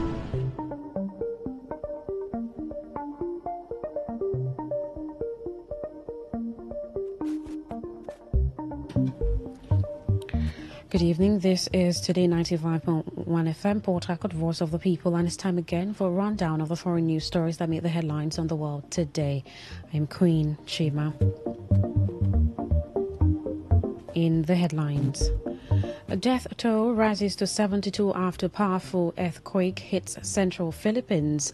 Cameroon's UNDP leader, Bello Baoba Meigari, to challenge Paul Biya in presidential race. Rescue race to save survivors of Indonesia's school collapse as quake hits. Afghans rejoice as internet returns after Taliban blackout. Now the news in detail. Health officials in the Democratic Republic of Congo say the current Ebola outbreak in Kasai province is showing signs of decline. Recall that the World Health Organization reports 64 confirmed and probable infections, including 42 deaths since the outbreak began, a fatality rate of about 66%. In the past week, 7 new cases and 7 deaths were recorded across 3 health areas, but experts note that the pace of transmission is slowing thanks to improved surveillance, case management, and infection control. It would interest you to know that the outbreak remains localized, affecting 6 of 21 health zones in Bulapi. Though 5 health workers have been infected, 3 fatally. Vaccination campaigns are ongoing with more than 4,100 people immunized and thousands of doses in reserve. Authorities warn that family clusters and delayed isolation still pose risks, but for now the spread appears to be stabilizing. Nearly 8 million Cameroonians will head to the polls on October 12, 2025 in an election that could mark a turning point in the country's political history. Among the candidates is Bello Boamama Igari, president of the National Union for Democracy and Progress, UNDP, a longtime ally of President Paul Biya, who is now challenging him at the ballot box. Igari, who has held roles both in government and opposition, said his party's decision to contest the election reflects their constitutional right. At 80, Igari dismissed concerns about his age, insisting it gives him an advantage. His dual experience as a government minister and as a parliamentary leader, he argued, strengthens his vision for Cameroon. At least 30 people have died and more than 200 injured when scaffolding collapsed at a church in Ethiopia. The accident happened in the morning at the Menjar Shenkura Areti Mariam Church in Amhara, northern Ethiopia, as worshippers gathered for an annual event celebrating St. Mary. According to eyewitnesses' report, many worshippers had climbed up the wooden scaffolding to see a sitting mural when the support structure collapsed. A clinician with a local hospital, Seyom Altaye, said the victims include children and elderly people were affected. The local administrator, Teshali Tilahun, warned that the death toll could potentially rise as some people are still trapped under the rubble. An earth tremor has devastated the city of Bogo in Cebu province, Philippines. Authorities reported that 87 buildings and almost 600 houses were damaged in Bogo and surrounding towns, where bridges, roads and the city's seaport also sustained heavy damage. Many evacuees have been living in makeshift tents, unwilling to return home due to fears of aftershocks. President Ferdinand Marcos Jr., following his trip to Bogo to assess the destruction, met with survivors and extends condolences to grieving families. The visit came just days after a powerful storm battered the same region, killing at least 37 people. Meanwhile, the United States has offered to provide assistance in the aftermath of the earthquake. Rescuers have pulled 5 survivors from a collapsed school building in Indonesia amid efforts to save dozens of children believed to be trapped under the rubble 2 days later.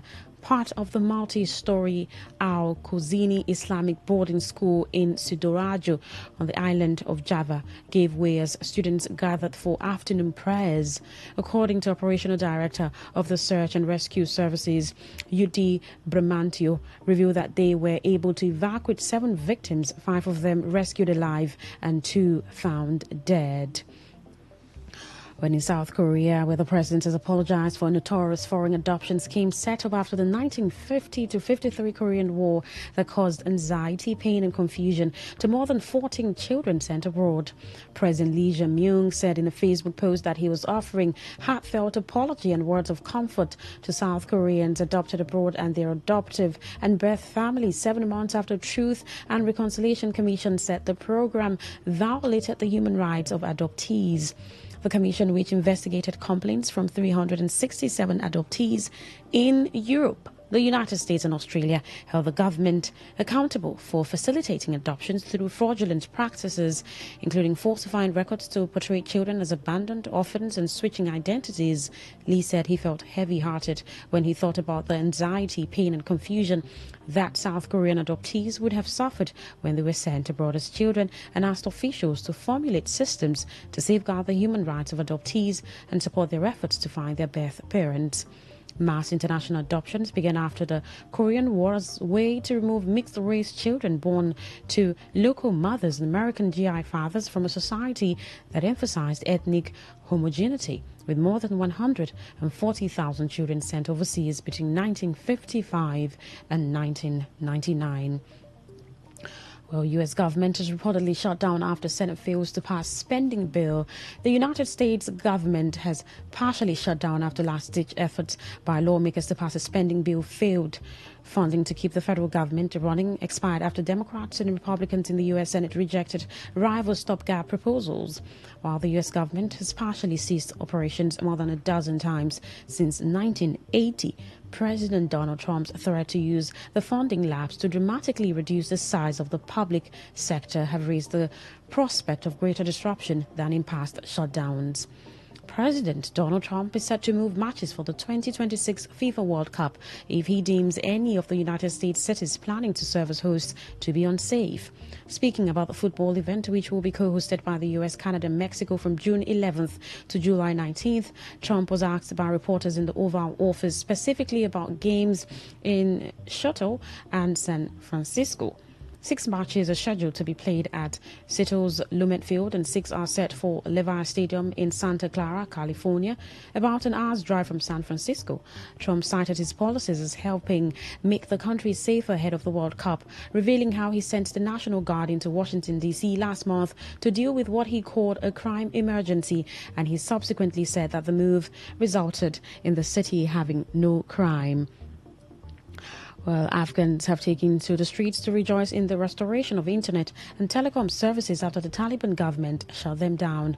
Local reporters said communications were resuming, while Internet Monitor NetBlog said network data showed a partial restoration of connectivity. The 48-hour blackout disrupted businesses and flights, limited access to emergency services, and raised fears about further isolating women and girls whose rights have been severely eroded since the hardline Islamic group swept back to power in 2021. The Taliban government has not given an official explanation for the shutdown. That story from Afghanistan concludes tonight's edition of The World Today, as produced by Olawale Sanusi of the News Department. But before we go, here is a summary of the stories that made the headlines. Cameroon's UNDP leader, Bello Bauba Meigari, is set to challenge Paul Biya in presidential race. You heard that rescuers are making efforts to save survivors of Indonesia's school collapse after earthquake hits. We also told you that death toll has risen to 72 after powerful earthquake hit central Philippines. And finally, you heard that Afghans are happy as internet returned after Taliban blackout. Till same time tomorrow, do have a lovely evening. Thank you so much for listening. Today's news, today's entertainment, today's sports, today's issues. Today on Today95.1 FM, Port Harcourt.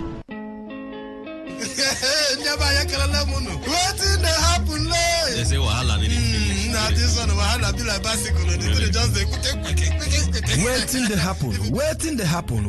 happen. Now for Today 95.1 FM, 5 p.m. Monday to Friday, bomb quem. Now here you go here, waiting they happen for Niger and Obodo the world. Now that time where we they bring you Ogbonga to them, where go shock you. You go wonder say a person do like this. Now so we they bring am come give you acid the hot. Now where would they find way to sweep this country? Don't run. It goes their blood. They japa. They say this one. No worry.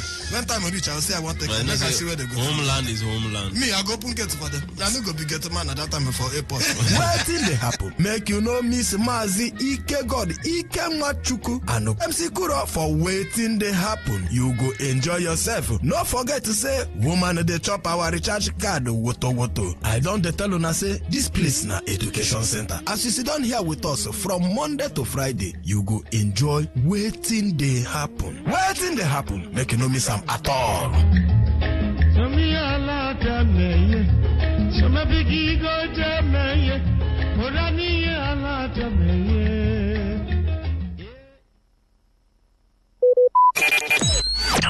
Talk radio. I listen to a lot of talk radio. 95.1 FM.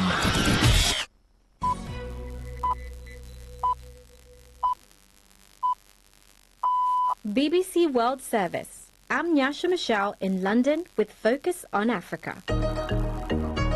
Violence erupts on the streets of Morocco as Gen Z protesters demand change. Fears among people are that it's going to further escalate, especially that dozens of injuries were recorded among both protesters and security forces. Senegalese fishermen say a gas platform by BP meant to improve their trade has done the opposite. The people we spoke to, majority local fishermen, they say that as a result of a 500-meter exclusion zone, they are not able to access a natural reef which is normally rich in fish. And how do young Nigerians feel about the First Lady raising millions of dollars to complete the National Library? People think it's a joke that we will have to crowdfund to complete something as monumental as the National Library. That's all on the BBC Today in Focus. First, the news. BBC News with Sue Montgomery. Security has been stepped up at Jewish sites across Britain after a deadly attack on a synagogue in Manchester. 2 people were killed after a car was driven at members of the public and at least 1 person was stabbed. The suspect was shot and killed by police, who've declared the attack to be a terrorist incident.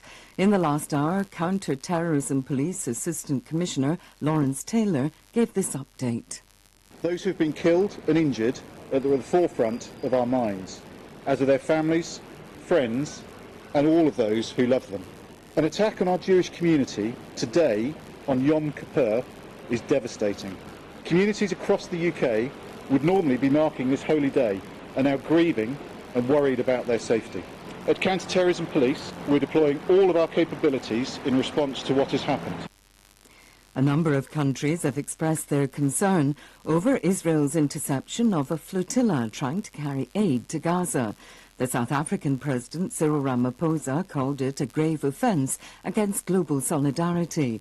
With more on the international reaction, here's John Sudworth. Governments have been treading a careful line. Spain had sent a ship to escort the flotilla, but it had said that it wouldn't breach the exclusion zone. The Italian government wanted the flotilla to do what the Israelis were asking and offload its aid so that it could be brought in via another port or a third-party country. So tricky political balance for some of Europe's governments to strike here because, of course, a lot of attention on this flotilla, a lot of concern about the fact that this interception took place in international waters. The White House spokesperson said that President Trump is going to have to draw a red line for any response from Hamas to the latest U.S. proposal to end the war in Gaza. The group has not given its answer so far. On Tuesday, Mr. Trump gave Hamas 3 to 4 days to respond. The French president has told a meeting of EU leaders in Denmark that any drones violating European airspace can be destroyed.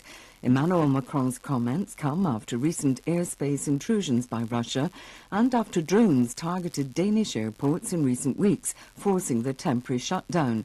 President Zelensky of Ukraine told the gathering that Russia had the ability to violate airspace anywhere on the continent. The recent drone incidents across Europe are a clear sign that Russia still feels bold enough to escalate this war. And it was never just about Ukraine. Russia has always aimed to break the West and Europe in particular. Today, their strategy is simple: to divide Europe.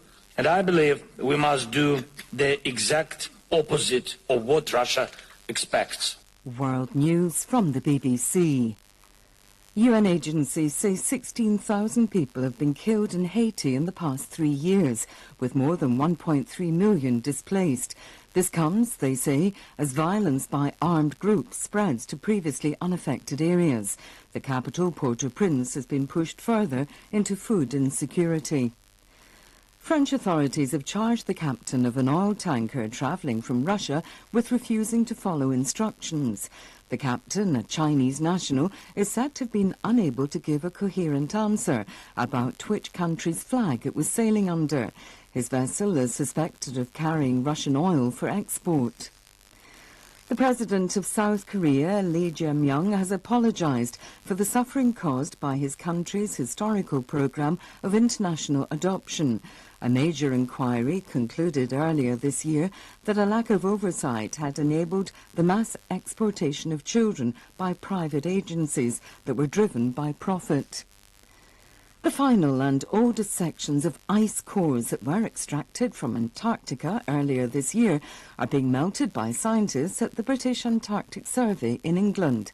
Once the data is collated, it will give scientists a continuous environmental record going back more than 1.5 million years. Rebecca Morell has been to the British Antarctic Survey site to see the process firsthand. It has been a hive of activity here for the last 6 weeks because scientists have been working around the clock to study some of the most precious samples collected from Antarctica. This is their last day of melting, so after that the ice is gone. And it's still mind-blowing to me that you've spent, years collecting this stuff, hundreds of scientists working on it, and then essentially to study it you have to destroy it, really.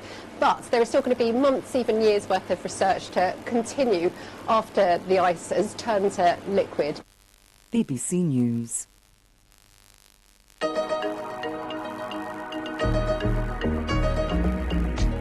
Hello, I'm Nyasha Michelle, and here's what's coming up for you on this edition of Focus on Africa. As protests in Morocco turn violent, what are the demands of the country's youth, and can their actions bring about change? Fishermen in northern Senegal accuse oil giant BP of destroying their livelihoods after installing a liquefied natural gas platform. When they came in 2019, they told people, we're going to build you 8 artificial reefs to at least replace our Diatara, which is the natural reef. They said it, written in black and white in 2019. From 2019 to 2025, nothing has been done. It's been 6 years. BP denies the allegations against them. And how do young Nigerians feel about the First Lady raising millions of dollars to complete the National Library? I don't really have an issue with the First Lady crowdfunding, so to speak, to complete this project. That's not the issue. The issue is afterwards, what happens? They have the money now. What are they going to do with the money? Are they going to do it properly? It's Thursday, 2nd of October. First, we go to Morocco.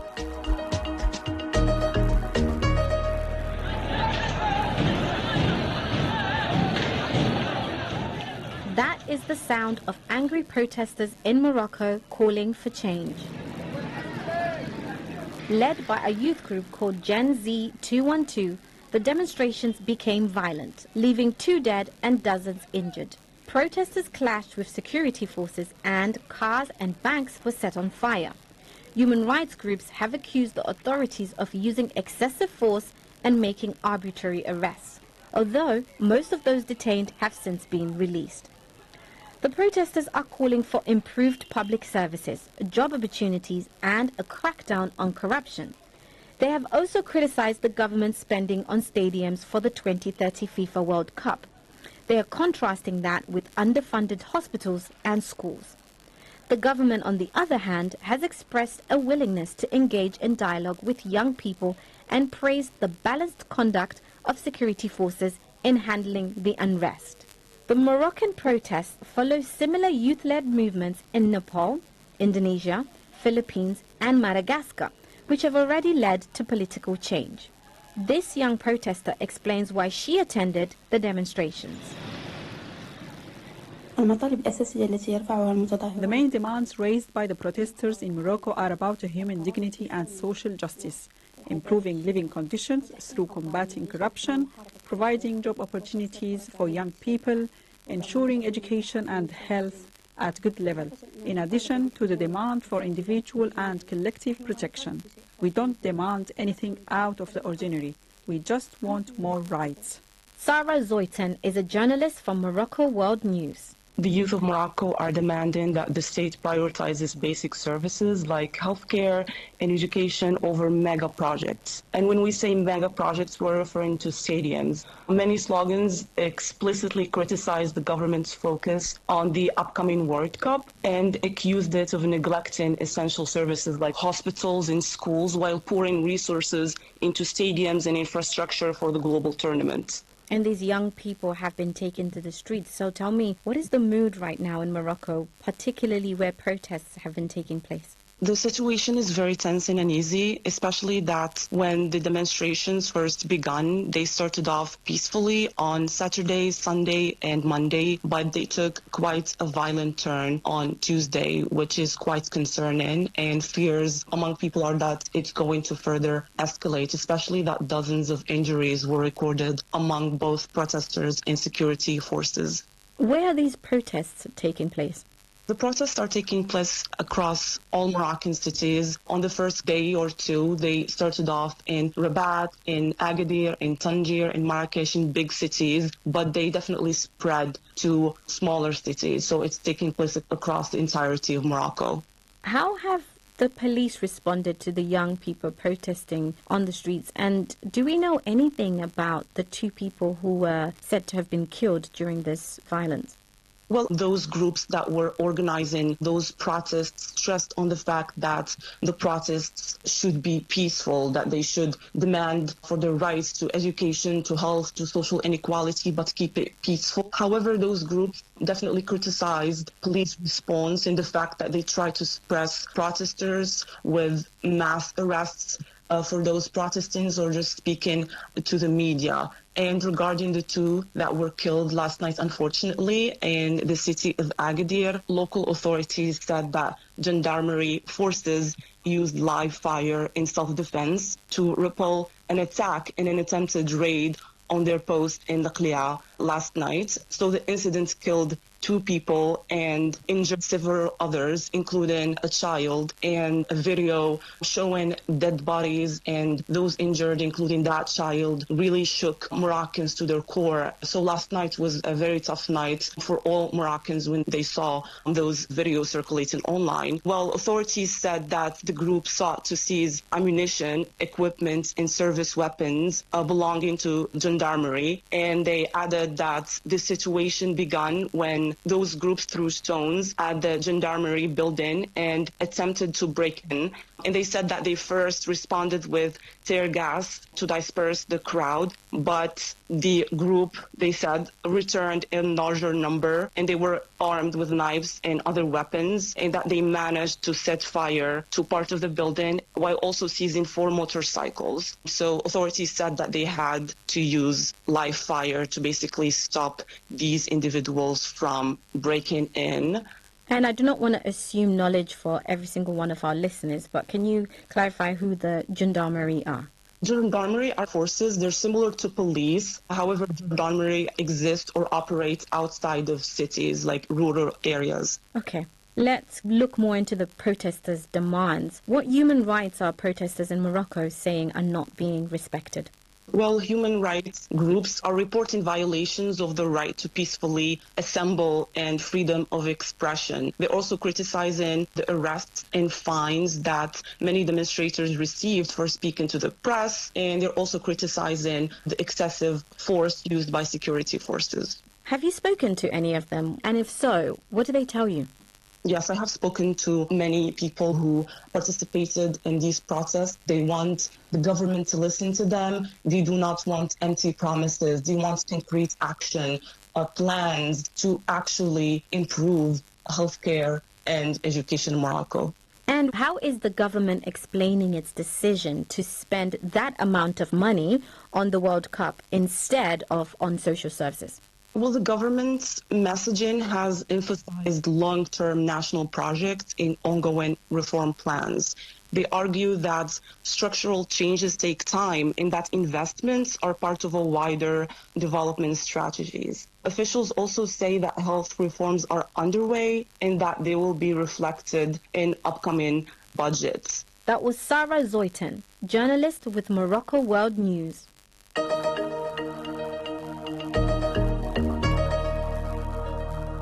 A liquefied natural gas platform meant to bring economic prosperity in the West African nation of Senegal is at the center of controversy. The facility, predominantly run by the British multinational oil and gas company BP, was built on the maritime border between Senegal and Mauritania following the discovery of natural gas there in 2015. But local fishermen in the city of St. Louis, a major fishing hub in northern Senegal, say the gas platform has greatly disrupted the fishing trade and caused unemployment. BBC reporter Paul Ngia has been to St. Louis to hear more about their concerns. He told me about the city, which has a rich history. St. Louis is a major fishing hub in northern Senegal, and it's quite a historic city. It used to be the capital of French colonial Senegal, and of course it was also designated as a UNESCO World Heritage Site in 2000. But it must be said that the people there mostly rely on fishing for survival. About 90% of its over 250,000 population rely on fishing, so you can imagine how big a deal that is to their daily lives. Now, there was the arrival of the natural gas platform. How did that change the lives of the locals? They were promised that the platform would bring them prosperity, right?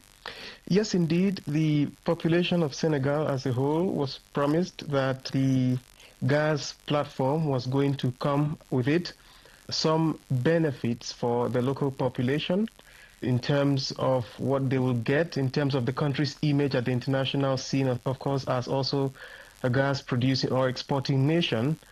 But the people we spoke to, majority local fishermen and others in the fishing trade, they told us that what they are seeing in their daily lives is quite the opposite.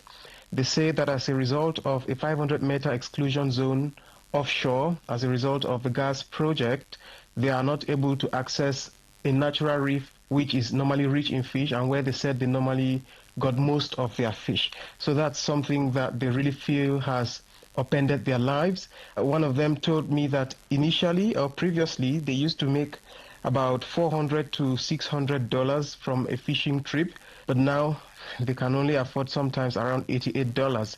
So you can really feel how big a deal this is to them. Some say their catches have become smaller, the business is no longer profitable, and others have said that they have become unemployed, while some have abandoned the fishing trade for other businesses. I want us to take a listen now to Gorafal. He's a fisherman with whom we went offshore. We are frustrated because before, from noon, we were satisfied with the catch made. But now, we can stay until 4 p.m., twiddling our thumbs without fish. So from listening to Gorafal, you can tell that it's a big deal to them. But also, when we spoke to local fishermen's association, the representatives, they told us that they had been in talks with BP, that's British Petroleum, and of course with its other partners who are involved in the liquefied natural gas platform project. They were in talks with them to have an artificial reef which could help them attract fish and also facilitate the obtention of other fish resources on sea. But then they said that up until now, these promises have not yet yielded fruits, and they believe that BP is stalling to provide this artificial reef. So Nala Diop, the spokesperson, had more to say. When they came in 2019, they told people we're going to build you 8 artificial reefs to at least replace our Diatara, which is the natural reef. They said it, written in black and white in 2019. From 2019 to 2025, nothing has been done. It's been 6 years. Nala Diop there, the Fishermen's Association spokesperson. So what has BP said about building these reefs? BP said that it's committed, of course, to engage responsibly with its partners and the local communities, and that the construction of the reef is actually underway. I just want to read a quote from a statement they sent to the BBC. They said, following scientific and technical assessments of 12 potential sites, one was deemed suitable to bear the weight of the artificial reef, enhance biodiversity and support sustainable fishing. The reef complex is substantial in scale and will include 10 reef clusters within it. Work is already underway, and the reef is expected to be completed by the end of 2025. So BP is saying that the construction is underway, and by the end of this year, they should have the reef. The population, however, are saying that they are not seeing any signs and that they are not communicating with them, but BP says that it's communicating with the local communities and authorities. So naturally, with the arrival of these gas platforms comes concerns about gas leaks and the impact it has on marine life. How is that being handled? Well, after the incident in February, BP communicated about it, or the Senegalese government communicated, and they said that the gas well had been capped. BP, in a statement to the BBC, said it acted swiftly, it capped the well and engaged transparently with the regulators. But then, as you did say, it raised concerns about environmental protection and marine life. When we spoke to Mamadou Ba, an ocean campaigner with Greenpeace Africa, he said to us that their experts looked into this and they found that that gas leak risked destroying marine fauna and flora, reefs and other resources which fish rely on for feeding. So let's take a listen to him about his impression on that gas leak. It's not an accident because in the environmental impact study, normally this type of disaster is taken into account and there are mitigation measures. Staying for a month or a month and a half to find a solution means the environmental impact study was not very serious. So we can't describe this as an incident. It's a disaster. So if you listen to Mamadou Ba, you get the impression that they are saying that this is not an accident, but BP is actually saying they conducted an environmental impact study which took into account these different potential risks that it could be, and they said that the effect was negligible after their study. I think they even said that in their statement. I'll just read a part of it. The environmental impact was assessed as negligible. We continue to engage with stakeholders and remain committed to delivering long-term value to the communities we serve. The BBC's Paul Njia. BP also told the BBC that concerns about Senegalese fishing stocks predate the gas project. The BBC reached out to the Senegalese government for comment on the story, but did not get a response. This is Focus on Africa from the BBC World Service. Nigeria's First Lady, Oluremi Tinubu, just announced she's raised over $13 million from her birthday well wishes. This means that the long-stalled National Library project in Abuja could finally be completed. This library has been stuck since 1981, weighed down by delays, ballooning costs, and plenty of political drama. While some say it's a noble move, others argue it's inappropriate that a country like Nigeria will have to rely on birthday crowdfunding for such a key institution. Chukwuneme Obie Jesse is a BBC journalist based in Abuja who has been reporting on this story. What did he think when he first saw the National Library? I've been passing that road. I didn't know what that building is. Not much progress has happened there. It's a concrete building. just beside about 100 meters from the iconic National Mosque in Abuja. The National Mosque in Abuja is one of the sightseeing places. If you come to Abuja, you would want to see. It's a beautiful place, but that National Library is just about 100 meters from there. Nothing happens there, in fact. Its skeleton is just there, yeah. So if you say its skeleton is just there, do you mean then that the building has not had much done to it so far? Try and help me get a picture in my head of how it's looking like. Of course, it's gone past the foundation. The building is up like a building. The skeletons are there, but there are no windows, there are no doors. The walls are up. I think the model of the building, it doesn't require it to have a roof. If I would say from my layman point of view, I would say it's 50% done. You've been following this story for BBC Pidgin. What are people in Nigeria saying, and have there been any notable reactions? There has been one strong reaction from a very popular politician in Nigeria who ran for president in the 2023 general election on the platform of the Labour Party. That's Mr. Peter Obi. He felt it was not in the place of an individual to build something as monumental as the National Library. He feels it shows the failing of our government to prioritize education, but his sentiments kind of re-echo what the people on the ground are saying. People think it's a joke that we will have to crowdfund to complete something as monumental as the National Library. To really understand what this stalled library project means to readers, literacy rates, and Nigeria's library culture, I've been speaking to Aminat Sani Kamal, a young Nigerian author who's also an avid reader. Has she ever visited a local Nigerian library? Personally, I've only visited privately owned libraries, but I've had friends who have visited state libraries, and to be very candid, they didn't have really good things to say, from slow processing, lackadaisical staff, cataloging problems. Like, it was a whole lot for them. And I think at the end of the day, they didn't even really get what they went there for. Okay, so then what has your experience been like visiting privately owned libraries? It was very easy, to be honest, because I went there for research. I went there several times to different ones for research when I was still in school. These are law libraries, and it was pretty easy. I was directed to where I could find what I wanted to find. It was very quiet. The environment, proper lighting, places to sit. It was really, really nice, to be honest. I won't lie. Those are two completely different experiences. So for young people like you, how important are libraries in building literacy and curiosity?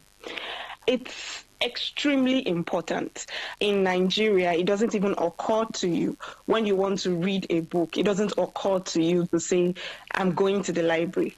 What comes to your mind is, oh, how do I get the ebook? That's to purchase it, or the paperback or the hardback, that's the physical copy.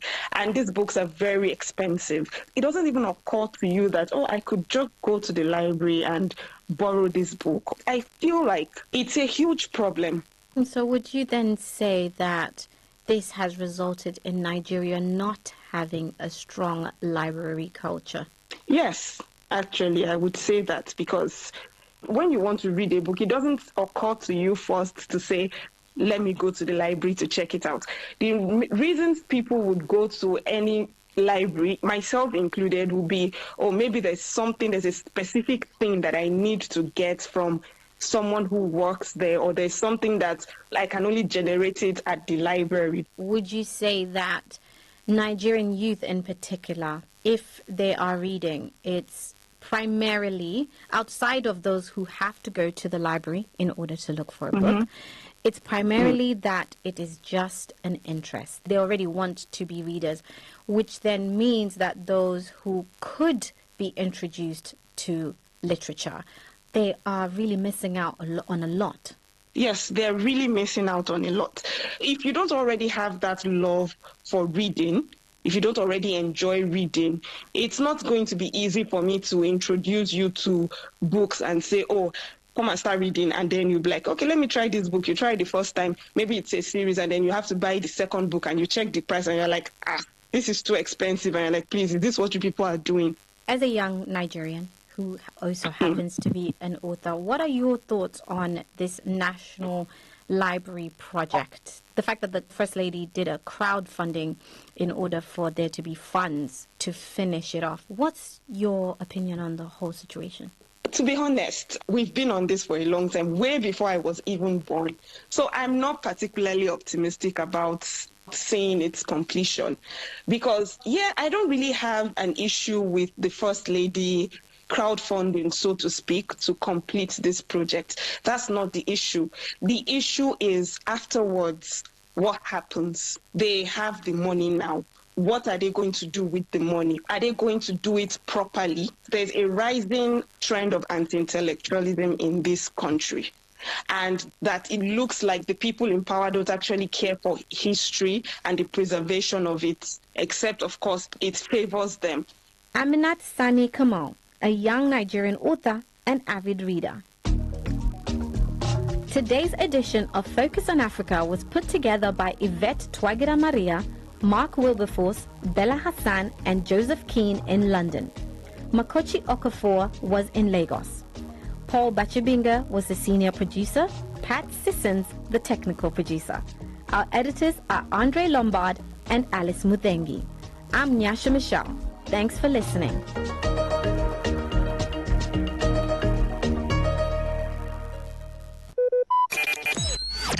Talk radio. I listen to a lot of talk radio.